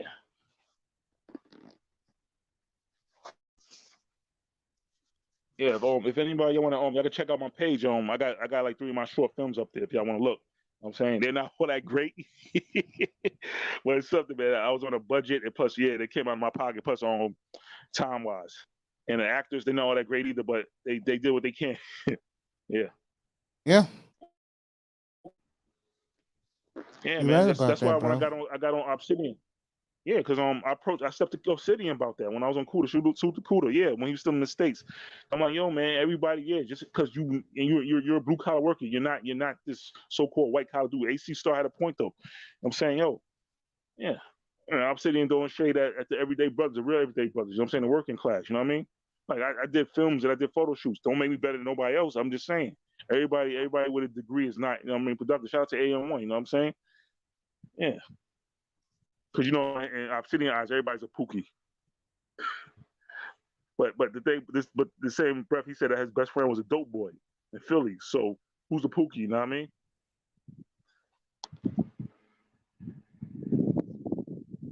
I feel you, bro. You're right.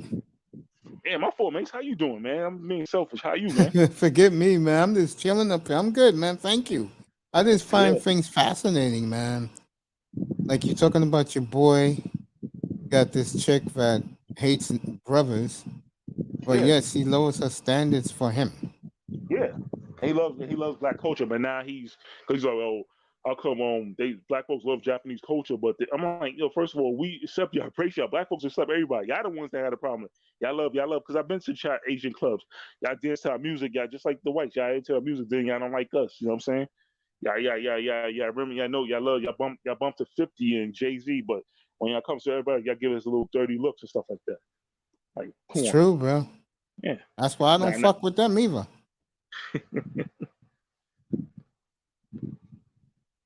Yeah, man. I mean, I'm just the dude that I just don't pay women no attention, bro. I think that's the move to go.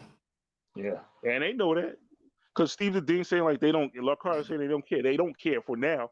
They do care to a certain degree because they want attention. They want attention from people that they don't like. They want validation from men they don't like. Not all women, not all. They don't like if you don't apply that fire, but yeah, they Yeah, because even when women like when I'm paying them no mind, they laugh or they look me up and down, they catch an attitude like, man. Yeah, I was waiting for the express bus to go to the city, and it was some joint. She worked at the 4C. It's the 4C factory by me, and yeah, she was I guess she was on a break. She walking. I'm ignoring because I'm waiting for the bus, and she saw me have my two phones out, and she looked me up and down. Like, I'm not paying you no mind. What's your problem? And that's the thing. And I think it was a brother. He mentioned that God rest his soul because I heard he passed away. He mentioned, oh, even when you're not paying no mind, you go about your business, they got a problem. And the first thing about it, they not even might like you. You know what I'm saying? Yeah, just have a little attitude. And I just want to say, dudes, look, I'm paying you no mind. There's even another couple of sisters passed by, giving me screw face me. I'm like, for what? But I bet you they won't do the Pookie or Ray Ray. Pookie and Ray Ray tell them about their ass.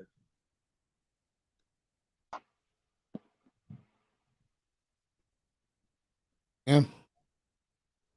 Well, the good old boys will tell them about their ass too. Yeah, I'm like, even a lot of these Latino mamas. Comandante Lou wants your link. Oh, I got you, Lou. Just 1 second. You can just drop it in the chat.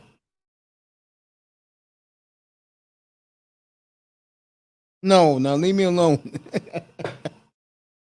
You'll hear me talk about my boy Friday night. He's starting with the ones.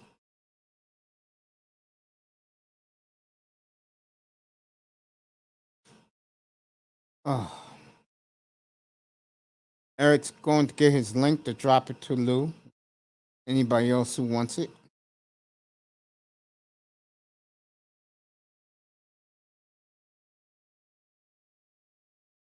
I'll wrap this bad boy up in about 23, 24 minutes.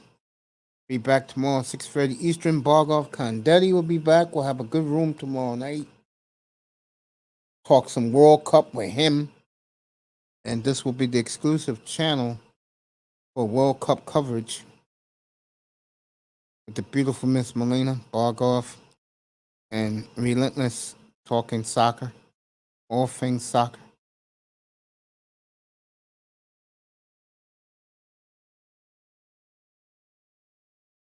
Wait for Eric dropped his link.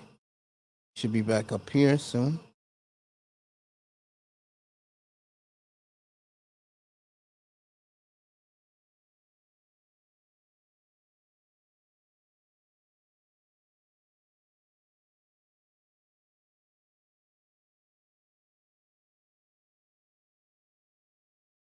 Wrap this up at 1:45. Take a quick shower and then straight to sleep.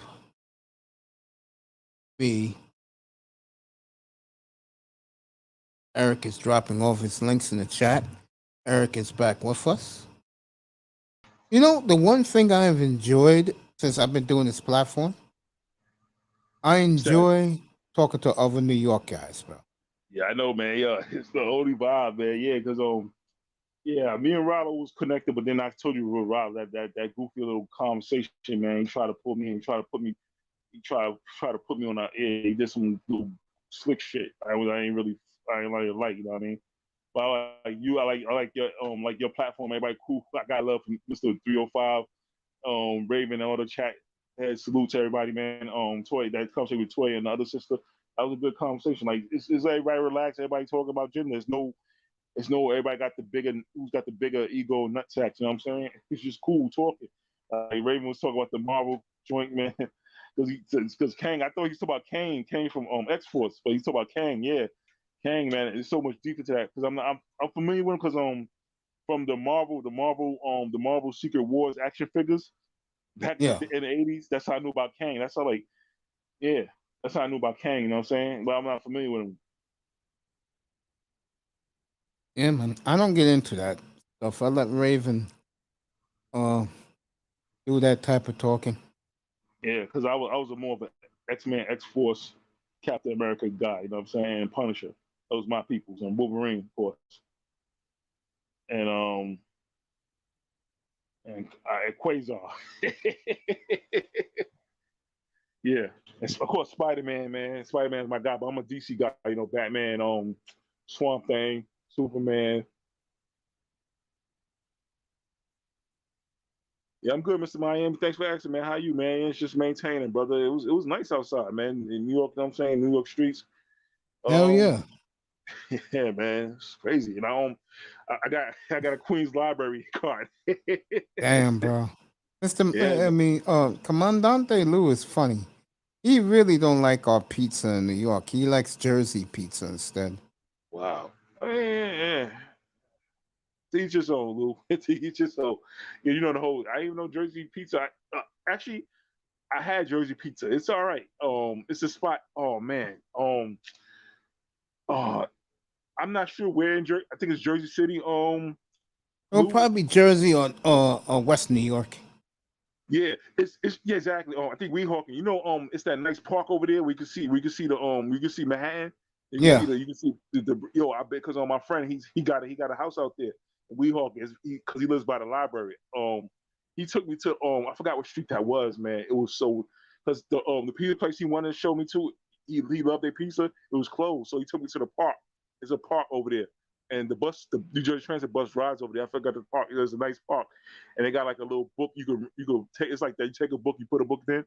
Yo, it's a nice park, and it shows the train. You can see the train station from there. I forgot. You can see the Manhattan skyline. Yeah. I forgot what park that was, man. He took me there. Yo, I love that park, man. Yeah, because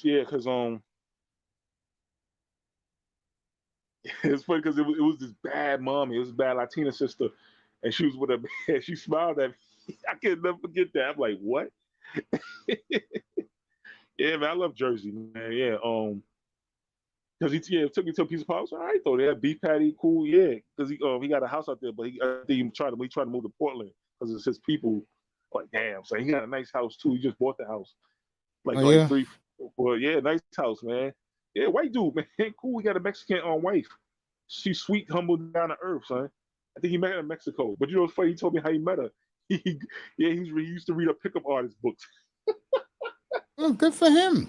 Yeah, he got two beautiful daughters, man. Yo, he a good, humble, down to earth. But same thing too, because I'm black, so he talk about rap. I'm like, but the thing about him though, he cares about me because he gave me articles about business and stuff like that, and like photography. So he knows what I want to do.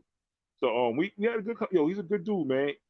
Yeah, because he used to live in Midtown. He used to live right by the Bad Boy Records building.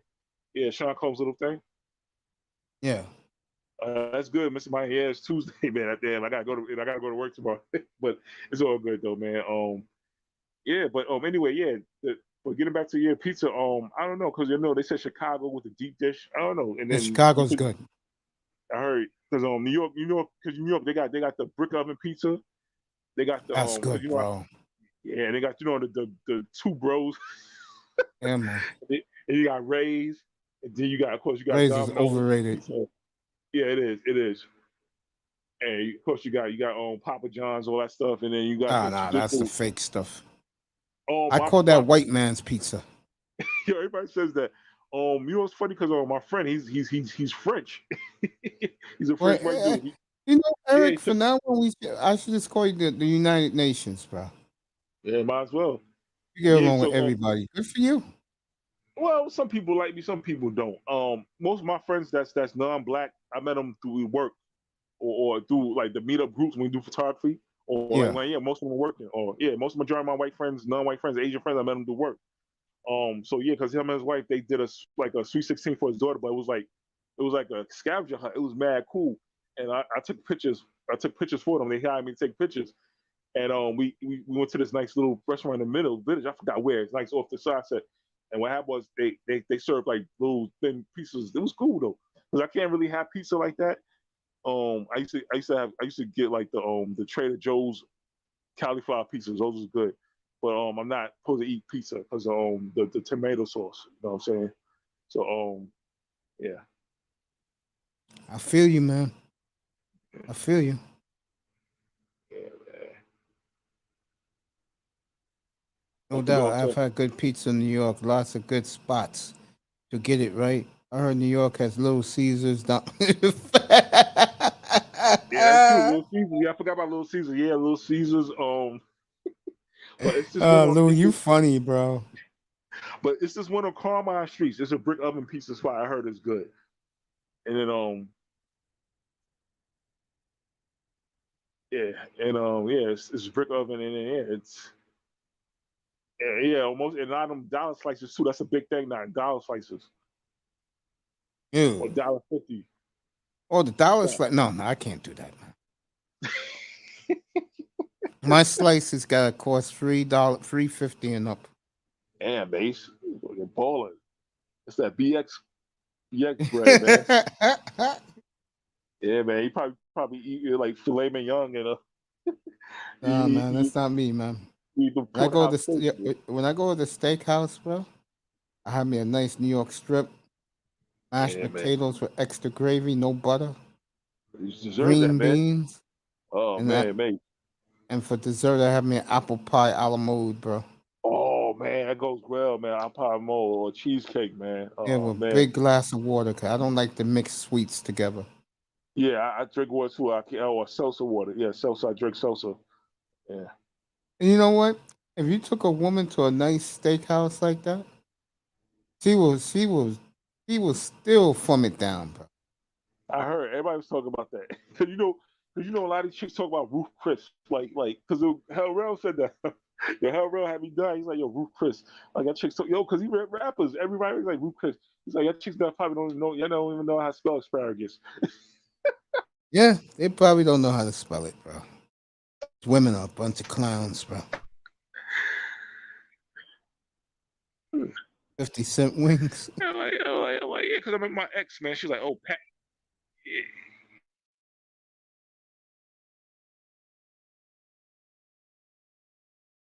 Lou gets Cool, man.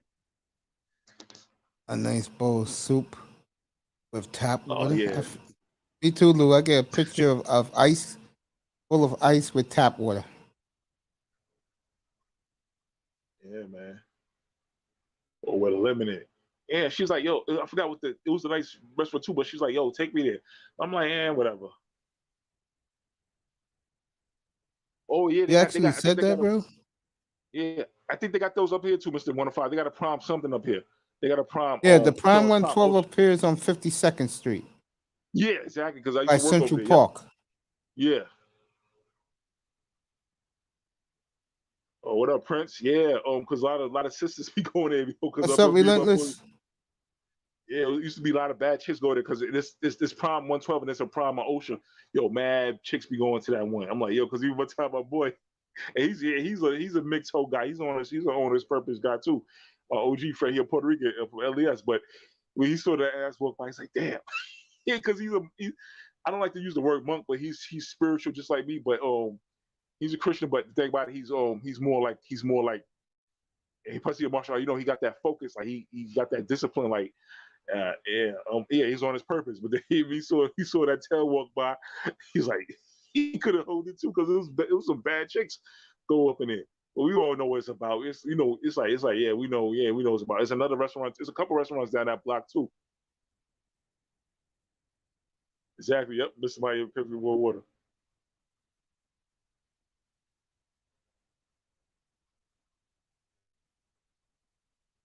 You ain't lying, bro. All right. Because I used to always wonder why in the freezing cold, and I used to go to the steakhouse where I used to live, man. Women be sitting outside shivering. I'm like, yo, why are you women doing this? And I found out they want a free meal. Of course. It's like when they wait in our clubs, they be shivering in the cold for the clubs.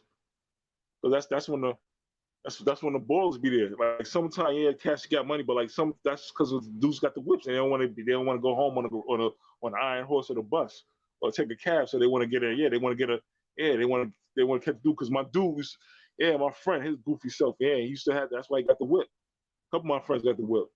Yeah, to get girls because my boy he got a Range Rover. Former friend, he got a Range Rover because it was like 17 years ago. We was up in Club Show right there on 40th Street, and it was a night. That night was there. BMF was there, Fab, Dipset, Saigon, Mad Heads was up in there. And actually, you can look it up. You can Google it. It'll say BMF and Cameron was in the building. Yeah, and he was like, yo, I gotta get a whip. Like, you get a whip because of chicks. That's all. Yo, you get the chicks, and you get whip. And he's just throwing my head. I'm like, yo, the funny thing about it, he met his wife when he got his car. And she is, you know what I'm saying? You know, he cheated on her a couple of times, but that's here it is, yeah. Yeah, man. His wife is Tiana Smalls. She was Chili's dating coach. She was on What Chili Wants. Yeah, that's down in Delaware. She a real estate agent now. Yeah, she's the man in the house.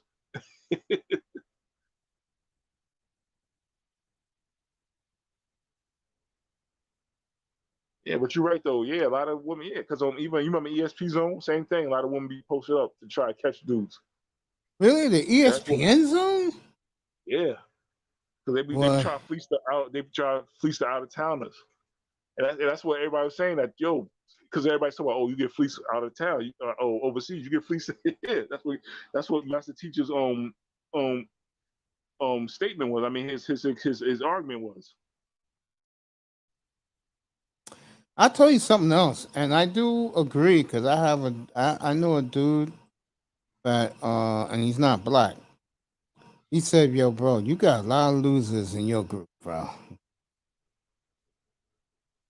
Wow. And I'm like, yeah, it is what it is, man. You know, what can I say, guys? Black men take the L. What's up, Relentless? Man, what's up, man? How y'all doing, man? Oh, we're good, man. We're live. We're talking another day, bro. Life is good. Hey, Eric, how you doing, man? I think this is my first time seeing you up here, man. What's up, man? All right, I'm all right, Prince. How you doing, brother? Man, I'm chilling, man. He represents Harlem World, Eric. Oh, you from H World, man? All right, man. What you want? East side, west side? What'd you say? You're from Harlem World. Asking you. Go ahead, Eric. Ask him what you're saying to him. Oh no, I'm not East Harlem, man. I fuck with East Harlem though. I'm Central. Yeah, the East side is wild, man. But I love Harlem, man. 145th. Yeah, Convent. You know what I'm saying? 135th, all that. 110th. You know, Douglas, Washington Carver, Lincoln, Grant. Well, I don't mess with Grant. You know what I'm saying? St. Nick Projects, you know what I mean? Yep. Polo Grant's Grounds. Yeah, Polo Grounds, Grant's Tomb, Waterside Park. You know what I mean? Shit, I ain't over there no more, man. Shit. Yeah, 139th and Lennox. My dad used to live in 141st and Lennox, Delano Terrace. Yeah, man. Dipset. Yeah, somebody knew that. Exactly. Exactly. That's Cam's block too, 140 up there, yeah, all that stuff. But put some respect on Cam's name, man. Shit, niggas want to forget Cam, man. Cam, Cam had the swag, he had the bitches, man. He had everything, man. You know what I'm saying? Eric, you hear him, man? Yeah, but you know who put him on though, right? Who put him on? Of course, it was Mace, but big put him on, signed him on entertainment. Remember, Mate. Brooklyn dude was holding him down, and on Back Rob too. Everybody wanted to rock with Big. That's why everybody got with Yeah, that's a fact, man. Everybody wasn't rocking with Puff like that. Yeah. Shout out Puff, but I know that nigga be doing some crazy shit. Nah, I'm gonna leave that alone. Yeah, I know, because Big Gene, he spilled the beans. But even my people from Uptown, they used to tell me about Puff. They told me, yo, if I had people that was connected, a lot of dudes like my OG friend, I ain't gonna say he a lad king, but he a high ranking lad king. He told me some stuff about Joe. He told me that whole situation when Joe was doing Remy Ma dirty. Yo, that was even before they had that little falling out. Cause he's telling me that because she was on the strength of Big Pun, but yo, that Jeff says Pun died, Joe was doing everybody dirty. Yeah, behind the scenes, and yeah, everybody told me a lot of stuff. Yeah, everybody told me that dude who I just mentioned was a herb and whatnot on the low. You know what I'm saying? You from BK? Yeah, East New York. East New York, yes sir, man. Shit. You're the second motherfucker I met from East New York, man. This week, man. Yo, you know what's funny? A lot of Uptown cats be dealing with. They got family out there. They dealing with East New York cats. Because a lot of Harlem dudes and a lot of Brooklyn dudes was in the same set, if you know what I mean. They used to break bread together, if you know what I mean. So and plus a lot of my people from Uptown, they got family out there. A lot of Uptown dudes should deal with girls out there. So I know back in the day, man, East New York, man, pink houses, whew, shit. Yeah, exactly. Everybody know about pink houses, but even it was Yep, pink pink houses. house. But even that, my house is on Boulevard. Everybody thought Boulevard was soft. Now Boulevard got busy. Then you had Linden Boulevard because Linden houses, because everybody thought Linden and Boulevard was together. Nah, you got Boulevard, Mm-hmm. Linden House. Linden houses was murdered too, and they didn't get along with Mm-hmm. pink houses. Nobody gets along with pink houses. And then you got Cypress. That's Uncle Murder's side. Yep, Yeah, so they Cypress. banging out. They beefing each other because they don't like each other Uncle either. Murder. Yeah. Yo, Shit. you probably know my man Cliffy Bars. He from Uptown. Nah, I don't know. I know. I just throwing it out there. I know because Yeah. I'm not one of these arrogant dudes that think everybody from Harlem know each other. You know what I'm saying? But Yeah. How about you know this cat named Charlie Black? Charlie Black. I've heard the name. I feel like when you said the name, son came into my mind, but I can't put a face on it. Probably if you show me. Yeah, because I went to school with him. I went to school with Wayno. Wayno, that was on that what's the joint called that Joe Budden used to be on? You talking about the podcast? What are you talking about? Yeah, Wayno. You remember Mr. Academics? He had that chick on there, and then he had this dude named Wayno. Wayno used to work for Rockefeller. He used to manage Dave East too. I went to school with Wayne Clark. Yeah, that clown. I used to we was boys, but you know he been acting funny. He got a little big headed once he got down with the rock. So you know he been feeling himself. But you know what I mean? Yeah, Wayno. I forgot what that joint for called. It was yeah, man. Yeah, but it was him. He was with him and Mr. Academics. They did that show, stuff like that. Because he took over. They took over after Joe Budden did his own thing. Joe left. Yeah, he did his own thing. Then his shit got canceled too. Yeah. Yeah, but Joe Budden's a hustler, man. Yeah, shout out, man. Shout out, Brooklyn.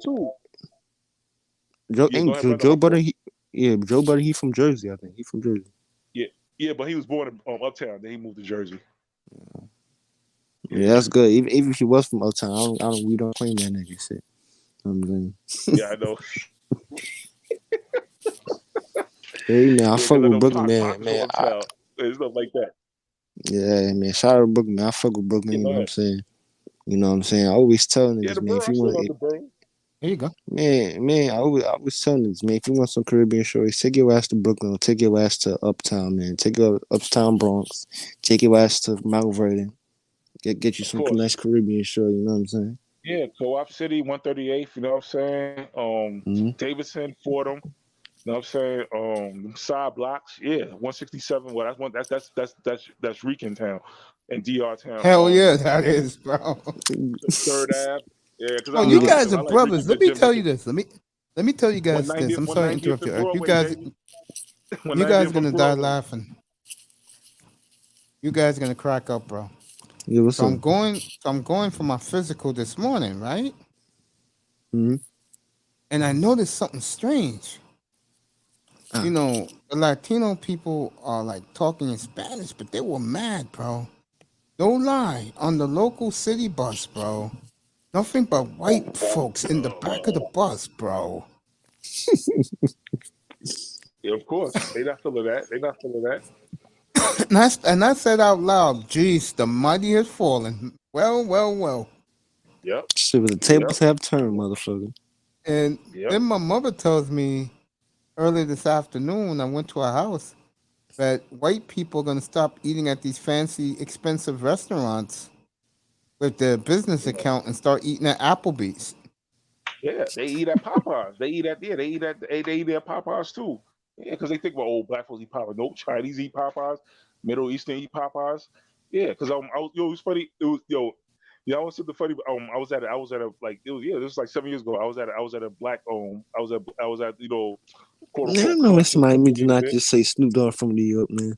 No, he's from LA, Mr. Miami. Fat Joe's lean back. He's from here. Yeah, Terror Squad. Yeah. Austin Z is from here, yes. Yeah, Marcy Project. Jada Kiss is from Yonkers. Yeah. Yeah, Applebee's is nasty. You couldn't pay me to eat there. It is. but chicks love that shit though. Yeah, because it's fancy to them. I was at a it's fancy to them. Carmine's. You remember everybody used to be Carmine's or 97th Street. BBQ. Yep, 90. Yep. Yeah, that shit was funny. Me and Jackson you was Hole. laughing on Saturday night about they like BBQs, bro. Yeah. Yeah, I know what I'm saying. I You, love BBQs, but it's like that's you, like high end. you know what black chick? You know what black chicks really like BBQs, bro? The the Apple Martin. the ratchet chicks, boy. They love BBQs, Hey, man. you Yeah, they talking about, do. They man? do. Hey, I They don't give a fuck. treat it like Hey, listen, it's dog. really a night out, bro. Listen, yo. I don't give a fuck when nobody tell me. When I see Shorty who got braids all the way down to her ass, I just gotta look, man. I'm sorry, dog. You know what I'm saying? Shit. What type I, of women? I said, anytime I see Shorty and she got braids all the way down to her ass, man, I just gotta look, man. You know what I'm You're saying? right, yo. It's funny you mentioned that though, brother, because I was at the 100 man. It was a sister. She had them. She had like these spandex type biker The shorts, like horror. it was Yeah, like you a were not romper. lying. Yeah, so she was cool, like I kept because you know me, I was just focused on the laundry. I don't like being in a laundromat. I like to do my work. Chicks be checking my laundromat, but that's not like the time and place for me. But anyway, it was some old goofy older head was approaching her, and she's like, yo, man, I'm tired. You stop following me. And dude's like, yo, I know you're new to the neighborhood. I'm just trying to show you around. Like, you keep on following me. I'm like, what's going on? And I'm just looking, and I guess he saw me, so he backed down. But I'm just shaking my head like, real, old dudes, because they think about it's like it's the older heads that be more thirsty than the young cats. They think it's the young cats that be Yeah, lame. Be the you would think older the heads that older be heads, fiending. you would think the older heads would have more game. Nigga, I'm like, nigga, could chill, nigga. You know what I'm saying? Exactly. Like, yo, because I'm not trying to be a white knight or a simp, but I'm like, yo, dude, Word. I'm looking at him like, yo, she don't want nothing to That do would be with in you. Rakim, yeah. Facts, Mr. Miami. Rakim, he not from NYC though. I think Rakim, he from Westchester, I think. Yeah, from Long Island. He's from Long Island. Oh, he from Long Island, yeah. Because I don't remember Yeah, him being everybody's from from NYC. Shout out Rakim though. Yeah. You know what I'm saying? I like the braids, Them Long man. Island cats. Yeah, The they are long so guys, from Long Island. them long johns, yo. Them long ass braids, man. Shit. I be at work. I see that shit. I said, God damn, yo. Imagine, no, I'm not gonna get too much into that. You know what I'm saying? Yeah, I know. Shit, I know Mason's like, I'm gonna leave that alone. Yeah, of course, the Dominican are like two sisters. You ain't lying. Yeah. I'm gonna leave that alone. Go ahead, keep talking, guys. Yeah, I'm real I'm specific. good. You know what I'm saying? But shout out, everybody beautiful, yo. Every woman out here beautiful. You know what I'm saying? Don't matter what. Everybody got their own beauty, man. You know what I'm saying? Right. And so, what's that? You say you from East New York, right? Yeah, correct. What's that dude's name? That crazy motherfucker. What's that motherfucker's name? I know you from East New York in the 70s and the 80s and all that. What's his name? I'm trying to. He used to be in the streets, man. He's like a legend out there. Pee Wee Kirkland? Nah. Was Pee Wee He be Kirkland doing. down here? Nah, he did an interview with DJ Vlad. He was heavy in the streets, man. You talking about Say Brian the name again? Gibbs? Yeah, Brian Gibbs or something. Yeah. Shit, man. I was watching his interview, man. That motherfucker, he crazy, man. Yeah, I know. Shit he used to do, man. It was real out there, yo. Yeah, because one of the dudes that supposedly robbed Pac in '94. Well, no, I'm not gonna say that, but the dude that Pac mentioned in Against All Odds, he's from out here. King Tut. He's from here. Flatbush. He's from Cypress. He's from Cypress. He's from Cypress Project. Here in East New No, York. get kicked out. Yeah. You I remember I think saw an interview. Jack. Yeah, I'm talking about. Yeah. And King Tut, his daughter, she did an interview when she was showing niggas around the block at Cypress Hill in East New York. Yeah. She did an interview. You know what I'm talking about, right? Yeah, because Haitian Jack, Jimmy Henchman, and King Tut, they used to roll together. That nigga used to run those streets, man. That was back in Mace's time and shit, man. When nigga makes us breakdancing on the fucking cardboard and shit, man. Yeah, man. Nigga had the Adidas tracksuit. We had the Adidas tracksuit and the Run DMC playing on the beatbox and shit, man. Yeah, but it's fun. Run DMC, they style came from the Super Boulevard, came from Supreme Team. Yeah, that was yeah. They got that from the Supreme team. Yeah, I just met a dude who he's part of Low Life. Just met Oh the dude, man. Low Life, man. Them motherfuckers had swag, dog. yeah. They still out there, Motherfuckers but did with the route with the yeah, low lights and Deceps because a lot of low lights became Crips and Bloods too, and a lot of Deceps became Bloods and Crips. That's the funny thing about it. Yeah, but there's some low lights and Deceps that don't rock with that. They don't respect that. They don't like Bloods or Crips.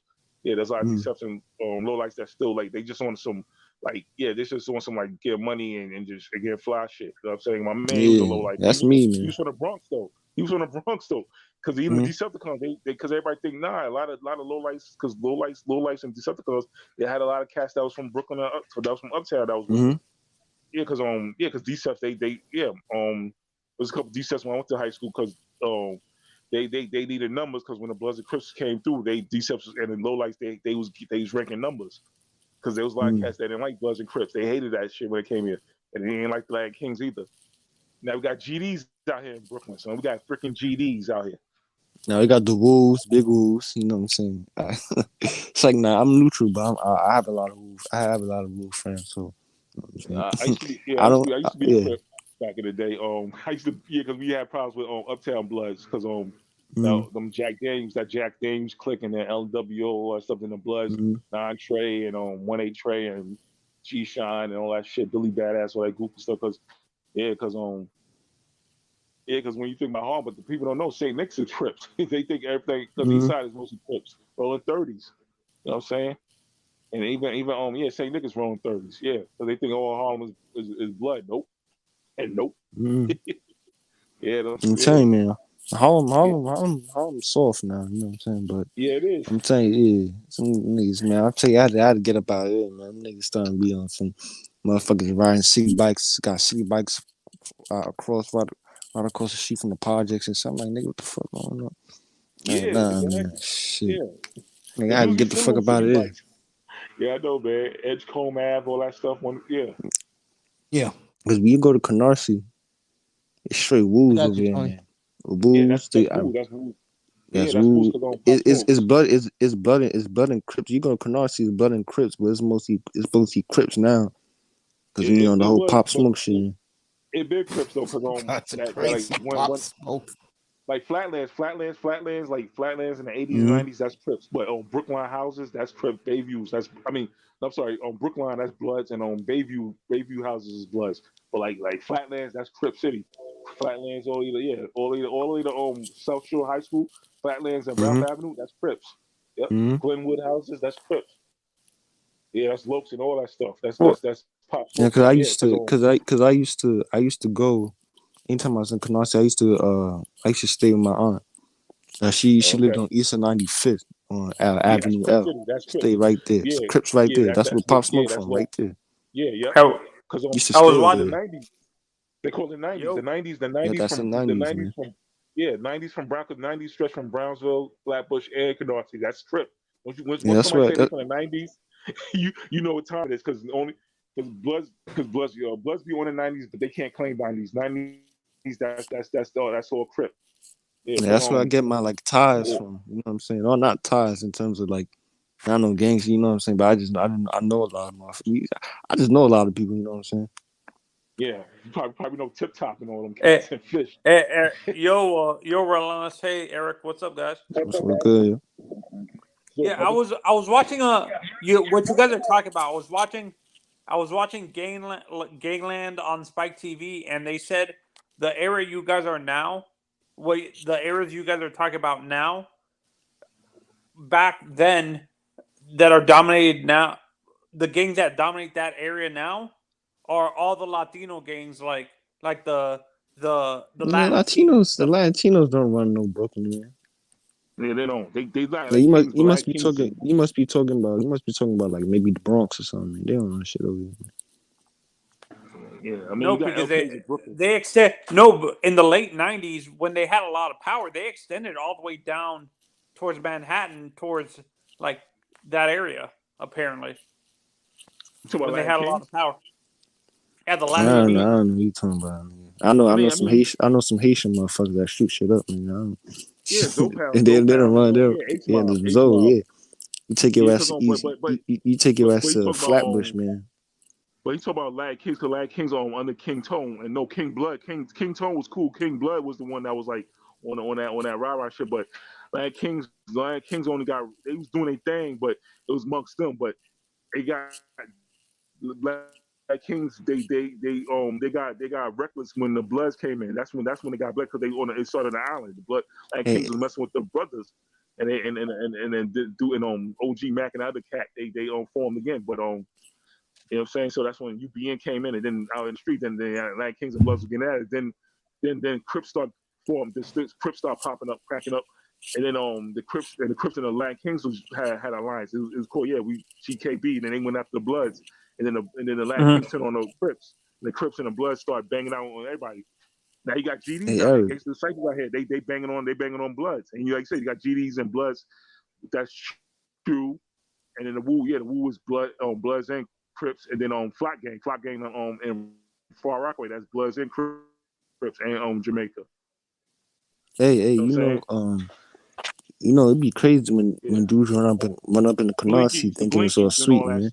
Yeah, the Blickies, man. It'd be crazy when dudes run up in Canarsie thinking it's all sweet and shit, man. So most of the Latino gangs run everybody from think Canarsie's quiet. Yeah, Canarsie, it's quiet, but shit, you gotta know how to move over there, man. Can't just be walking up in there. Everybody think Canarsie soft. You guys need to watch. I was watching a documentary on the Zoe Pound. Out there. They be giving me my dirt blocks. That's a different story. Dude, I was watching a documentary on Zoe Pound. People assume they started in New York. Actually, they started in Miami, down around the area I lived in, South Florida and stuff like that. You talking about Haitians? Yeah, Little Haiti. Yeah, Zoe Pound started Little Haiti. Yeah, everybody Yeah, knows that. Yeah, everybody know that, man. I think there's more Haitians in Florida than New York, and I think New York is second when it comes to most Haitians in America. Yeah. Like 305 said, they got Vice Lords, they got Bloods, they got GDs out there. Yeah, the Zoes, the Zoes, you go Canarsie, they call them the Subies over there. Yeah, no, and people think, honestly, you think the Zoe Pound in New York are violent. The ones in Miami are even worse. Yeah, but that's the South, though. You know the South. You know what I'm saying? They more lenient when it comes to like niggas walking around with ARs and shit. Man, I don't give a fuck over there, man. Yeah, exactly. Yeah, man. And plus in Florida, they got more of like a barbaric, mindset. If that makes sense. Yeah, it's just that cocaine. Yeah, no, I know what you're saying because, like, growing up, actually, around the area where I used to live in Miami, there used to be maybe gun battles with the cops in Little Haiti and around in Kendall, like every 2 weeks or something like that. But you gotta understand, Haiti, the country, like the actual country Haiti, nigga, the cops don't run shit over there. I was just watching something on it, and I was even talking to this one Haitian chick, man. She was telling me, like, yo, Haiti, the police don't do shit over there. They don't have any power in Haiti, man. It's the gangs that run that shit, man. The DR used to be like that as well. Like, the DR used to be controlled by the gangs. Like, most of the Caribbean countries were like that. I think Jamaica was like that at some point. So was Haiti, and so was the DR and stuff like that. Now the Bronx, you got Dominicans don't play. You got Trinados. They've been around because Trinitarios, the Trinitarios. Yeah, because Trinitarios. Yeah. My boys are talking about it. Because New York guys are talking up there. Yeah, and Miatas, because Miatas was mostly Puerto Rican. That's Mexican. Miatas is, I think, Mexican. The Mexican Miatas is Dominicans too, and Puerto Ricans. No, Mexican is. Yeah, I don't know about y'all. I don't know about y'all, but one city that I'm real cool with, I know a lot of people from the city. You know what I'm saying? I was just there a couple weeks ago. I be in Philly a lot.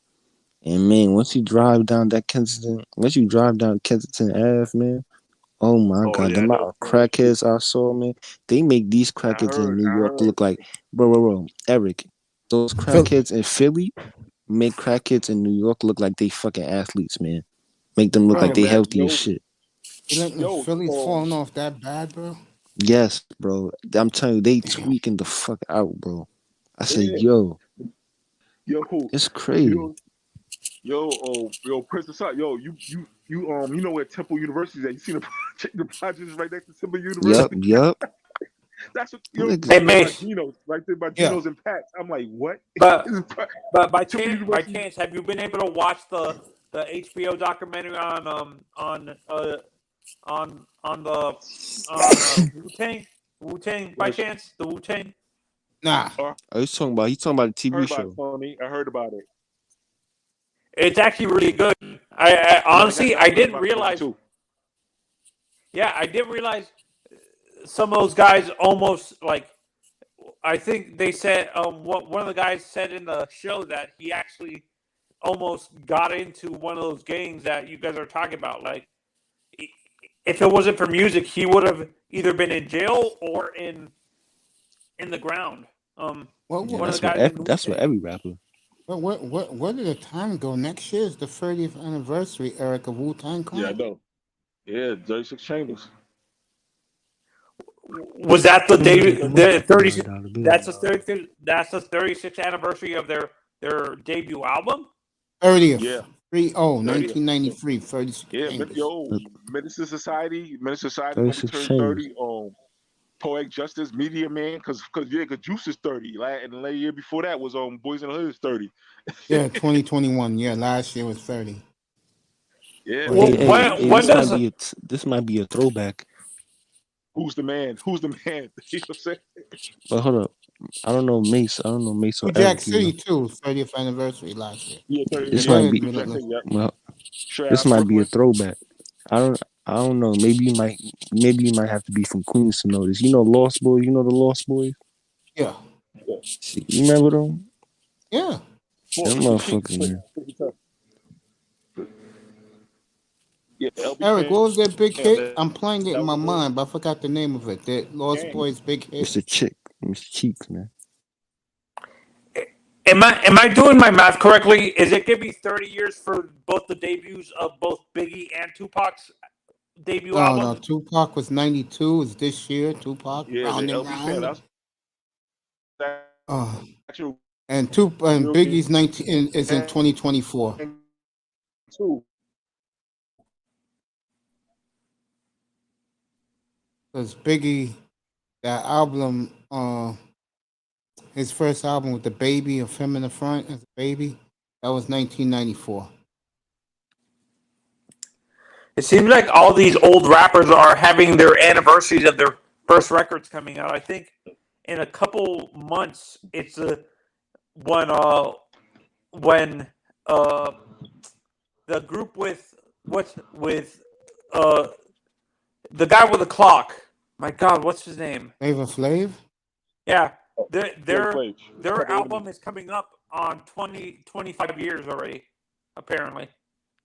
Oh, Flavor Flav, and that was the 80s, man. That was the late 80s. No, that's what I'm saying. It's like 25 or 30 years already for that. They already had their anniversary. Long time ago. They had it on 40 years, bro. Did you ever go to any of their concerts, Mace? No, I don't like Flavor Flav. You don't like that group? Wow. Oh. I didn't really like the 80s, bro. I like the 90s. I love the 80s. Eric, are you like Mace? Are you more 90s rap or are you 80s rap more? Well, I mean, for the 80s is what I like Run DMC, Biz Markie, Eric B. Rakim. I was more of a Michael Jackson, like Bad Thriller era guy, but Big Daddy Kane. But then 90s, I love Big. I love the Juice soundtrack with Enough Respect Duke, Woo, Big, Early J, Lost Boys, like Prince Hassan said, Mace, you know what I'm saying? Then early 2000s, you know what I'm saying? I like Cash Money, you know what I'm saying? Master P, No Limit. Oh yeah, No Limit was my niggas, bro. Dipset, Jim Jones, and Cam. I was more. Were you a big fan of Murder Inc? Well, yeah, were you a big fan of Murder Inc? Yeah, Ja, Black Child, Cadillac Ty. Yeah, of course. A lot of people like people who are DMX fans didn't really like Murder Inc. Like a lot of hardcore DMX guys didn't like Murder Inc. because they felt that Ja was basically copying his style, him and Pac's style. Not because Ja Rule sound the same. If you go to Cash Money Click, when he was down Cash Money Click, he sound DMX sounds different. When DMX the Great, he sounded different. Go look up DMX the Great up on YouTube and look up Ja Rule Cash Money Click. He still had that same energy.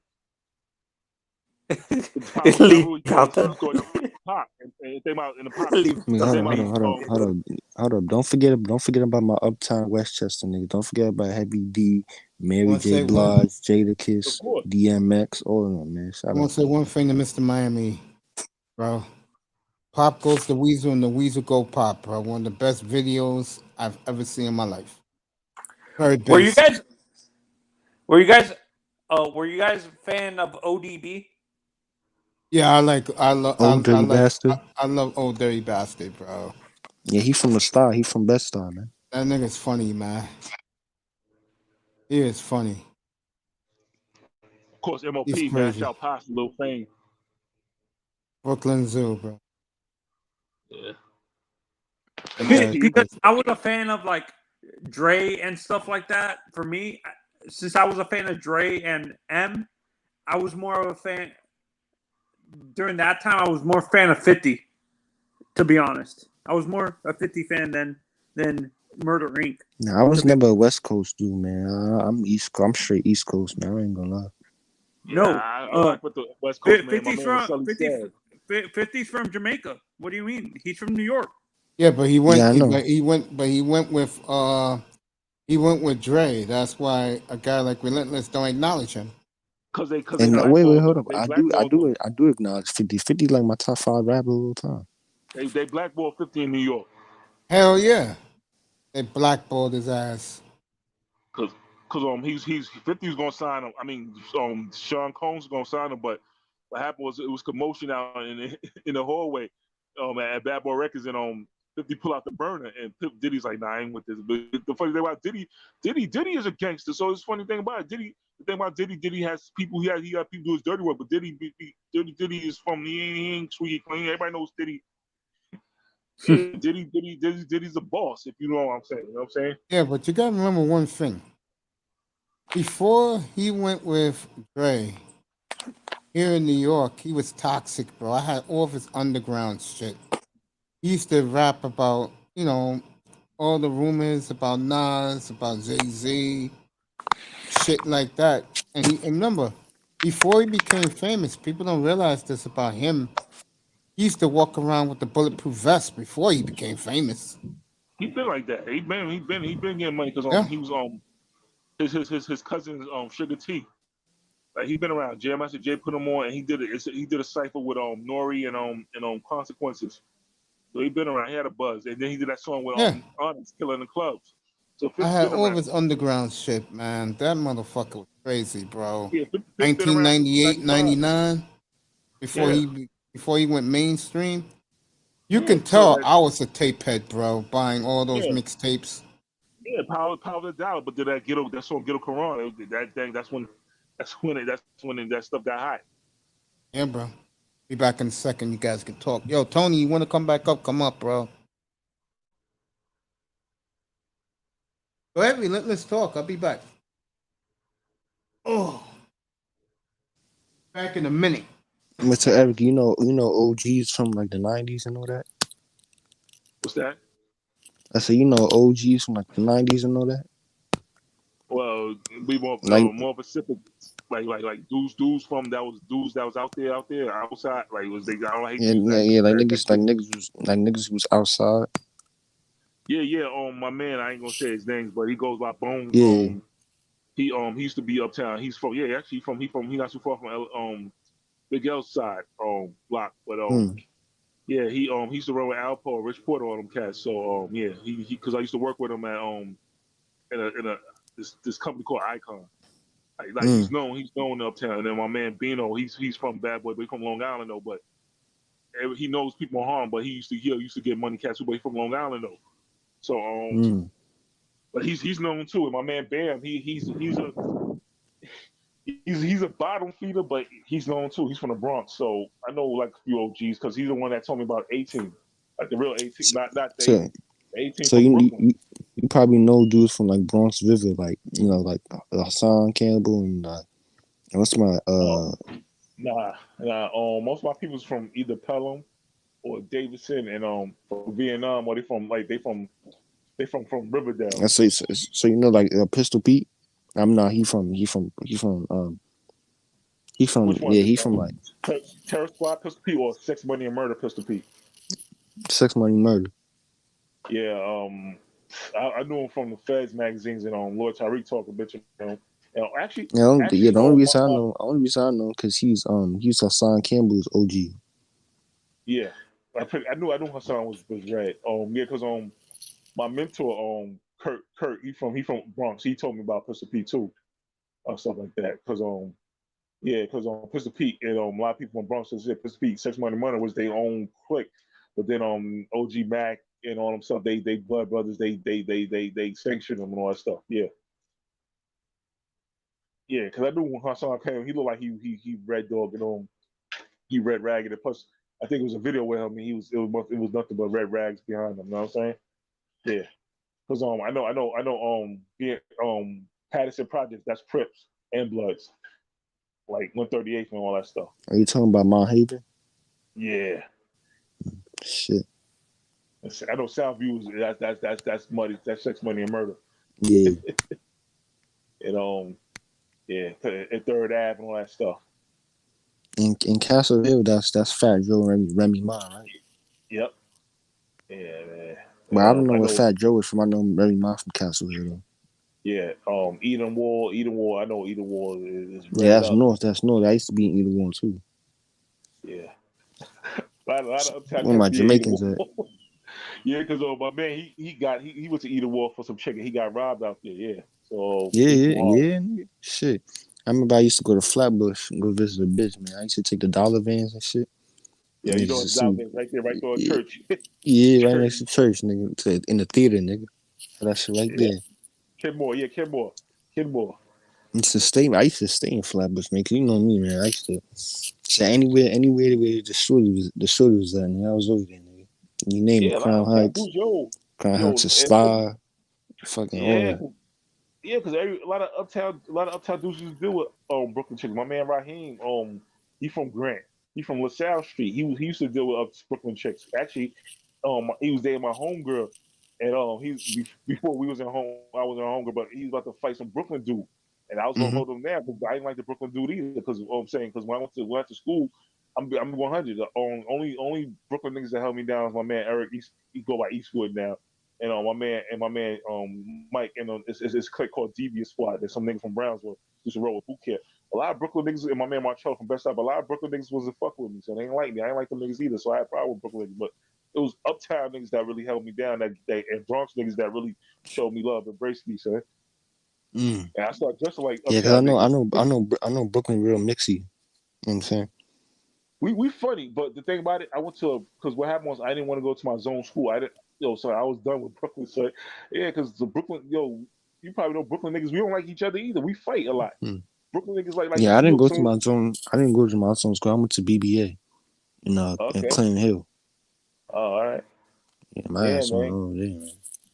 Yeah, because everybody think because shout out to what's his name from Live Squad. He said Brooklyn niggas because they think Brooklyn niggas we don't get along, son. We don't fuck each other like that. It's diverted. It's blocks, hoods. It's a lot of diversion. It's a lot of segregation out here in Brooklyn. So everybody, even in East New York, son, certain blocks you can't go on. Certain niggas don't like other sides. Like even the best side, like my man, I ain't gonna say his name, but he's on Gates, and he Red Rag and he Blood. They don't like 2 blocks down. They beef on another block. You know what I'm saying? Like best sides mixed, man. Even Brooklyn, like best side East New York. Yeah, best sides mixed. I know, man. I used to be in Best Side. Even when I used to go to school, like around the Clinton Hill. Go Quincy. right down. Yep. Head right Yeah, down Fulton Best Ave, Star. Fulton Strip. Yeah, Clinton Hill, Be a Flint, Thorpe Washington, Ave. all that stuff. Yeah. Some newer houses around it. Then I used to go to Brevoort on Fulton Ave. Go to McDonald's over there. That's Fab Projects. Fab from over there. Yeah, Yeah, Brevoort. Fab. Yeah, Brevoort, all that stuff. Ralph Avenue, all that stuff. Fulton. Mm-hmm. Yeah, Ralph. Fulton, all that shit. Yeah, Ralph, all that. Yeah, Ralph. No, Salt and Peppers from Queens. Benzino's from Boston. Yeah. Nigga from Boston, yo. Yeah, Ray Benzino's in Boston. B-Town. He fucked these. He did business. He break bread with niggas out here. Like Huddy Combs. Rest in peace. Huddy Combs from Uptown. Yeah. Or I know him as HUD 6. Yeah, he passed away. Yeah. Ray put out the best hip hop publication ever in Source magazine. Source XXL, Rap Pages. Back in the 90s. Oh, you remember? He ruined his reputation though. Say that again? I said Benzino. I'll get back to that in a second. Say that again, Eric. Yeah, Rap Pages, XXL. You remember Johnny Blaze magazine? Yeah, the Vibe magazine. Yeah, Vibe. Yeah, I remember the Vibe. Or Word Up. And who was that dude? Who was that dude? I think he was from downtown Brooklyn. He's the one who took that gun. He was the one who took that gun charge for P. Diddy. What's his name? Oh, you talking about Sean? For the murder? From Crown Heights. Yeah, Sean. He's from Crown Heights. No. I'm talking about. You remember when P. Diddy went to that club with J-Lo? Yeah. And the nigga shot up the club. Yeah, I told you who it was. It took the heat for it. Let me answer Benzino. You have to understand something about Ray. He's biracial. He's from Boston. Probably one of the most prejudiced places in the planet. You know, he's mixed. And look what he's dealing in. He's dealing in the hip hop world. Yeah. So Ray had to go the way he went. I support Ray. Nothing against N.F.L, but yeah, man. He's not one of us, bro. Oh, yo, Mr. Miami, yo, the Fat Boys, they from my hood. They from East New York. They from Boulevard houses. I'm gonna leave the Fat Boys alone. Heavy D, I met one time. Shout out Heavy D. Rest in peace, man. Rest in peace.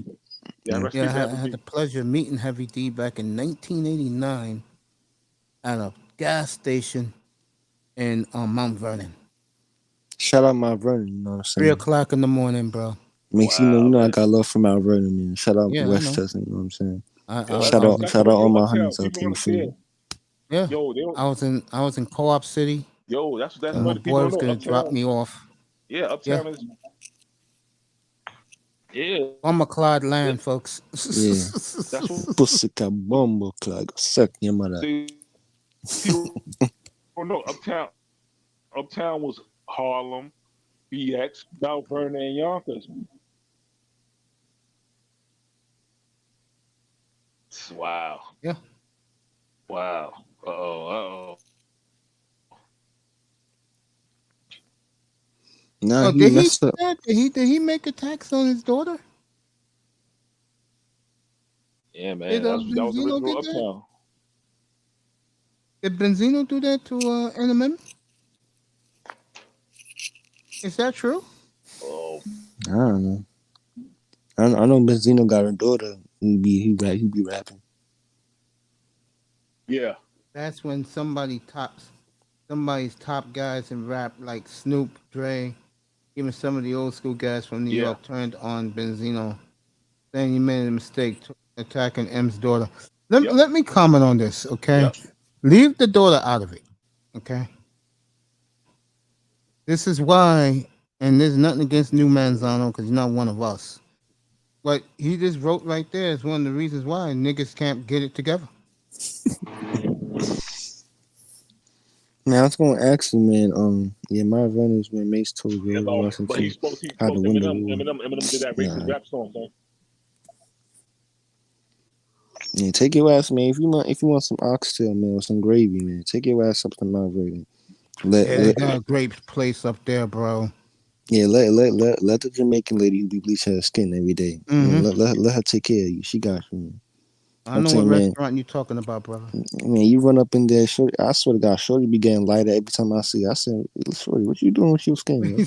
Mount Vernon's the place where Mace told George Washington how to win the war. Epic stuff. You got to show the photo of Mace.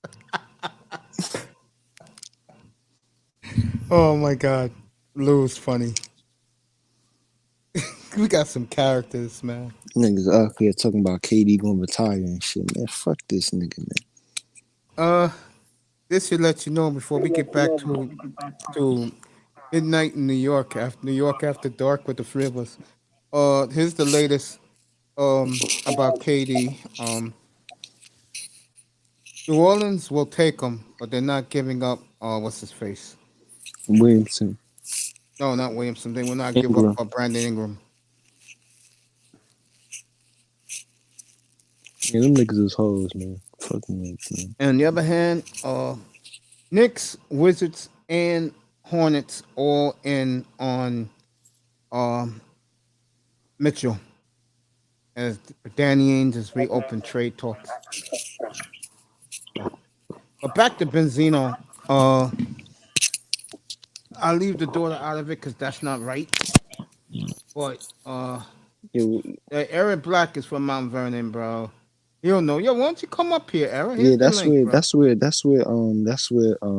Heavy D in the book. Yeah, Heavy D, who else? PD from out there. Who else? Denzel Washington from Mount Vernon too. Okay, Manzano's calling you out, Relentless. I actually disagree. The best oxtail is from the Dominican. Man, you ain't never had no good oxtail. No, dude, the Dominicans make it well, bro. Don't put it past them, bro. Nah, bro. Listen, it's all about my island, bro. I know. Listen. I know. You're honoring your peeps. You see me, I tell you.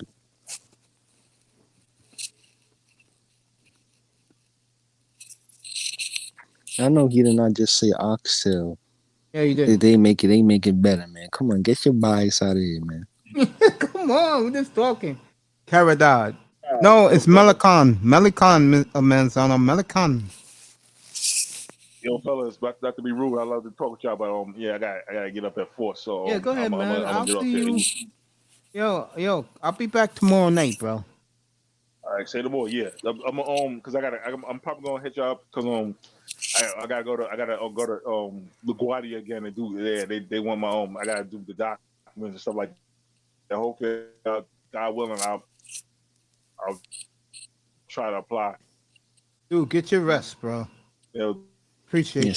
Speaking of airport, Kingsborough, I don't want to go. Everybody's giving you peace, I like Eric. Kingsborough, but it's too deep in Brooklyn, man. Yeah, we talking about Kingsborough and Crown Heights. I appreciate that.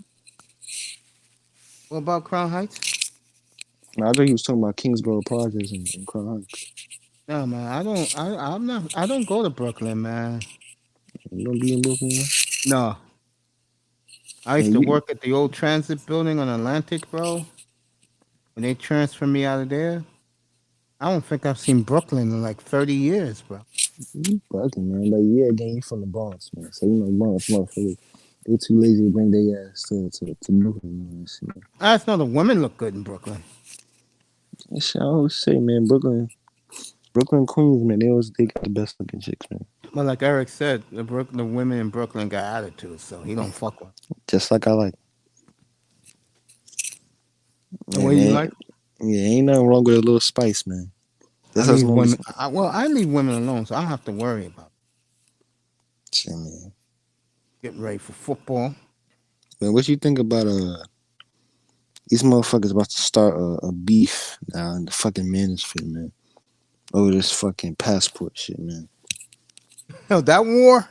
Yeah. I agree with the passport bros, but I don't like them. And the reason why I don't like them, they're a bunch of elitist niggas who can't get no ass. Like, man, if you want to travel overseas, man, just don't at least travel overseas to start businesses and, you know what I'm saying? Just don't go there for some ass because, dog, these chicks, man, they run a game on these dudes, man. Like, you see the video of the chick in Thailand saying that, you know, she got a whole plan when dudes come over, you know what I'm saying? They be putting Like even in Latin America, like even in like Mexico, they be putting shit in the drink. They be putting that zombie pill in niggas' drinks and shit. When they go use the bathroom to put something in they drink, then they rob them and man, niggas need to be careful out there, yo. I'm telling you, you go out there, you start tricking, niggas get too happy and shit. Niggas get too happy. It's true, bro. Come on, Here dog. with the pretty boy relentless up here with me. Right about that stuff. You call me pretty boy, nigga. The Miami Oxtails is good. Hey, I thought Mr. Miami was Haitian, man. I was about to say some Haitian food, man. I just assumed everybody from Florida Haitian, man. A lot of Caribbeans in Miami, yeah, a lot. Miami's mixed, man. Yeah, Mr. Miami probably got like some Haitian bodyguards, nigga. Them niggas don't play around with some shit. You know, Miami got the killer squad watching his mansion down in Davie. 6 bedrooms, 4 bath. Tennis court. He got 16, man. He got 16, man. He got one for each of his fucking wives. Sure does.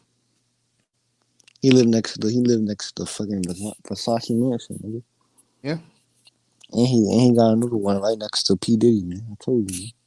Mm-hmm. And he got another one right next to Rick Ross, man. They be making music together, man. Yeah. Got that beautiful palatial stay. And give him Mr. Miami credit. He cuts his own grass. Yeah, Eric, have a good night, brother. You good family people, bro. New York style, bro. I'm gonna have one of these shows, one of these weekends. I'm gonna have nothing but New York dudes up here, bro. And of course you invited. Of course you invited. Let's talk about New York shit, bro. I'll make sure the panel's good because I don't like niggas acting all dumb. Hey, Mace, let me clarify what I meant. Is like that's how the whole beef started with him, Benzino, and Ja Rule. That they made personal attacks on his daughter.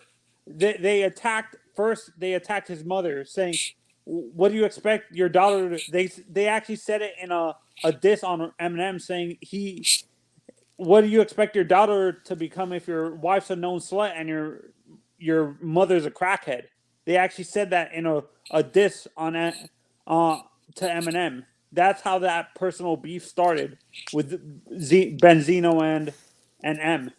Benzino, M, and Ja Rule. But do you understand why those guys did what they did? No. Can you explain, please? Okay, sure. They saw this white guy come into a black man's world, just like Tiger Woods at the exact same time was the best in a white man's world. Tiger Woods was the best golfer. Eminem back in the year 2002 was the best rapper. Well, first of all, Eminem is an undercover racist, so I don't want to hear enough from that nigga. I'm getting there. Don't worry, relentless. I'm getting there with Manzano. Hey, talented ass rapper, but yeah, I remember he had a song where he was like, he had like a bunch of black chicks, and he was like saying, "Oh, the monkey this and monkey that and wig this." I'm like, bitch, what the fuck? You racist ass motherfucker, man. I was gonna get to that. Problem with everything that happened was, brothers turned down Ray and those guys, which was wrong, and they were wrong for putting that little girl into anything. They should have left the little girl, the beef, out of it. I mean, don't be dissing other people's children, bro. Especially when they're toddlers at that time, bro. Yeah, the girl. She was like 12 or 11. She was in middle school when they did that. Oh, okay.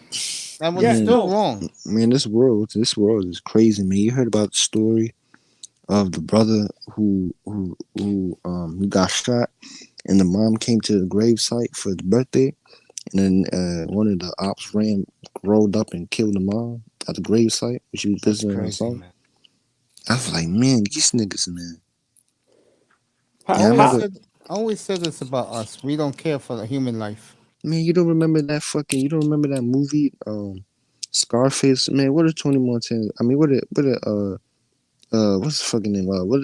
Tony Montana, right? That's Cuba. He said, Yeah, but man, he said, yo, keep keep children and women out of it, man. These motherfuckers, they be killing everybody nowadays. They ain't Yeah, got no no, and respect. you know what it is? All they want is street Mace and Relentless. You gotta agree. Some of these young cats, all they want is street cred. That's why they do like. Man, do you make money off of street cred? Like, do you shoot a motherfucker and that instantly get 20,000 in your account? Like No, these to niggas, get man, come on, man, your what's wrong with skin these in the niggas, man? game is what I'm saying. To get Yeah, that, I understand, but these niggas, man, they ain't have no respect. Like, there used to be a Human time, life. where even back in Mace's day, you got a problem with somebody, you told them meet you outside, and Yep. y'all get a fist fight and all that shit, man. Nowadays, even the dude that died at McDonald's and shit, the motherfucker told him to come outside. He thought he was gonna go out there and they was gonna go blow for blow. Nigga put out a gun and shot that nigga, man. These yeah, niggas no, don't play no fair, bro. and the get it's weird. The code was different back then. Even the gangsters had respect Yeah, back like they said, in Mace's like day. if you saw an op with his grandmother or his mom or his daughter, you left that alone. You said, "I'll catch you next time, man." Now these dudes, man, Exactly. now these dudes are shooting 4-year-olds and trying to get street cred off of shooting 4-year-olds, man. Fuck is wrong with these niggas, man? It's Damn, desperate. yo. It's all about desperation, is what it is. They don't, and like May said, it's desperation, and they don't care about human life and stuff like that. Man, these niggas ain't shit, man. How it devolved to how it got this bad is beyond me. Like, It's easy how it gotten this bad. Their parents, their fathers didn't respect the street either. That's why dad wasn't around. Probably locked up in some prison somewhere. the lack of a father figure is what you're basically saying. And the mother not It's caring either. lack of father figure and them relying and the mother teaching them shit. See, let me tell you something about these gangsters, man. These gangsters, man, they're actually emotional. Like, a lot of people think being emotional is just about crying. Nah, these dudes think through their feelings. They couch a nigga fucking their baby mother, and they'll run up in there with an AK-47 and shoot the nigga. Like, come on, bro. Like, these dudes all emotional. They all fucking in their feelings and shit. That's why you be doing all this goofy ass shit, man. Why the fuck you shooting some dude's mother at the gravesite, man? What the fuck the mother do to you, nigga? She ain't do nothing. She ain't got nothing to do with that shit. Yeah, no, and I watch a lot of I know this is fictional, but something happened in one of the shows I watched. Something similar to what you're saying. Like, it was all a person got this. The show was taped in New York and stuff. The father's son got shot all on mistaken identity and stuff like that. The guy wasn't in the gang life anymore, but because he had the same name as another gangster, his son got killed and stuff like that. So this is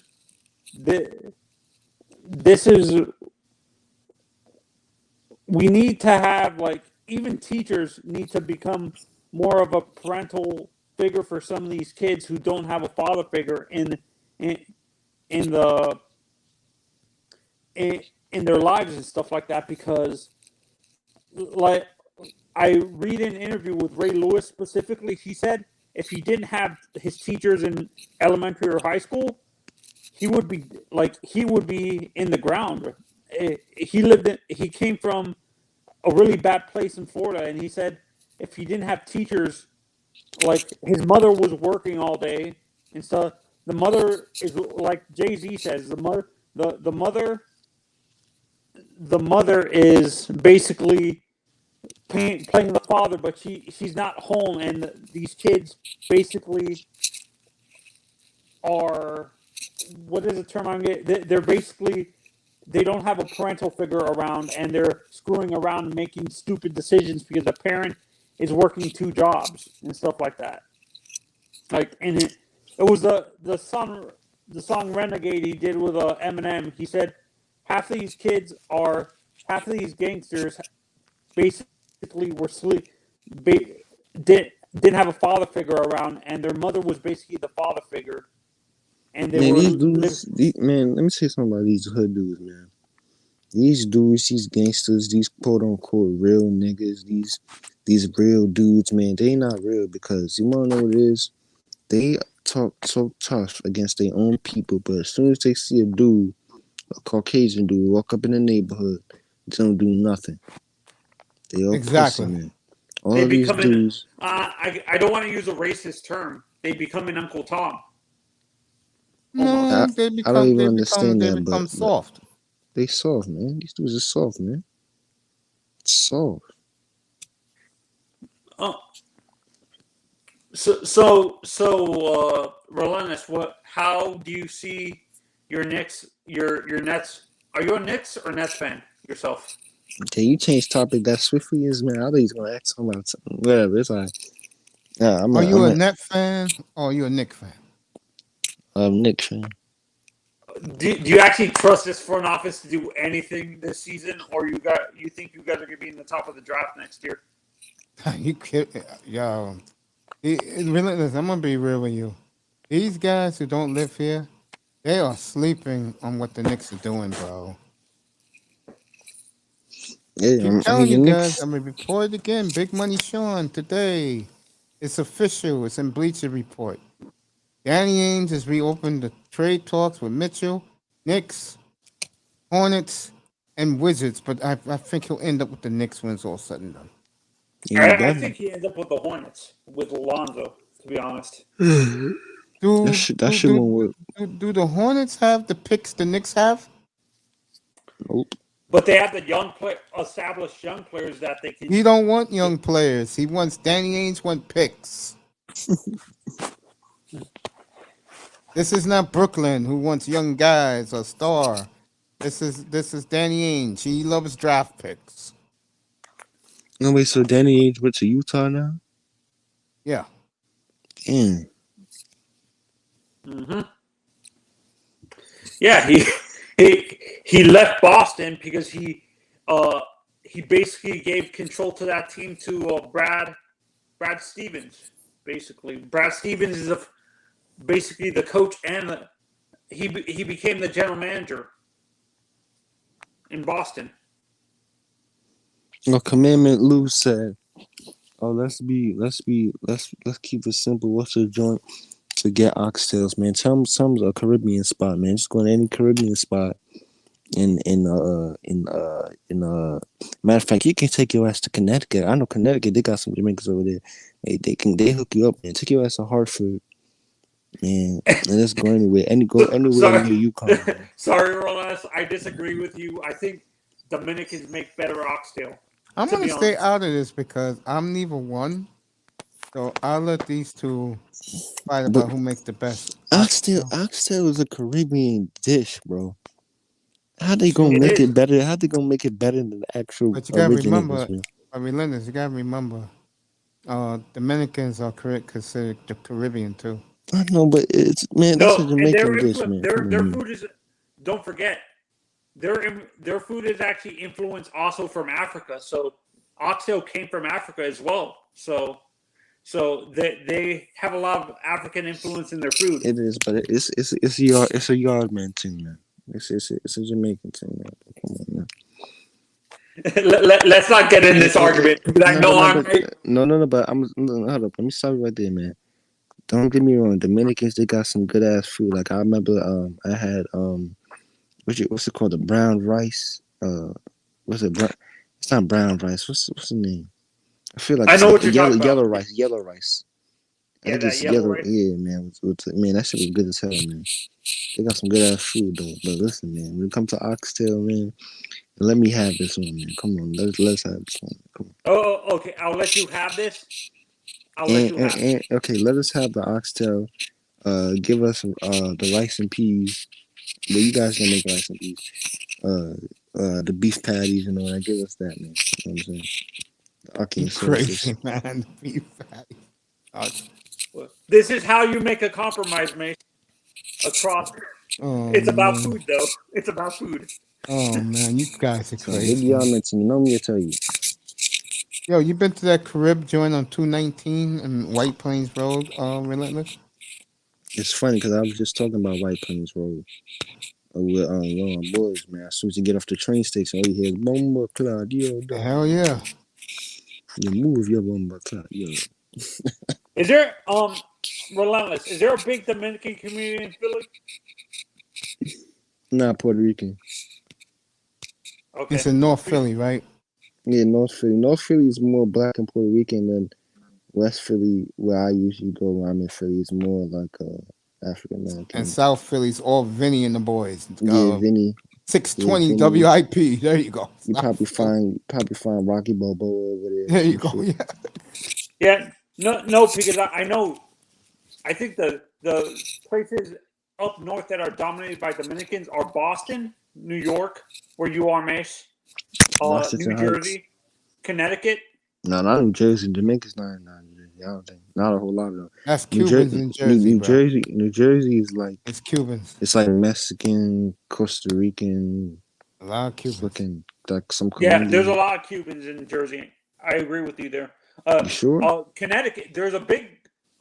It's crazy. A lot of Dominicans move up to places like Connecticut and New Hampshire and Man, Rhode Island. I feel like Connecticut is more like Hispanic, like more like it's like Jamaican, like Ghanaian stuff. Like You want to go to Cuban. Bridgeport? I'll tell you that right now.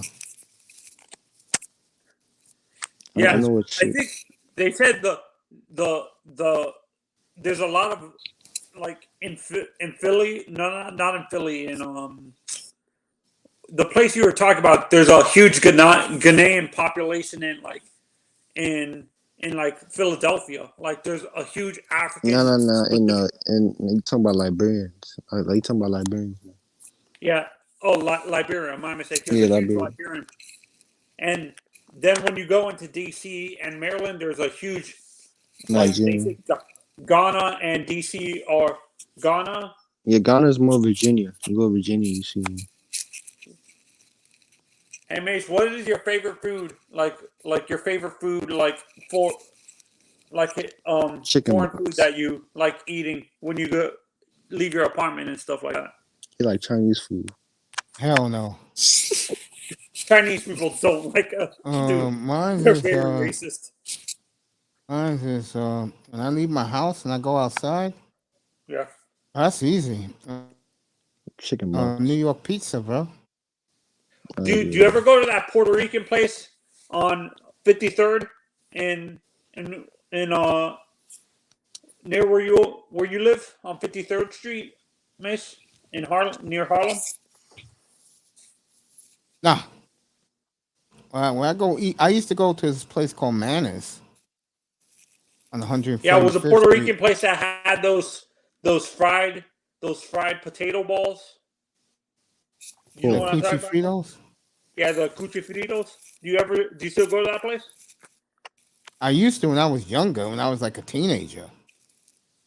Because I used to go to what you guys will say now is a hip hop concert. Yeah. But in the late 70s, it was called a jam concert. And I would get home like 2, 3 in the morning, and I would eat at the restaurant because the restaurant was 24 hours. I used to have that ball you talking about in the window. Yeah, man. Those things are so Shit, good. I gotta wake up early, man. Just one last thing, man. Just so you already know, man. Jamaicans, they make the best oxtail, man. That should be falling off the goddamn bone, man. I'm telling you, man. But nah, shout out to me. Shout out to Tony Manzano. Yeah, Shout out to you, man. It's good seeing you, young man. Hey, your boy is coming here tomorrow. He was in the chat earlier tonight. He'll be here tomorrow. Bargav? Yeah, so if you can What's reach up? Melina, I'll let you guys talk about the upcoming World Cup in Qatar. Yeah. And maybe Manzano will pop up. Yeah, Arsenal been playing good. We got See, Gabriel. if you seen her new Instagram picture of Miss Melina, she's rocking an Arsenal jersey. The Yeah, I real saw one. it. Yeah, I saw it. I think honestly we're gonna blow you guys out this season, so let's not get too confident. Man, didn't you guys get slapped up in the preseason? Man, why you Bro, talking that about? Arsenal jersey she was wearing, that shit was tight. I'm telling you, man, Arsenal I always don't got care, the best dude. jersey. I don't give a shit about preseason when it comes to Chelsea. I focus on the regular season. Yeah, but I don't give a Manzano, shit about Chelsea, the bro, preseason, Chelsea. dude. Listen, Chelsea have been shit this season so far, man. What are you talking about? Dude, that's preseason. I'm not talking about preseason. Since the season started, they've been shit. We won Well, games. tomorrow night we're gonna have a good one up here, bro. They You're an played Arsenal fan? shit. Are you an Arsenal fan too? No, I'm not Arsenal. I'm Man U. Man, Man United fucking suck. Oh my god, I was laughing my ass off the other day. That's me and They what's my suck. boy? That's me and that boy Vader. He's a big Man U fan too. Man United is shit, man. Mace, you need to pick a different team, bro. They suck, Mace, you man. need to switch your But alliance to like Arsenal. bro, the other team, like when they were playing some trash ass team, man. They lost like 4. I think they lost like they already like they were losing by like 4 goals in like less than like 30 minutes or some shit. They fucking shit. Yo, Auntie. What's going on, y'all? Yeah, good to hear from you, man. Welcome back. I was glad to be in your chat room a week ago, man. It was good to see you, man. Appreciate that, Mace. How was your getaway for a while? Good? Yeah, it was all good.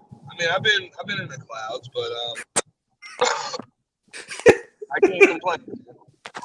Hey, Mace, man. I gotta go to work, bro. I start with 6:30, man. I'll see you tomorrow night. Soccer tomorrow night, right? Be I'm good, holla man. at ya. Be letting us See you, sleep well, Ron. bro. See you tomorrow, man.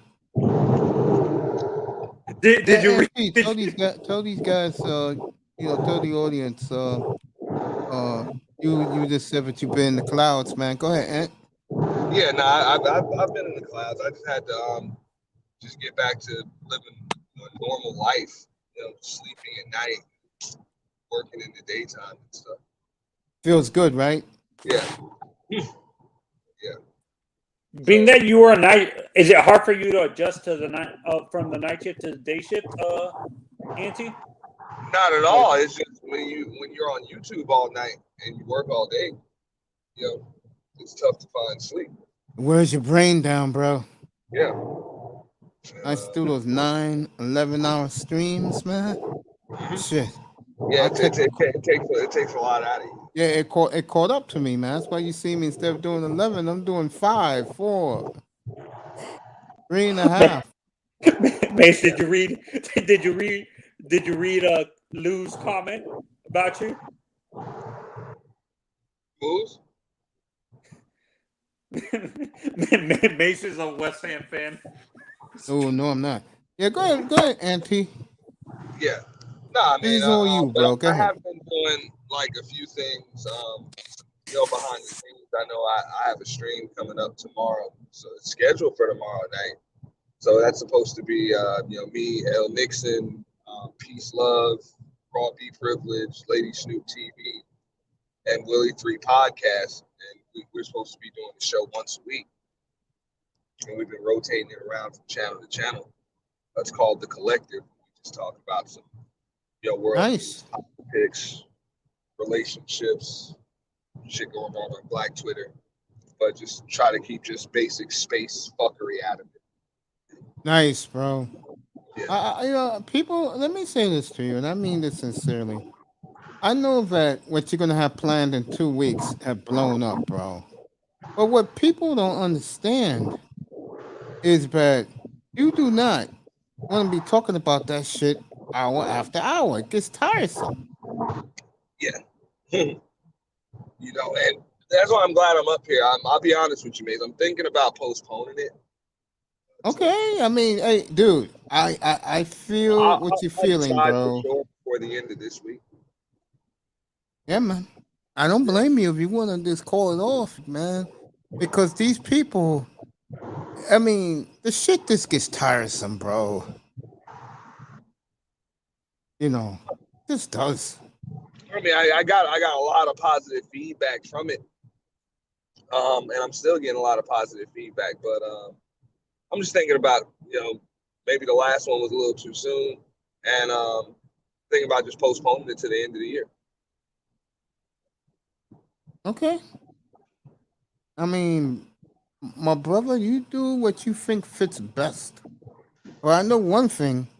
You doing this new collab and going from room to room, platform to platform, talking about relationships and couples. I think that's a brilliant idea, bro. How's been the reaction to it?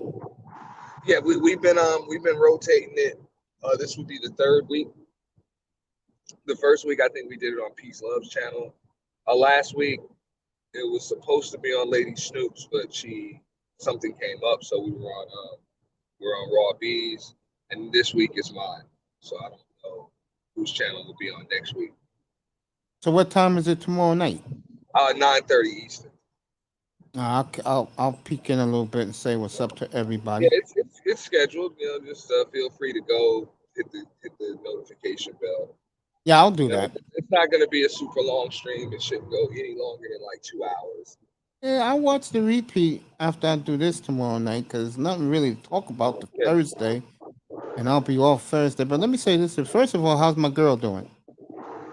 Who? What? Where? PC.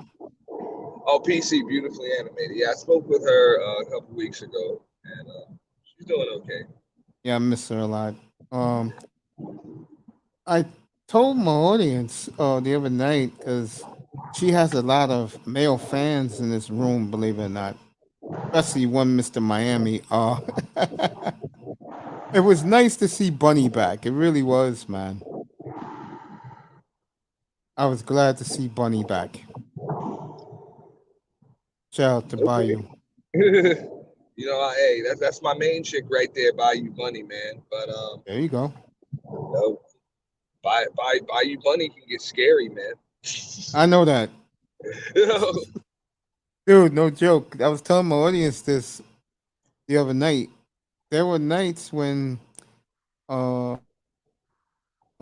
would get off here and she would be on live making videos dissing somebody. I'll never forget the one she did on my boy Romy on Jerome Whiteside. And I was like, I mailed her. I said, yo, I ain't messing with you, honey. And I told guys, leave her alone, bro. She'll get you. She's everywhere. But I like her. Something about her I like. You give her my best. Let me see something else with you. I was talking about your Knicks a few minutes ago. I don't know if you heard me. I was listening. Yeah, Manzano think he's going to Charlotte. I'm like, yo, they don't got the picks, but the Knicks got. Well, I think Danny Ainge is a little too greedy, but I think Mitchell will end up in the Knicks, and I think that's good for them. I don't really care for Donovan Mitchell much, so I don't care where he ends up. Personally. Okay. Is there any player you would like to see the Knicks go after? Yeah, Damian Lillard. I'll do it again. You give me Toppin, give me Quigley, and a couple of those picks. You can have them, bro. I'm dead serious. Done. Where do I sign? He needs the New York stage, in my opinion, man. I'm one of those dude with you. Yeah, I'm one of those dudes that I'm loyal to my dude, but he has to go, bro. He needs a ring, man. He needs to be in the big stage. And I heard he gave Kevin Garnett some real pushback when Garnett told him, yo, you gotta get out of there, bro. It's all about his pride. That's the issue with Dame. Of course. He wants to prove. He wants to become Giannis. He wants to become Giannis. He wants to bring a championship to Portland. When was the last time Portland even won a championship? 45 years ago. Yeah, but they also had the opportunity to draft Kevin Durant and Michael Jordan in the same lifetime, and they didn't do it. Exactly. So, you're right. Wait, was it Portland that drafted Sean Kemp? No, that was Seattle. It was Portland that drafted Sam Bowie over Michael Jordan and Greg Oden over Kevin Durant. I knew that was a disaster, bro. I was out there, bro. I knew that was a disaster waiting to happen. Yeah, I don't think anybody disagreed with that. Well, I mean, I guess a few people did. For me, if Odin I stayed thought Odin healthy, was I going to think be he a would have been solid. I good. thought Odin was going to be a solid big man, but Not me. It was something about him I didn't like. Yeah. He looked too old for a 21-year-old. Bro, I was about to say, bro, that's how he looked at the damn McDonald's All-American game, dude. Go ahead, Tony. Yeah, no, I agree with you.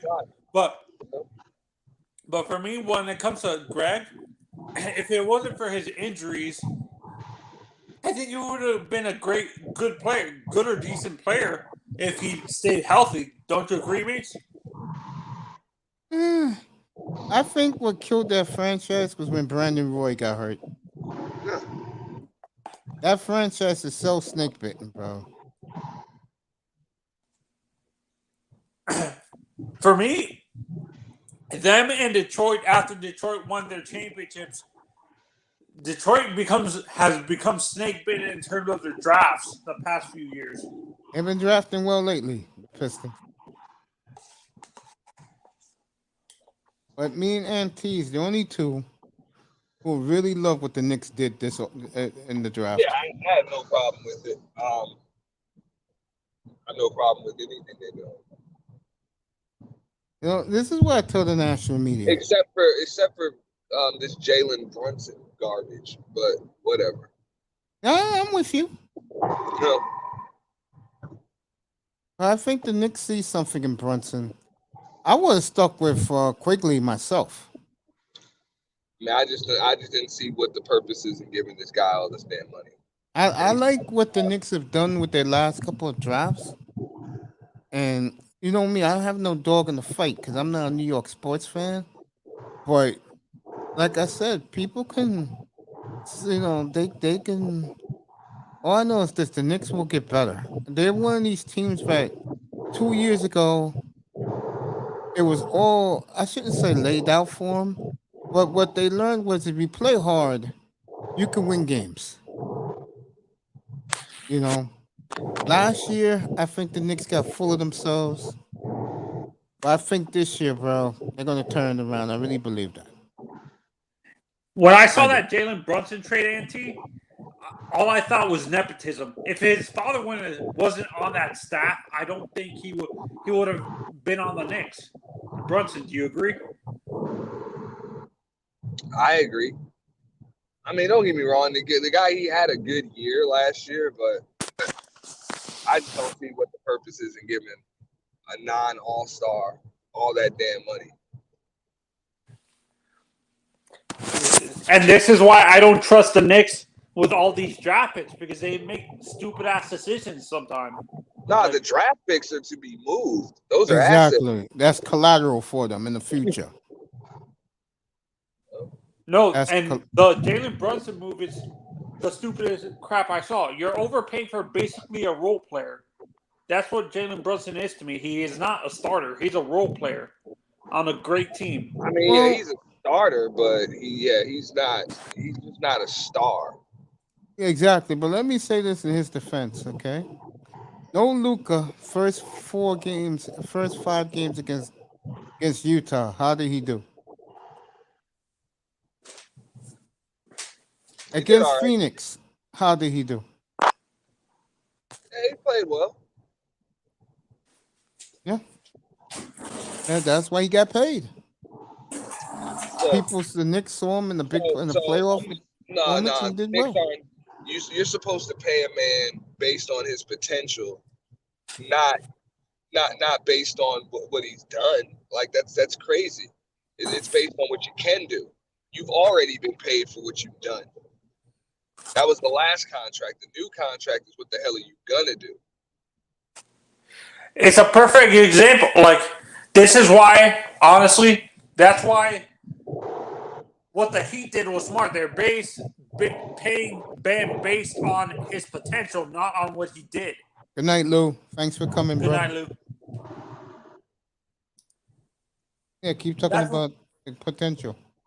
Yeah, no. And honestly, that's why I don't trust the Knicks front office has done stupid has done dumb decisions the past few decades, Mace. Like, can you really trust them to make the smart move and stuff like that?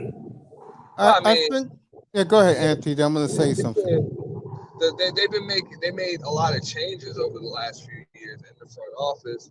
It's just, I just feel as though, look, you get in professional sports, you get paid based on expectations. Not past results, expectations. Teams that pay guys based on past results, it usually doesn't work out too well for them. Portland. Continue. Yeah. No, that's pretty much just all I got to say about that. I'm like, what do you expect from this guy Brunson? Kawhi with the Clippers. Let me say this for the Knicks. And Manzano won this. Why? Well, there's a reason why. And I make fun of it because I'm having a good time with it, but it's the truth. They have an owner that likes standing room only games every night, and he leaves them alone. He doesn't care about them. He cares about the hockey team. And he gives the Knicks unlimited budget. They can spend as much money as they want, do what they want, as long as every seat sold and Spike Lee and 50 cents is there and they're all having a good time. Fat Joe, he's happy. On the other side, he had a chance to win a Stanley Cup. The goalie blew it. He traded the goalie to Colorado. No, that's what I'm talking about. Like, when you have an incompetent owner that doesn't give a shit about your franchise, why wouldn't the owner just, if you don't care about the franchise in the first place, why not just sell it and have someone else run that team so you can focus on the team you actually care about? T, let me ask you a question, brother. Somebody else is running the team. T, let me ask you a question, brother. Would you rather have Jimmy Dolan give you all the resources and leave you alone, or would you rather be the Rangers and have him stand over you and do stupidity? No, I would rather him just leave me the hell alone and give you all the money you need, right? Yeah, that's it, dog. Just give me the give me the checkbook. And the Manzano, I got news for you too. Guess what? Tony, guess what? His Indians are in first place in the American League Central. Oh, Jesus. And he leaves the Indians alone. No, but I think basketball, for me, I think basketball is one of these sports that you have to be a hands-on owner and stuff like that. No, I think football's the one you have to be hands-on. That's why Stephen Ross is Vamos down in Miami. Football, to me, is the most important.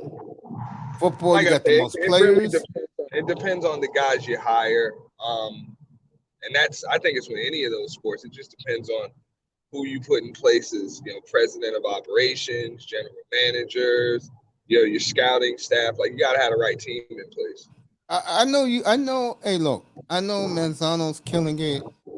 I like the Brunson move for one reason, and it's very important.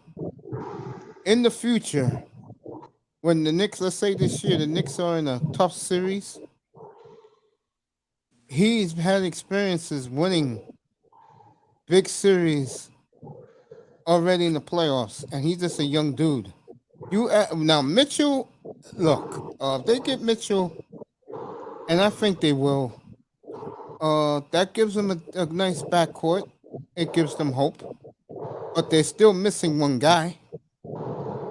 They're missing a big star. And let me say this: if they would have drafted Ivy, that would have been their star. If you saw him in summer league. The guy I honestly, if the guy I would have liked that is the guy who I like Jalen. I think the Knicks would have done well with Jalen Hardy. Jaden Hardy, the G League kid, Mish. The Knicks don't look at guys like that. They look at guys who can give them a spark. Let me put it this way. If they would have got Ivy, you wouldn't have had Brunson on this team right now. No, that's the truth. Nobody's coming up from Westchester. No. To play, you know what I'm saying, the guard. It's just not happening. It's not happening. It's a shame. They're not the Nets. I think if they put more work into their more effort and time and work into their farm system, they'll be in better shape. But Do you think eventually that's a question I want to answer? Actually, do you guys think eventually the NBA might have maybe eventually set up a minor league system besides the G League? Have like maybe completely eliminate college? Have No, they're not going to eliminate the NCAA. They're in it together. Too much money And he involved. hates that. And he hates college basketball, by the way. You're not a big college basketball fan, Auntie? No, Auntie. Adam Silver hates it. Yeah. Yeah. Like, Yeah, no, I that's don't what I'm mind college saying. basketball. I'm just saying, like, they kind of need each other. It sucks, but they do. You know? By the way, I next time Sean is up here, I'll tell him Bronny James looks like he's leading going to the Oregon Ducks to play college basketball. That boy's gonna be a bust. I don't see anything special with Bronny, to be honest. No, they said the star is Bryce. All I know is the kid. All I know is that one thing he got from his dad, he has tremendous court vision. Yeah, and will people forget the reason why you don't? I'm analyzing it from a fan that doesn't watch basketball a ton, like you guys. I don't watch it that much. But the reason why you don't see a lot of traditional big man, like with the traditional big man skills, like you see like Jokic, basically, Mace, is because most of these young centers started out as point guards, but they sprouted up in height and stuff like that. That's why you see a guy like Anthony Davis, and some of these young European centers are like that as well. They started out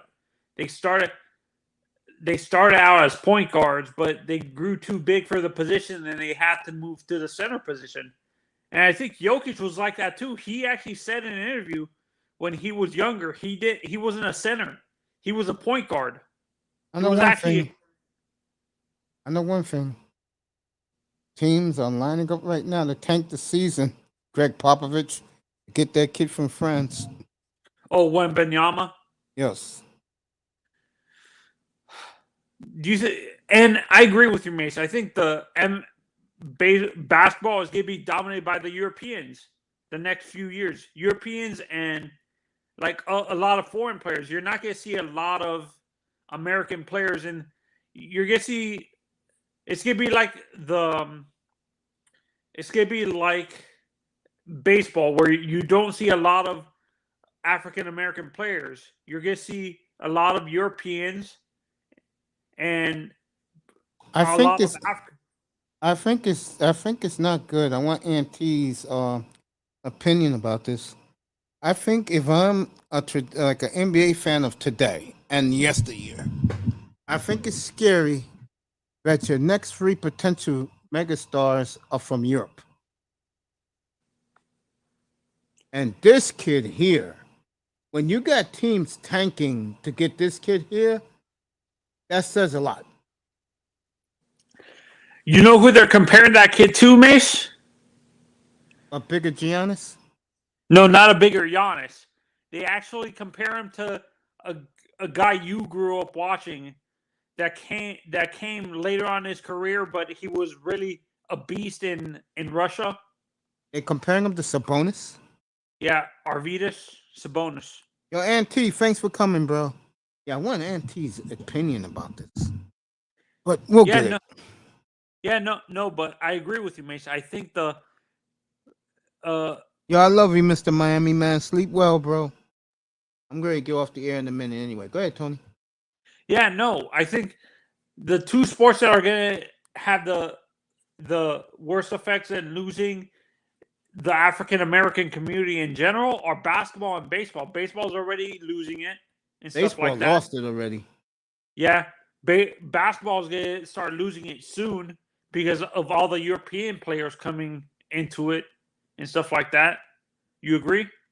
Oh, definitely. Definitely. I think what's going to kill... Let's not forget. You're saying it. Yeah, AAU ball's getting too expensive as well.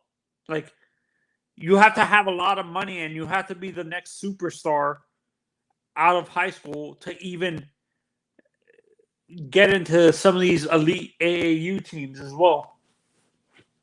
It's like AAU is becoming like travel league. Remember when you were able to play baseball for a lot less money, Mace, when you were younger? Yeah. Now you have to be paying $10,000 for equipment, 10 to 20 grand. That's at the minimum. I don't know. Basketball, all you need is a ball and a pair of shorts. No, but getting I'm talking about the coaching. I'm talking about the coaching specifically. I hate to tell you this, Tony. The coaching is just take the ball, roll out the balls and play. That's what they do in AAU. And half of these kids don't apparently the high school coaches are having issues with AAU now because the kids don't even listen to them at practice. Why should they? You go to AAU travel league, your chances are good. You're going pro. Yeah, no, but that's kind of unfair. I see what's happening, and for me, this is a good thing about eliminating the one and done rule.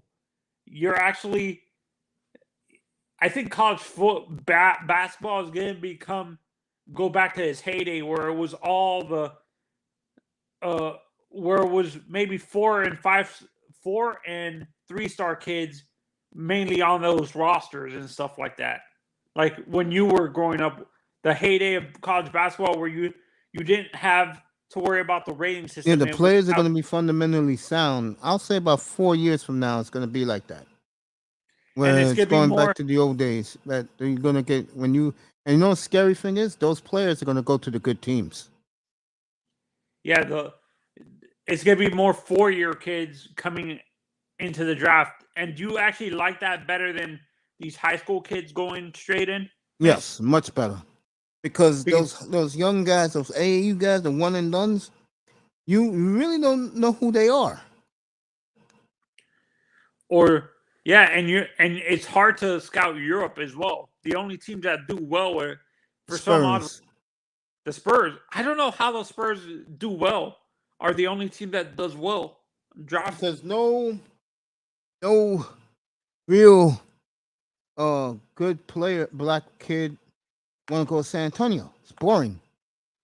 Or Dallas. Popovich runs an iron fist. Yeah, I think once him and Riley, that generation of coaches retires, Mace, I think it's good. Or do you think actually, since they have a lot of influence on a lot of the young coaches like Spoelstra, maybe, you're going to see a lot more coaches like that in the NBA now? No, you're going to see a lot more. As time goes on, you're going to see a lot more. Not even former players. Auntie's back with us.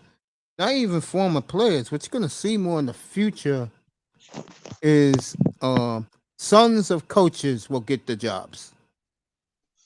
Okay, if your father was a coach, like the guy in Denver. What's his name? Mike Malone. His father was a coach in the 90s with Chuck Daly, and they was from the Chicago staff. Those guys, their sons are going to get the jobs. Yeah, so but Mike Malone is a basketball head, bro. Like he's a real basketball head. Yes, the Auntie knows those are the guys going to get the coaching jobs. So you think? So I'm going to bring up a guy that you probably know because of his father coaching at Miami, Mace. Larinaga, the guy in Boston. That's college. I'm talking about pros. No, his son Larinaga coaches in Boston. He's an assistant coach in Boston. I don't know about him. I'm talking about like Malone. His father coached in the NBA. I'm talking about guys who coach in the NBA. Is there any? Does Daly have any kids coaching? Apply with what you call it? Grunfeld, right? Yeah, Grunfeld. You'll see it a lot, man. Do you see a lot? Does Chuck Daly have any grandkids or kids coaching in basketball? I don't know. Chuck Daly died like 20 years ago, man. I don't know. I know he had daughters. I know that. So I don't see that happening. And another trend you can probably see happening is a young, offensively minded college coaches coming up into the NBA too, Mace, as well. Now, what you're gonna see, I don't see that happening. Now, what you're gonna see is you're gonna see a lot of you're gonna see coaches from overseas.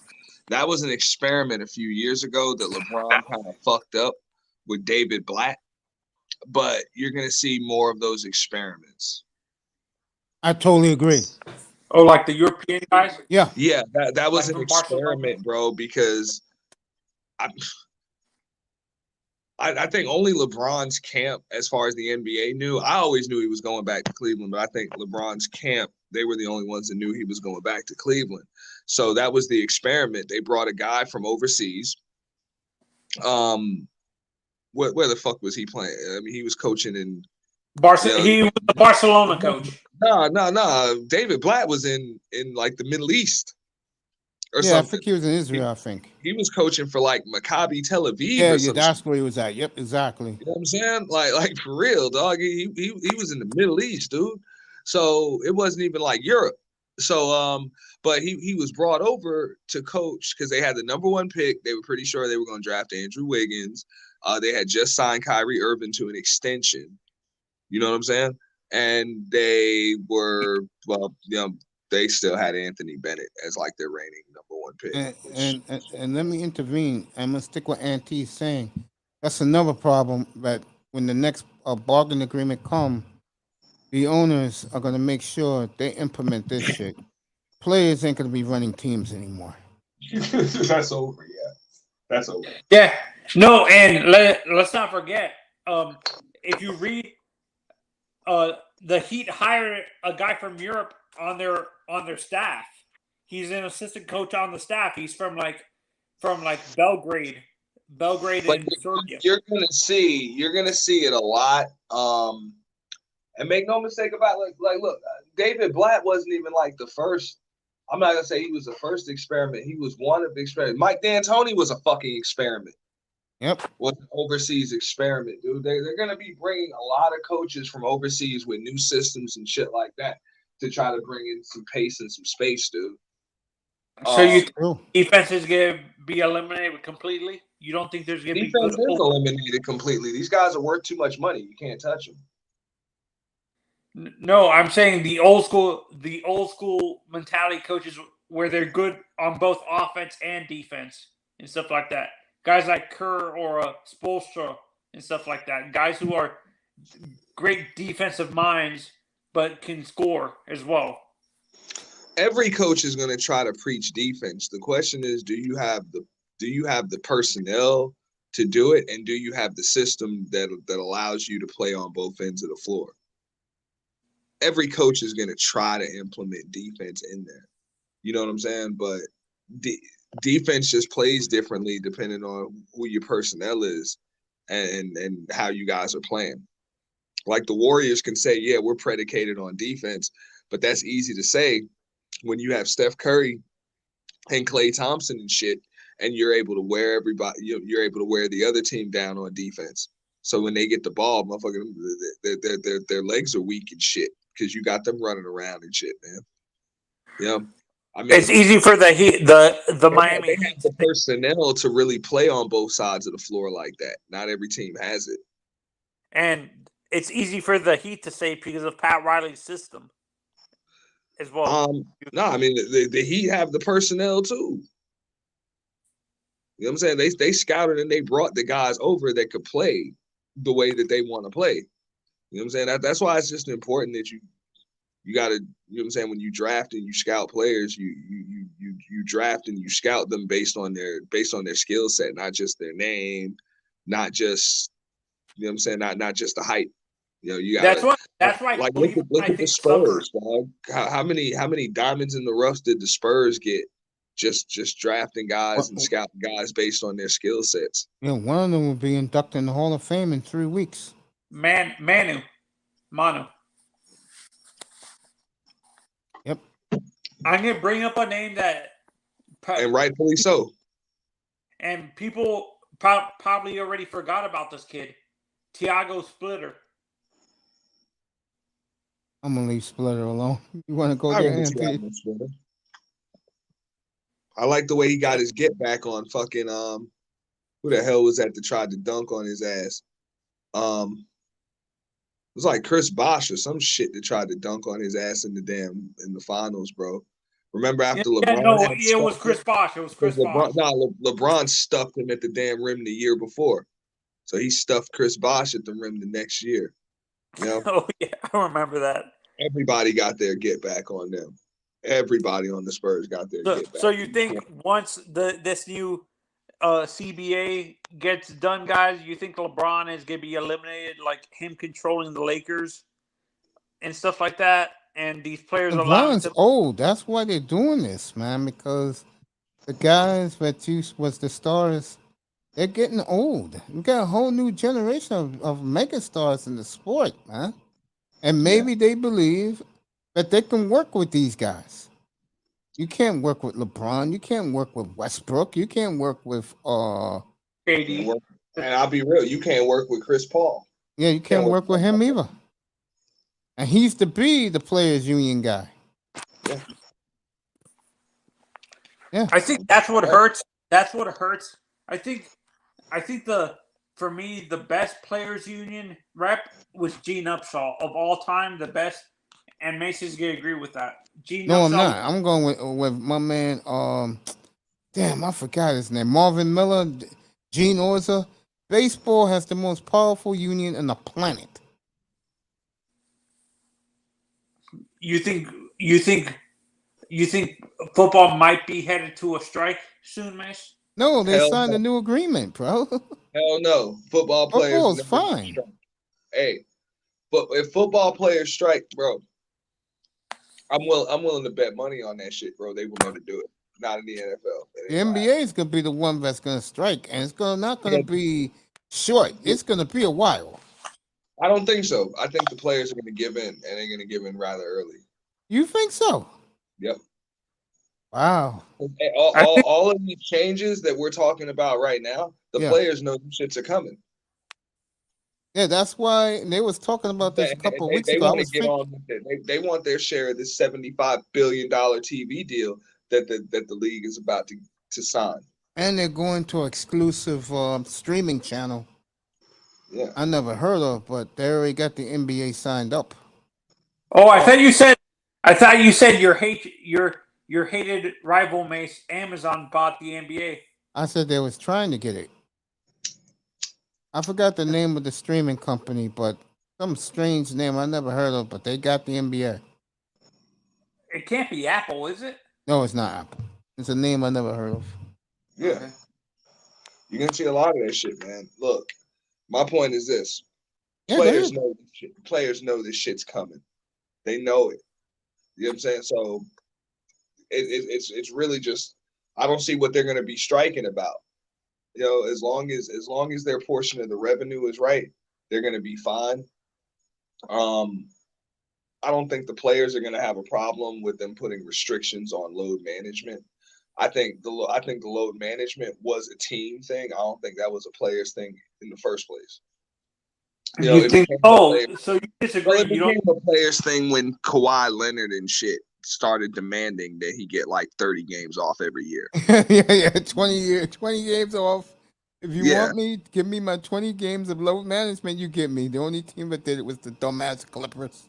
Yeah, you feel me? The Raptors would have given it to him too. Oh yeah. Toronto would have given it to him. Yeah, the Raptors would have given it to him, but there was an argument on the like this is a pure basketball channel, and they were having an argument, a discussion about LeBron and Kareem and stuff like that. And one of these guys was a LeBron fan, and he said LeBron was a better overall player than Kareem because of the amount of games. All right, he played. that's it. Conversation's over. I don't need to hear anymore. It's bullshit. Exactly. That's the problem with today's it's bullshit. About today's older not older, but in the millennial guy, they don't respect history. They don't care. Bro, that's bullshit. I've been looking at these polls about the GOAT. Who's the GOAT? How the hell are you gonna tell me that LeBron gets 98% over fucking what's his face, bro? Not Kareem. Kareem, not Kareem, somebody else. Oh yeah, Elijah one. Are you kidding me? You know what's that I'm a millennial basketball fan, and I respect the. For me, I said this multiple times. LeBron can't even hold a candle to guys like Larry Bird, Kareem, or I mean, I'm not going to say that he can't hold a candle to Larry Bird or Kareem. I think LeBron is up there in the conversation. So I'll give him top 10. but I'll not leave it at top that. 5.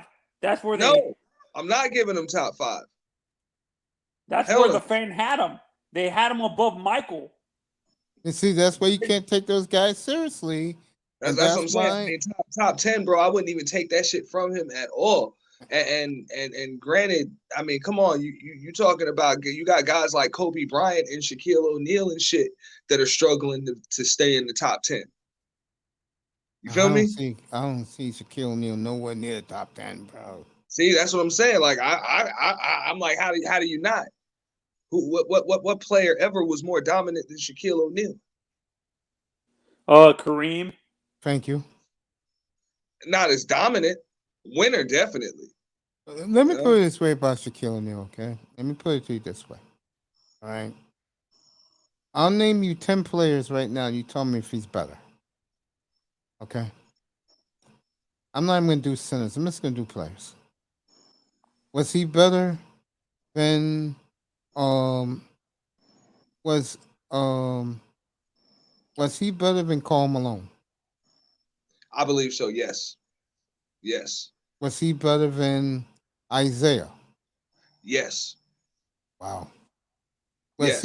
Was he better than out of shape and all?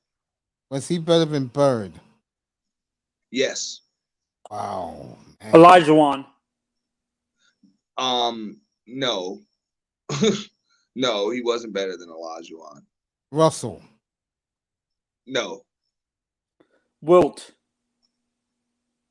Yes. Wow. West. Bill Walton. Yes, he was better than Bill Walton. West. Jerry West? Yes. Damn, now we comparing apples to oranges, dude. Kareem. There's a reason why I mentioned, because these are some the guys I'm mentioning is some of the all-time greats, man. Yeah. All right. Kareem. I mean, I'm Auntie, don't do it, man. I mean, wait, I believe Shaq was more dominant than Kareem. I don't think Shaq was better than Kareem. You guys find it on YouTube. It's called Kareem versus Wilt. And you gotta understand the guys who do this stuff, they hate Wilt Chamberlain. I don't know why. They just do. So in the last 10 minutes of that documentary, Wilt Chamberlain had women and they don't. Oh, here you go. That's a good point. Excellent point.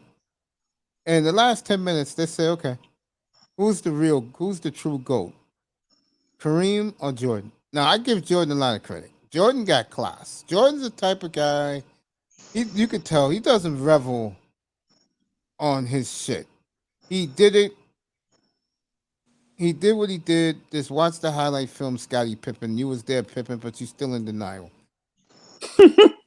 So then they asked Kareem, same question. Who's the GOAT? And he said, between you and Michael. And he told the guy, quote, Michael may be more athletic than me, but Michael could never be better than me. That's all you need to know, baby. Hey, no, I'm fine with that. I don't want to get off the train of thought of that original topic, like what we were just talking about a moment ago. Oh, you mean about the European invasion? No, the Players Association and shit like that. Yeah, go. You can go back to that. You know, blaming. All right, now, I mean, I think LeBron gets a little too much heat for what the fuck's going on. Because I'm like, I haven't seen LeBron James force his way out of any place. Granted, the team up thing and the homie booty partner shit, like I'm gonna link up with my fucking with my pansexual partners and shit. That's kind of been, you know what I'm saying, that's a him thing. But other than that, I don't. It'll be interesting for LeBron because he hasn't signed the extension. I think he's waiting to see the Lakers do something. And I mean, he can wait all he fucking wants. The Lakers know what their goal. The Lakers' goal is always to win a championship. Ain't happening this year anytime soon. That's always gonna piss LeBron James off. See, I don't be wanting to step on your toes, Mace, and do topics regarding sports because I know you do sports. You know, but even in the space, bro, these NBA players. Yeah. I got this from Chronicles of Judah 144. Like, you can use all of these NBA players are like perfect like examples for red pill content and shit. You know what I'm saying? I mean, if you want to talk about fucking modern day effects of the matriarchy and shit on black men and shit, bro, use these NBA players as examples, dude. Like, no accountability. Every decision is made based on emotions. You know, these guys are like children. They never fucking grow up. You got guys like Kevin Durant to sign a fucking extension, and then 2 days later, literally 2 days later, they try to force their way out. Wait, I thought he just signed it. He just signed that extension. Yeah, he just signed the extension. I didn't wait. I thought this was still the contract from last free agency. Bro, you better tell him, Mace. Yeah, he signed an extension, I think, a year ago. At this time. No, he signed the extension just this past last year.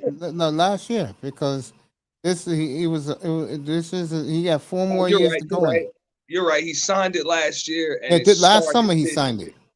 Yeah, it started this year. Yeah, it starts now. Yeah, you got 4 more years with Brooklyn, and you know, Auntie, you've been gone for a while, so I can tell you how I really feel about this. He wants out, in my opinion, because he sees there's no hope. Because he looks 2 years ago, okay, fine. His foot was on the 3-point line. Stephen A. Smiths of the world could say all that. That's true. What's up, James Brown? My brother's in the building. But what happened this year? You got smoked by the Celtics. You got swept out of the building. And they have a defensive scheme that can stop you. And I know Auntie called. He said, Mace, he's hurt. He's not doing it. And I won't buy that. I'm not going to make no excuses for him because I like KD. I do. I'm one of the dudes that like KD. I won them in Portland, and they took Odom. Always one of my favorite dudes. But, again, you signed that contract. And give the Nets credit. I told this to Auntie last time he was in here. The Nets are calling the shots, bro. They will trade him where they want to. You should never. Yeah, and the issue. Deal. Yeah, and the issue also is apparently KD, and knowing KD, he did apparently none of the players like Steve Nash, but the GM Sean Marks doesn't want to fire Steve Nash because they're friends. Yeah, they're besties. Ain't none of that. He don't want to fire fucking Sean Marks because they're friends. He don't want to fire Sean Marks because fucking Kevin Durant told him to. Fuck out of here, man. He ain't gonna let some fucking exactly. I agree with that. Yeah, skinny ass motherfucker. No, I'm talking about Steve Nash. Hood ass nigga that can shoot a fucking jump shot. Tell him how to run his fucking business. Yeah, hell right. no. I agree. I'm being real. That's the pride of a goddamn self-made billionaire. Yep. The fuck out of here. Who the fuck are you? You know how famous you are, or how high you jump. No, I'm specifically talking about the Steve Nash thing. I'm not talking about Sean Marks. I'm talking about Steve Nash. Bro, any of that, man. You don't tell these billionaires how to run their business. They will run their business into the damn ground. Yep. Okay, straight up. They will run their business into the ground. Those big little motherfuckers like Dan Gilbert, they'll be like, fuck that. We don't ever have to make the playoffs again. Yeah, Genie Bus. You know what I'm saying? Straight up. Dan Gilbert was like, straight up, we don't ever have to make the playoffs again. You just get the fuck out of here. I just want my team back. Genie Bus. That was exactly what he said. when LeBron went to LA. He was like, "Hey, I'm glad to have my team back." Yeah, Jeannie Buss. After being Like in the she said a finals couple of every weeks year. ago. You know, Jeannie Buss said a couple of weeks ago, you know, Kobe was the ultimate, you know, champion, ultimate team leader. She said that for a reason.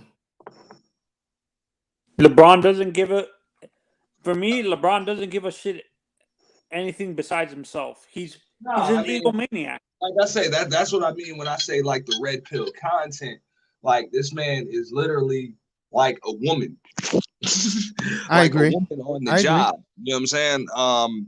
You think everything is about how you feel and all of this other shit, and you say you want to win championships and all of that, and I get it, I'm sure you do, but you don't understand, like there's got to be a system in place. You expect everybody to just acquiesce to fucking you when you get there.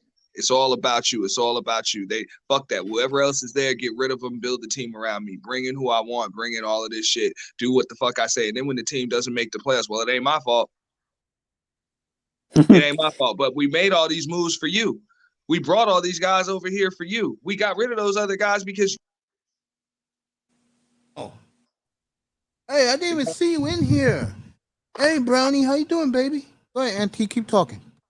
Well, what up, Brownie? Yeah. Yeah, Brownie's in the building. Let me see But how yeah, long it she's been ain't here. my fault. Oh. You know what I'm saying? Oh, It's a lack of accountability. No, he's gonna say it ain't my fault. I dropped 28, 8, and 8. Look at the numbers. It's like, bro, we basketball heads. We know better. You ain't out there trying to win. You out there stuffing stats. We know that shit. Okay?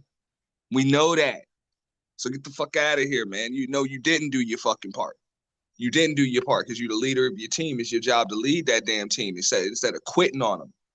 Like, it's one thing you out there trying your hardest, like Dame Lillard is, and then maybe the team might not make the playoffs or they'll sneak in with a 6 or a 7 seed or some shit. Hey, we know you out there balling every damn night. But this motherfucker quit on this team. Like, we watched you quit on your team multiple times. You know?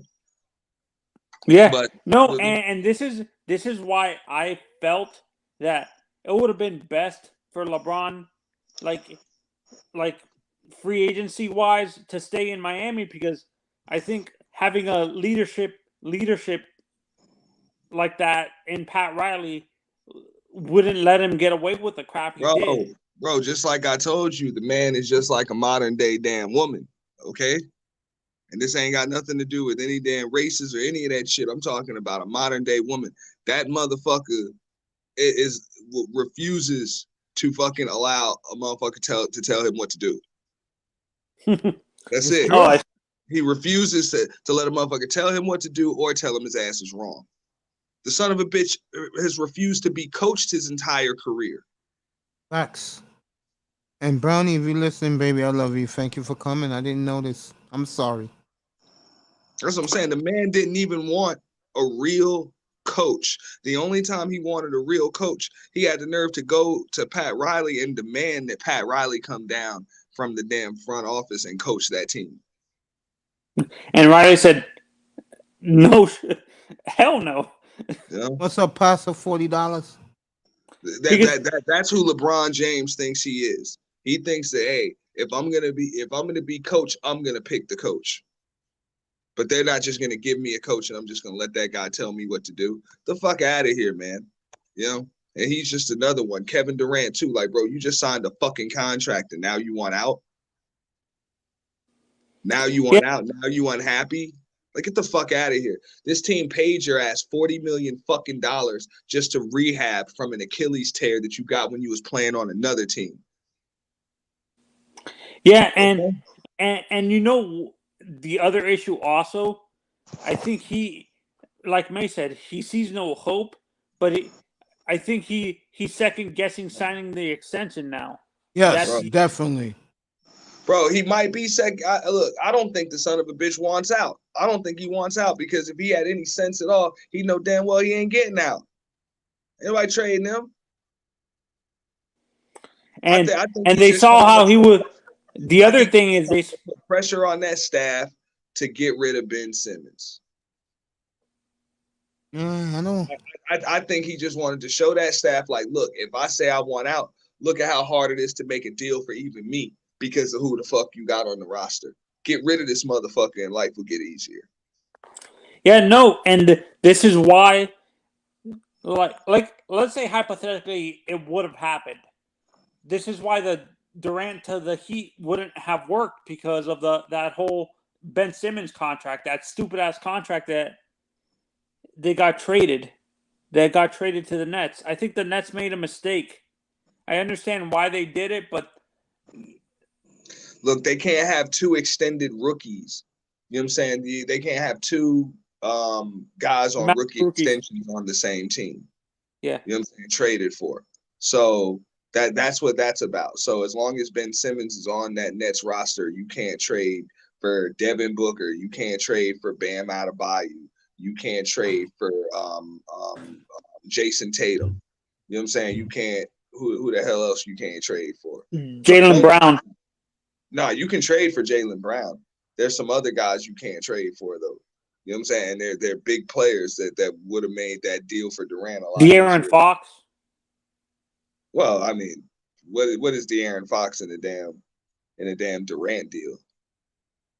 They talking about guys that's about to be an All-Star weekend. You feel me? Mm-hmm. You know, like ain't no damn De'Aaron Fox, dog. Yeah, to be honest, this is why I kind of hope. I understand people don't like where the NBA is going, but I think in the long run, this is a good thing for the NBA for not changing. No, this is not good. This is not good at all. This is not I'm good curious. at all. Go ahead, Auntie. Tell us why. Yeah, I'm going to tell you, bro. There's nothing wrong with. Okay, you want to do the player mobility is fine, but these men are not equipped to run businesses. They're not. You see it. That's why they can't put together. Look at the Golden State Warriors. They're on top and they're winning because there is no player running the association. I agree with that. They have It's all about the shield. It's all about the shield. I mean, everybody's there for a reason and everybody's doing their damn job. The players are just playing. And they're having fun doing it because that's all they have to do. That's it. No, They're not that's worried what I about mean. all that shit. They didn't say, hey, get rid of Mark Jackson, please get us Steve Kerr. The front office saw that move needed to be made, so they made it. They didn't ask for nobody's permission. They did what they felt was best, and because of that, their team is better than everybody else's. Look, that's the way it's going to work. You got to let your general managers manage the team. You got to let your coaching staff coach, and the players got to play. That's it. As soon as you got guys that at the most played 1 year of college basketball, okay, 1 year of college basketball, talk about how they're businessmen, but really don't run any of their own damn businesses. You know what I'm saying? All they do is fucking sign checks and shit from time to time. And they think that makes them a businessman. Like, get the fuck out of here, bro. It's crazy. It's fucking crazy. Do you think having, like, this is an honest question. Do you think that NIL might change that aspect of teaching these kids how to deal with money? Hell no. Like, look, I'm not gonna lose the subject. Look, that has nothing to do with it. The point is, it doesn't matter. You can teach these dudes how to deal with money, how to work money, and all of that shit. That will not make them equipped to run a goddamn franchise. Mm-hmm. In a major sport, in a major global fucking sport. Like, you know what I'm saying? You can pay these guys $40 million a year. That doesn't mean that they need to be making the decisions for billionaires. Like they're not equipped to do it. That's what I'm saying. That's why I say just look at LeBron James. Every time this man can go to a team and the team ends up competing for a championship, and then as soon as he leaves, the team is garbage. They're nothing. They're nothing. That's what I mean. So the only thing that makes the team a championship contender is him. So what about anything makes anybody believe that this man can build a team? Nothing. like he's never done it. He's never lack of consistency, and this is what sickens me about. But you look at a team like the Chicago Bulls in the '90s. Okay, without Michael Jordan on the team, how much different was the team? A hell of a lot. even though they won a lot of They games. weren't champions, but statistically and the way they played was pretty much the same. Yeah, that's true. Jordan was just the difference between them winning championships and not winning championships. That is But true. the team was still competing for championships without his ass. Sure was. So, And do you think that's more about the system? That's because players weren't running that team either. Do you think also it was a system that Jackson ran? Phil Jackson Yeah, ran? everybody was doing their job. I mean, Phil Jackson, not Bo Jackson. Yeah, Phil.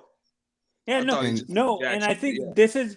But I'm this just saying, is why- everybody was doing their jobs. The players played, the coaches coached, and the front office managed. Yep. Only That place was you it. see that, the only place you see that in today's NBA, you see that in Golden State. You see that in what's his face? You see that in Denver. You see that in Miami. Very few places you see that in the NBA. Very few. Where the No, players but the play- issue, but the issue with that, Mace, you said it in a previous stream. The issue with having a system is you actually struggle bringing a superstar because they don't want to deal with that crap and stuff like that. That strict iron fist type of thing. That's why the Heat. Jimmy Butler is a great player, but he's not a superstar like you said. Nah, he's not a superstar, but Jimmy Butler wants to fucking win. So That's true. He fits right into your system. That is true. You know what No, I'm saying? but I'm no, just saying he fits no right other into big the system. superstar wants to And deal look, with that that type. team competing for a championship. They were bad. As far as I'm concerned, they were very far, but on paper they were very close. Just having a player that just takes on the mentality of what your franchise, you know what I'm saying, that takes on the identity of your franchise. And you saw that last year with Giannis. Yeah. Yeah, no, and this is why I hate when people. I'm a Heat fan. I don't bash Jimmy, but I hate when the media bashes the guy, saying he was a cancer to the locker rooms in Philadelphia and in Minnesota and stuff like that. Nah, the locker rooms themselves were cancer. Those guys didn't want to win. Those guys were just showing up and going through the motions. That was Nothing it. a paycheck. Yeah, that was it, bro. They were treating that shit like a fucking job. They were clocking in and clocking out. Yeah, all you have to do is look at Ben Simmons, bro. He, as soon as the game is over, he's going right to the bar. I mean, to the club, bro. Gonna pick up some light skinned chicks. All he cares about. Cat was doing the same thing. Andrew Wiggins wasn't doing shit. Till he got to Golden State, grew up. Yeah. Because he's in Can the you structural explain, system. guys? Can you explain to me the hatred for Jimmy in the national media? Why they hate him so much? I didn't think the media hated Jimmy. Why is Jimmy doesn't get the love like other players do? It's easy. He's not on the level with the other guys. He's not with Giannis. He's not with Luka. He's not with Jokic. He's not with the Golden State crew. He's not with LeBron. Not with And the fact of the matter, KD. That's the reason. yeah, and he's been in the league a lot longer than a Luka. You understand what I'm saying? So That's you the got to reason. keep in mind. Yeah, Jimmy Butler came in the league. This is like his 10th, 11th year, something like that. Okay, so I think it was like 2011, 2012. Was Yeah, him and KD got drafted the same year. Okay. No, KD was 07. Yeah. So I know Jimmy Butler is like 2011, 2012. One of them He two was years. probably in the Lillard draft. Yeah, I believe so. So And that's my another point reason is, why. You know what I'm saying? Luka has all types of potential. 6 years from now, Luka still ain't fucking did shit. Luka's stock is gonna go down. Yeah, that's how they do it. You know what I'm saying? But right now, his potential is through the damn roof. He was just in the conference finals, like, was his third season? Yep. You know what I'm saying? Third season. So come on. You know what I'm saying? Luka's shit is through the roof. Jimmy Butler, you know what I'm saying? He's only gonna get like, bro, you been to let him win a championship or some shit. Yeah, he wins a ring. The attitude changes about him. Especially, let's say, if he would have won it this past year with that Heat team, things would have got different. Would have looked different for him. No, the reason why I don't think brought the up the media national hates media. him. He's just a gym rat. You know what I'm saying? He's a gym rat, and he's not really like an interesting dude like that. You know what I'm saying? Motherfucker just play basketball, man. Yeah, no, and he has that, like, when I look at Jimmy, I can't believe I'm saying this.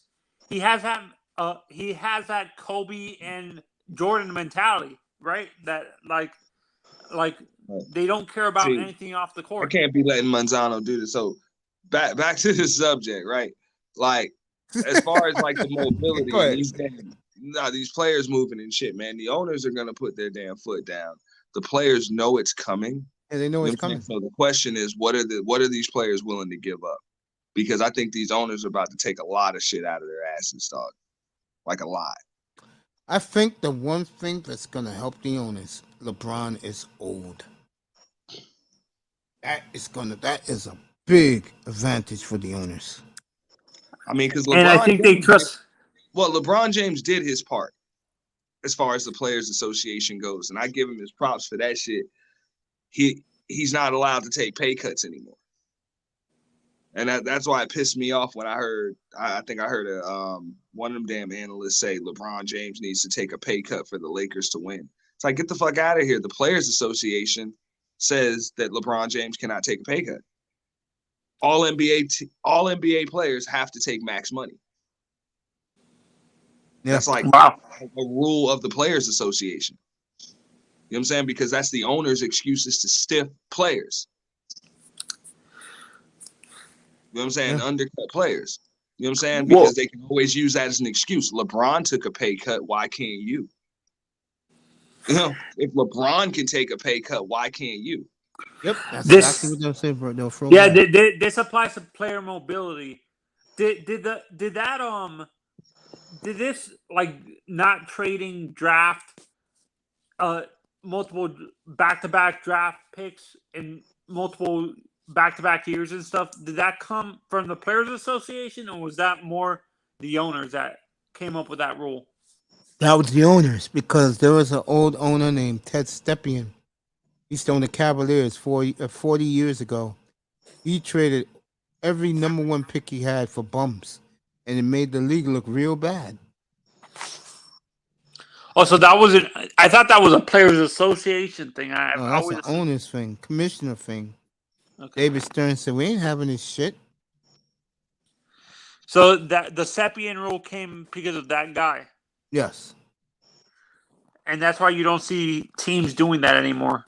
They're doing it again. Did you see what Utah got from Minnesota? Did you see what Atlanta gave up for Javante Murray? It's back now. You see what the Knicks are doing? Draft picks are back in now. It used to not be before. It's in now. So you think eventually the Heat might trade players to get draft picks? The problem with the Heat is, and man, we keep coming back to this. Auntie's still with us. The problem with the Heat is, other than Bam, who do you want on that team? That's your problem. Like, if KD, let's say KD goes to New Orleans, right? Because that, if you didn't hear that today, Auntie, that deal was close to done, but New Orleans doesn't want to give up Brandon Ingram. So, but the point I'm making is this. The Heat don't have a Brandon Ingram. The Heat don't have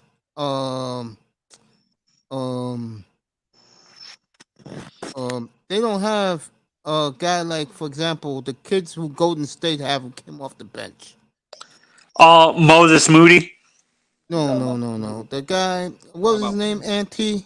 Kuminga. Jonathan Kuminga? No, not that guy. The guy who averaged like Poole. They don't have a Poole, bro. That's the problem with the Heat. They don't have that. The only guy they have is Bam, like you said, but he signed to that massive extension. No, but he's just signed to a rookie extension. That's it. Yeah, rookie extension. But the point I'm saying is, without a third team, Heat don't got that type of player that, because you know Riley ain't giving up Bam. They don't have the type of player to give back to other teams that they would want. Now, You know, the Jazz, they were interested in the two white guys, but you know, the Knicks got all those picks. So you think that deal fell through because of the Knicks? Of course. Bro, the deal is going to continue to fall through. It's not going to happen. I'm telling you. No, I'm not talking about them. I'm talking about the. No team is going to, just like New Orleans pulled the motherfucker had the chance to have Kevin Durant, and they did not take it because they didn't want to give up Brandon. I said that earlier. I forgot who was up here earlier tonight. We talked about deal's that. Not getting done. That's pretty much what that says to you. That man's not getting moved. I will say this right now, and people think I'm crazy. I can see the Lakers winning 48 to 50 games this year. I think Brooklyn's dead man walking. Yeah, but hey, let me explain this to you, man. The reason why no team is going to make this deal, no team is going to give New Jersey. I'm still calling their asses New Jersey. They call them New Jersey. You're from here. Nobody's going to give Brooklyn what they want for this simple thing right here. They don't know if KD is going to stay there either. That's true. That's why because bro, a year ago, man, they would have tossed Brandon Ingram out with the bathwater, dog. You ain't lying. Okay, for Kevin Durant. Yeah. Straight up. Now they're like, nah, we ain't giving up Brandon Ingram. Like, the fuck? You telling me that's what stopped you from getting Kevin Durant with Brandon Ingram? Get the fuck out of here. That's because no team knows what the hell he's gonna do. And it doesn't even matter if he says, hey, well, you know what? I'm really thinking about re-signing here. I'll re-sign here. It's like, yo, didn't your boy Kyrie say that shit in Boston? It's interesting. Didn't you just sign an extension with them and then you demand it out? Bullshit. We don't want none of that bullshit. Yo, Aries, you want to come up? Come here. But we're not giving up. We're not giving them what they want for it. I think it's interesting that last weekend, Kevin Durant flew to England to talk to Joe Tsai. I find that very interesting. What did that tell me? He really wants out of there, bro. He sees no hope for that team come playoff time. That's his fault. That's his fault. He let them look when he had control.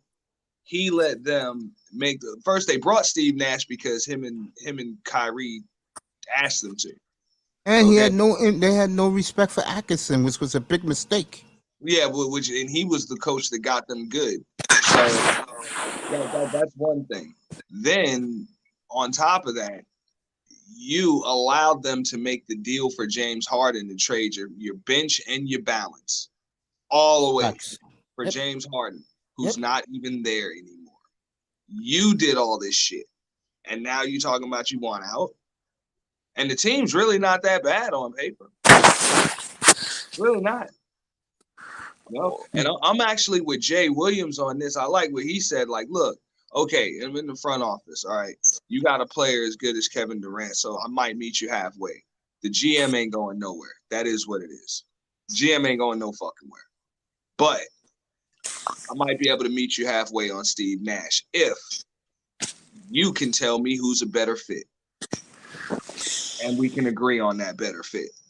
You know? Maybe the young coach you got fired was a better fit, KD. Yeah, I mean, I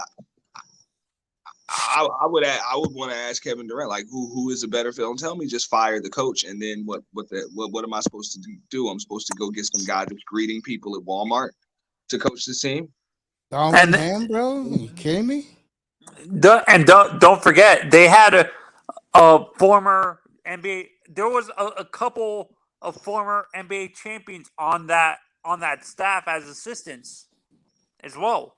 There was a couple of former coaches that made it to the NBA champions and NBA finals and stuff on that staff. Bro, this is why you can't, like, there's just got to be some serious changes made. These dudes are whimsical. Inmates run the asylum too much. Yeah, these dudes are whimsical, like just whimsical, stupid. However they're feeling, whatever chick they're banging in some random city. KD's like, yeah, I met some fat booty chick in New Orleans, so now I want to go to New Orleans. Yo, it's crazy, dude. The reason why he's looking at the West, because I told you it was going to happen when me and you had a disagreement back in June. his camp is telling him, bro, you want to win, go back west, bro. Don't stay in the east. You ain't gonna win with this group that doesn't play defense. But the issue with that, Mace, I think I understand his group is telling him to go to the West, but I think he has a better chance to make it to the finals in the East with a team here in the East than in the West, because the West is a lot deeper. But here's your problem. Other than Boston, the GM doesn't like any of the Eastern teams as a fit to trade. So that's it. You make it work in Brooklyn. Common sense will tell you that. I always say this, and I really do believe You this. got 3 All-Stars. Make it work. I'll say it again. I think Kyrie's gonna have a monster year. Yeah, Kyrie want that money. Yeah, Simmons is gonna give him the ball. Those two are gonna work well. You can see the camaraderie with those two right now. But do you think what with what you just said, Mace? Do you think KD might feel that he might be the third wheel in that? I don't think KD cares psychologically. I think here I'm going to tell you where I think KD might care, and I know we really don't talk many X's and O's on your channel when it comes to basketball, but I think it's just going to be a little bit too much flash on that perimeter for KD to be comfortable with those two. Hey, Auntie, you know me, bro. You feel that way? I'm not even arguing with you. Because, like I said, when guys make sense, I let them rock the platform, bro. Oh, I know, I agree with you with that, but I just get the feeling that, bro, my man. I think KD wants, after being in Golden State for those 3 years. Yeah. I think he wants us to play where there's some ball movement and there's some movement without the ball. There's just movement, and with Ben Simmons and with Kyrie Irving, I don't think there's really gonna be much. I totally They're isolation guys. They're yeah. Go ahead, Tony. Go ahead. Yeah. Kyrie and Ben Simmons are isolation players, in my honest opinion. Do you agree, Auntie, or am I being too? Yeah. Well, I don't know what the fuck Ben Simmons is, because the son of a bitch can't shoot the damn ball. But yeah, I would. I mean, he's just inert on the perimeter. He's a great slasher, and he can get to the rim. But when everybody knows that's where you're going, it doesn't really help things. Now, granted, you got a Kevin Durant on the court. It's going to create some extra space, so it's going to leave a lot of slashing opportunities for Ben Simmons to just take his man off the dribble right to the rim. You're going to see that a lot, I think, when they play together. But I just think it's if it's just flashy and behind the back passes and dribbling between the legs fucking 250 times and shit, Kevin Durant's gonna be like, man, fuck this, man. I don't want to play here. You know what would be a perfect fit for him then, if that's the case? And I said this, and you gave me major pushback, and now the national media is beginning to whisper this. If that's the case, then if I'm KD, I go to Memphis, bro. Because if you look at Memphis real closely, the one thing is their style of play, where everybody touches the ball, there's a lot of ball movement. And I do agree, and I said this back in June. Him and Ja together would be scary, bro. That would be fucking scary. I'm scared. I'm scared of their health. I don't stay healthy. But yeah, I mean, when healthy, if you can get them healthy to start the playoffs, they're a tough out. How about this? I and they think might this be is just a lot. the team that could give the Warriors hell. Hell yeah, he hates the Warriors. He got his wish yesterday. They'll play the Warriors on prime time Christmas night in San Francisco. Got his wish. Yeah, no, and for me, I think this is a scary thought, but I don't think it's ever going to happen. But him and KD in Dallas with Luka. That would be a perfect fit, but the problem there is they don't have enough to give back. You have to They're give not them. having to give up Luka Doncic. You damn right. They don't have anything because they Yeah, don't you have have to be a team like Memphis, New Orleans, where you got a player, you can give them back plus Yeah, Memphis, players. New Orleans, Boston can make the move. Yeah, Boston can easily make the move. And picks. If you How don't about have how about that, you're finished. how about Denver? Yeah, Michael Porter Jr., future picks. Another player, yeah, you could do that, but I don't see. I think KD will run there with Jokic and Murray, but I don't see that. I see Memphis, I see New Orleans, I even see the Clippers. With Paul with, George is going to deal. Because I don't think it'll be Paul George. I think they got good, nice bench players, but I They're think the giving up next Paul one. George or Kawhi if they want KD. One of those two, they're giving up one. I have a question. This is an honest question. This is an honest question. I guess Kawhi got to go. Whoa. They got the same amount of rings. I think Kawhi got to go for one reason. You know KD's going to play. You know Kawhi's going to take low management. How about would this be enough for? I understand he's not at the level, but would this be enough for New Jersey? Brooklyn. Brooklyn. I'm calling him New Jersey now too, Andy. Thank I'm with you, dog. That's what they are. No, how about trading Jimmy for KD? That's not going to happen. Yeah, that's not going to happen. Brooklyn Bro, don't. the problem with your team is you don't have anything really they want. You got to give Sean Marks what he wants, bro. I mean, if New Orleans would have said yes to Brandon Ingram, that'd be the story over the world right now. He would have been traded to New Orleans today. He would have been gone. That's why I'm like, nobody's ever going to make this deal, dog. This is all wishful thinking. Kevin Durant is going to spend the next 3 to 4 years in Brooklyn. I will say this.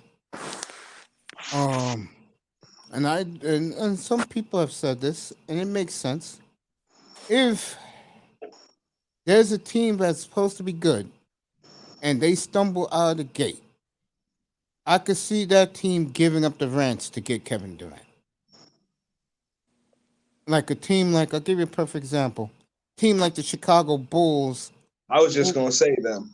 Who was the 1 seed last year until Ball got hurt and then they disintegrated as a franchise. No fun intended. I could see them. They get off to a slow start and they got a lot of young assets they can give Brooklyn. A lot. How about Toronto? Everyone says they're the perfect fit. And I think KD will go. I think he would go up there because they won something recently. And I believe they will keep. KD is going to go wherever the hell he gets traded to. Exactly. I told you that a couple of weeks ago. You disagree with me. I told you that. Because Kawhi had no damn choice whether or not he was going to Toronto. Yeah. But he went and he made the best of it. So yeah. I don't even think KD got a ring. That up. It's like, bro, now what the fuck can you do? Yeah, I think honestly, for me, but the issue with Toronto, they're not going to give up Scotty Barnes in that trade. They don't have to. They don't have to. They got young players there. Brooklyn will trade them there right now. New Jersey's like, I don't really want to give up the picks, but he'll give up the players. Bro, if you can get back to the finals, you give up exactly. Thank you, Ant. That's what I said. You give up whatever, dog, if it means you can go to the finals. And Toronto feels as though they got the personnel and they have the coaching staff to get to the finals. And you love the coach. I know that. If they have a Kevin Durant talent, they feel like they got everything else they need to go to the finals. And he will go because it's the 6th biggest city in the world, and it's an international city. And he'll see people who look like him up there with no problem. And they get him, they'll be bigger than the Leafs again, like they were the year they won. Yeah, and this is why I kind of Canadian dollars are a bitch, though. I think KD has enough money. I think what he wants to do, but the only problem with Toronto for him though is Kawhi bought them their championship already. See, he needs to go. This is my opinion. He needs to go to Memphis or New Orleans. Because if he can lift those two franchises to rings, bro, forget it. Hey, if he can go to Toronto and get a ring, his first, if he can do what damn Kawhi did, man, Kevin Durant will be that dude. I would agree, yeah, because he has to stay. He'd have to do it on the first shot, though. Well, Yes. he's already under contract. Yeah, he has to stay. Well, I think he'll like it up there because the media will kiss his ass. But he's got to do it on the first shot. Yeah, and they killed him here. They call him the Fin Man here. I think that's another reason why he wants out of here. Him and Kyrie now realizes this is a Knick town. Well, they should have came to the Knicks. Exactly. I mean, honestly, I think Kyrie would have done well with the Knicks, and for me, but the only reason why it made sense to choose Brooklyn over the Knicks was because of Chucky Atkinson. Yep, it's true. That's it, Chucky Atkinson, and I mean the roster, but Chucky Atkinson, it wasn't even just who they had; it was how they were playing. And I was very impressed with them, bro. That year, that's 2019, why, like, nobody could blame them for going to Brooklyn. Yeah, but now you look stupid. Look real, both of them do. But one has an escape hatch, which he'll get out after this year. The question is, where will he go? I think Kyrie's gonna. It depends on what they do. Like, bro, trust me, bro. Kevin Durant and Kyrie are going to run this shit back. Whether or not Ben Simmons is going to be with them, I don't know. But I think that's the move you see get. oh good Lord, please. I think that's the one that gets moved is Ben Simmons. No, because there's actually rumors. There was actually rumors that they were gonna ask the Heat to trade Adebayo for Simmons, and I'm like, oh, please don't do it. Please don't do it. Please don't do it. I get the feeling, Ant, you're not gonna believe this. I think they're gonna give him the team, bro, when it's all said and done, bro. Who, Ben Simmons? Yeah, because one guy is leaving. Lord. Yo, bro, Auntie, come June 30th next year, bro. Kyrie will either be in LA or Miami. He is not coming back. That's one guy. The other guy is. No, hey, so what you're saying is Kevin Durant, Kyrie Irving, and Ben Simmons are able to make it to Game 6 of the conference finals. I don't see that happening. Kyrie Irving still ends up in LA? Yeah. Yeah. I do. I think he knows that if he goes. I think it all depends on whether or not this. I can see him in Miami too as a free agent. I'm just saying, if this Brooklyn team wins, I think they pay him. If they win it all or get to the finals, yes. But because I think Kyrie is just that player. He's just that player. I agree with that. After a playoff series, win, lose, or draw, unless you get swept in the first round or some shit like they did. Like this past season, the Boston. Everybody wants Kyrie after the playoffs. Like, this is always the talk up until playoff time, and then during playoff time, everybody wants Kyrie once the playoffs end. I would agree with that, yeah, depending on how far they go. So that's what I mean. Like, this is the first time that you really heard that about Kyrie after a season was over, and that's because they got swept in the first round. Where it's like, oh damn, get rid of him, don't sign him. He's not worth it. He didn't earn it. The hell out of here, man. The dude's always been box office.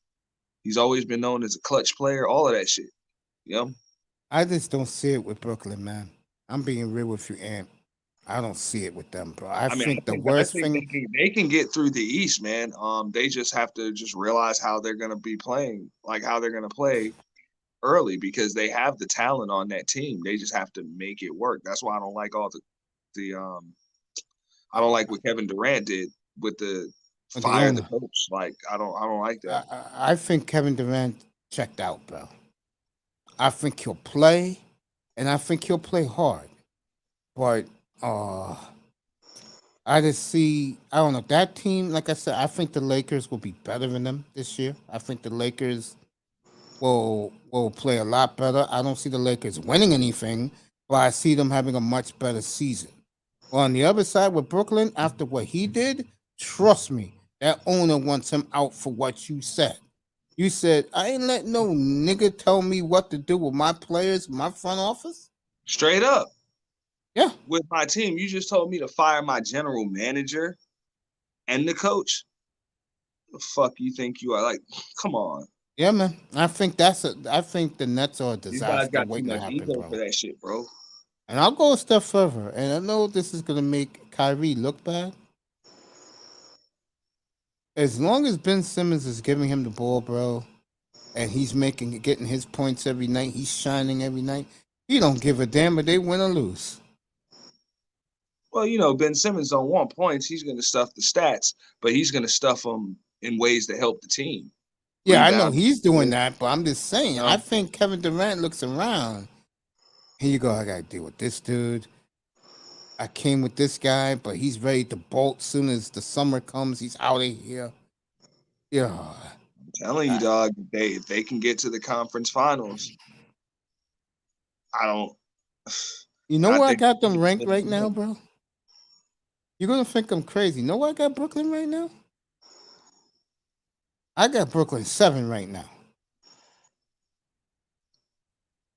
And if the Knicks get Mitchell, I'll put the Knicks over them. They'll drop to 8. That's how little I think of them, bro. We can say that, but if you got those 3 healthy dudes on the court together, they're going to be a tough team to beat. And I don't care who you are. But let me ask you this, Ant. If your biggest star, and you can argue the best player in the world for some people, if he's checked out psychologically, are they going to win, bro? Yeah, but but this guy isn't LeBron James. I don't know if this guy is like wired, like hardwired to check out of a basketball game. If he hates the coach and the GM and they're still there, nice and comfy, which they're going to be, and after what he said, he has to look Nash and my man in the face every day. You don't think he's gonna say F this? We're not going. I don't see this dude ever quitting. No, I'm not saying he's quitting. I'm saying he's gonna give his effort. But in the back of his mind, he's looking at his boy and he knows he's leaving. But his boy's not leaving. That's what I'm saying. Man, come on. Kyrie don't want to play with no old ass LeBron James. That Brian, man, he ain't trying to play with him. Oh, that's the problem. My question is this, and I do agree for the first time with the national media with this. My question to you is, if Jeannie Buss makes no move, do you see LeBron in LA this time a year from now? It depends on where Bronny James has been projected. No, he's going to Oregon, they said. I'm talking about his draft stock. But yeah, I think. I mean, I told you what's going to happen. Depending on also. Yeah, I know that's going to happen. It depends on how LeBron James is playing too. I'm telling you, that makes his kid the number 1 pick in the draft. I'm telling you, if he's still at the top of his game, like he is right now, like still one of those top 3 or 4 or 5 players in the league and shit, bro.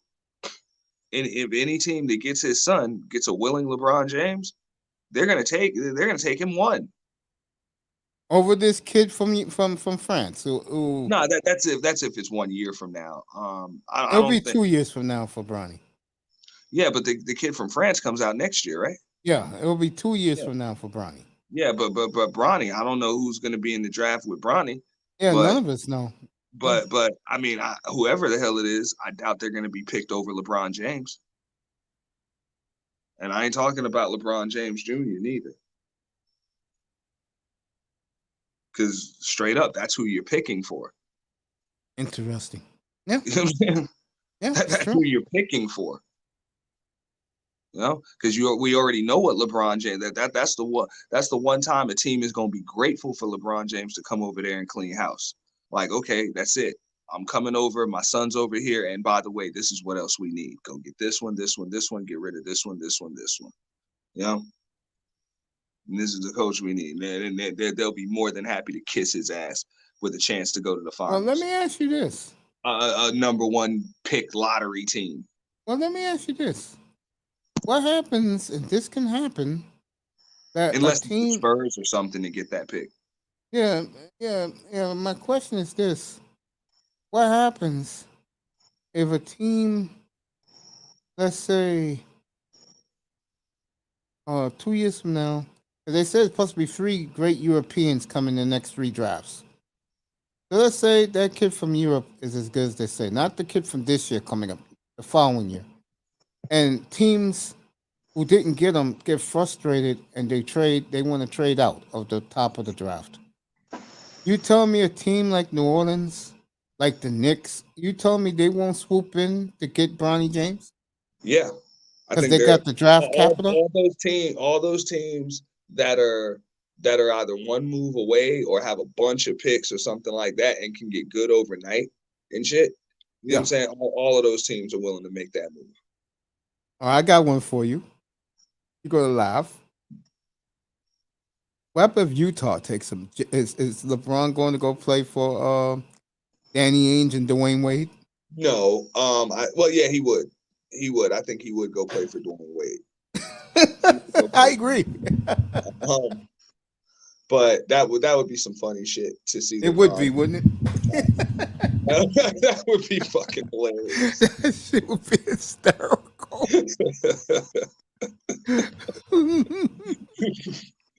Oh shit! The networks would love that shit too. I mean, I would love it. But that would be funny. I think, and they do some wheeling and dealing or whatever. I think they would try to make a move to get Bronny to Cleveland. I think Cleveland's gonna be good, man. Yeah. Well, I think that's the play, is to get Bronny to Cleveland. Interesting. Somehow, some way. Yeah, I can see that. Yeah. And let me let you go, man. I'll drop by in the clouds and say what's up to you tomorrow night, man. Yeah, I mean, I'm pretty sure we'll be doing it. We were actually supposed to do it tonight, and some things came up. Some people had some personal things going on, so we pushed it back to tomorrow. Hey, don't be a stranger, bro. Good seeing you. No, it's all good, Mace, man. Always a pleasure, dude. You too, man. Good night, my friend. Have a Everybody, good night. Emoji James Brown, good night. I'll see you tomorrow night, 7:15 Eastern. Thursday, I'm off. I'll be back Friday for the big football Friday night. Everybody, have a good night, everybody. Thanks for coming.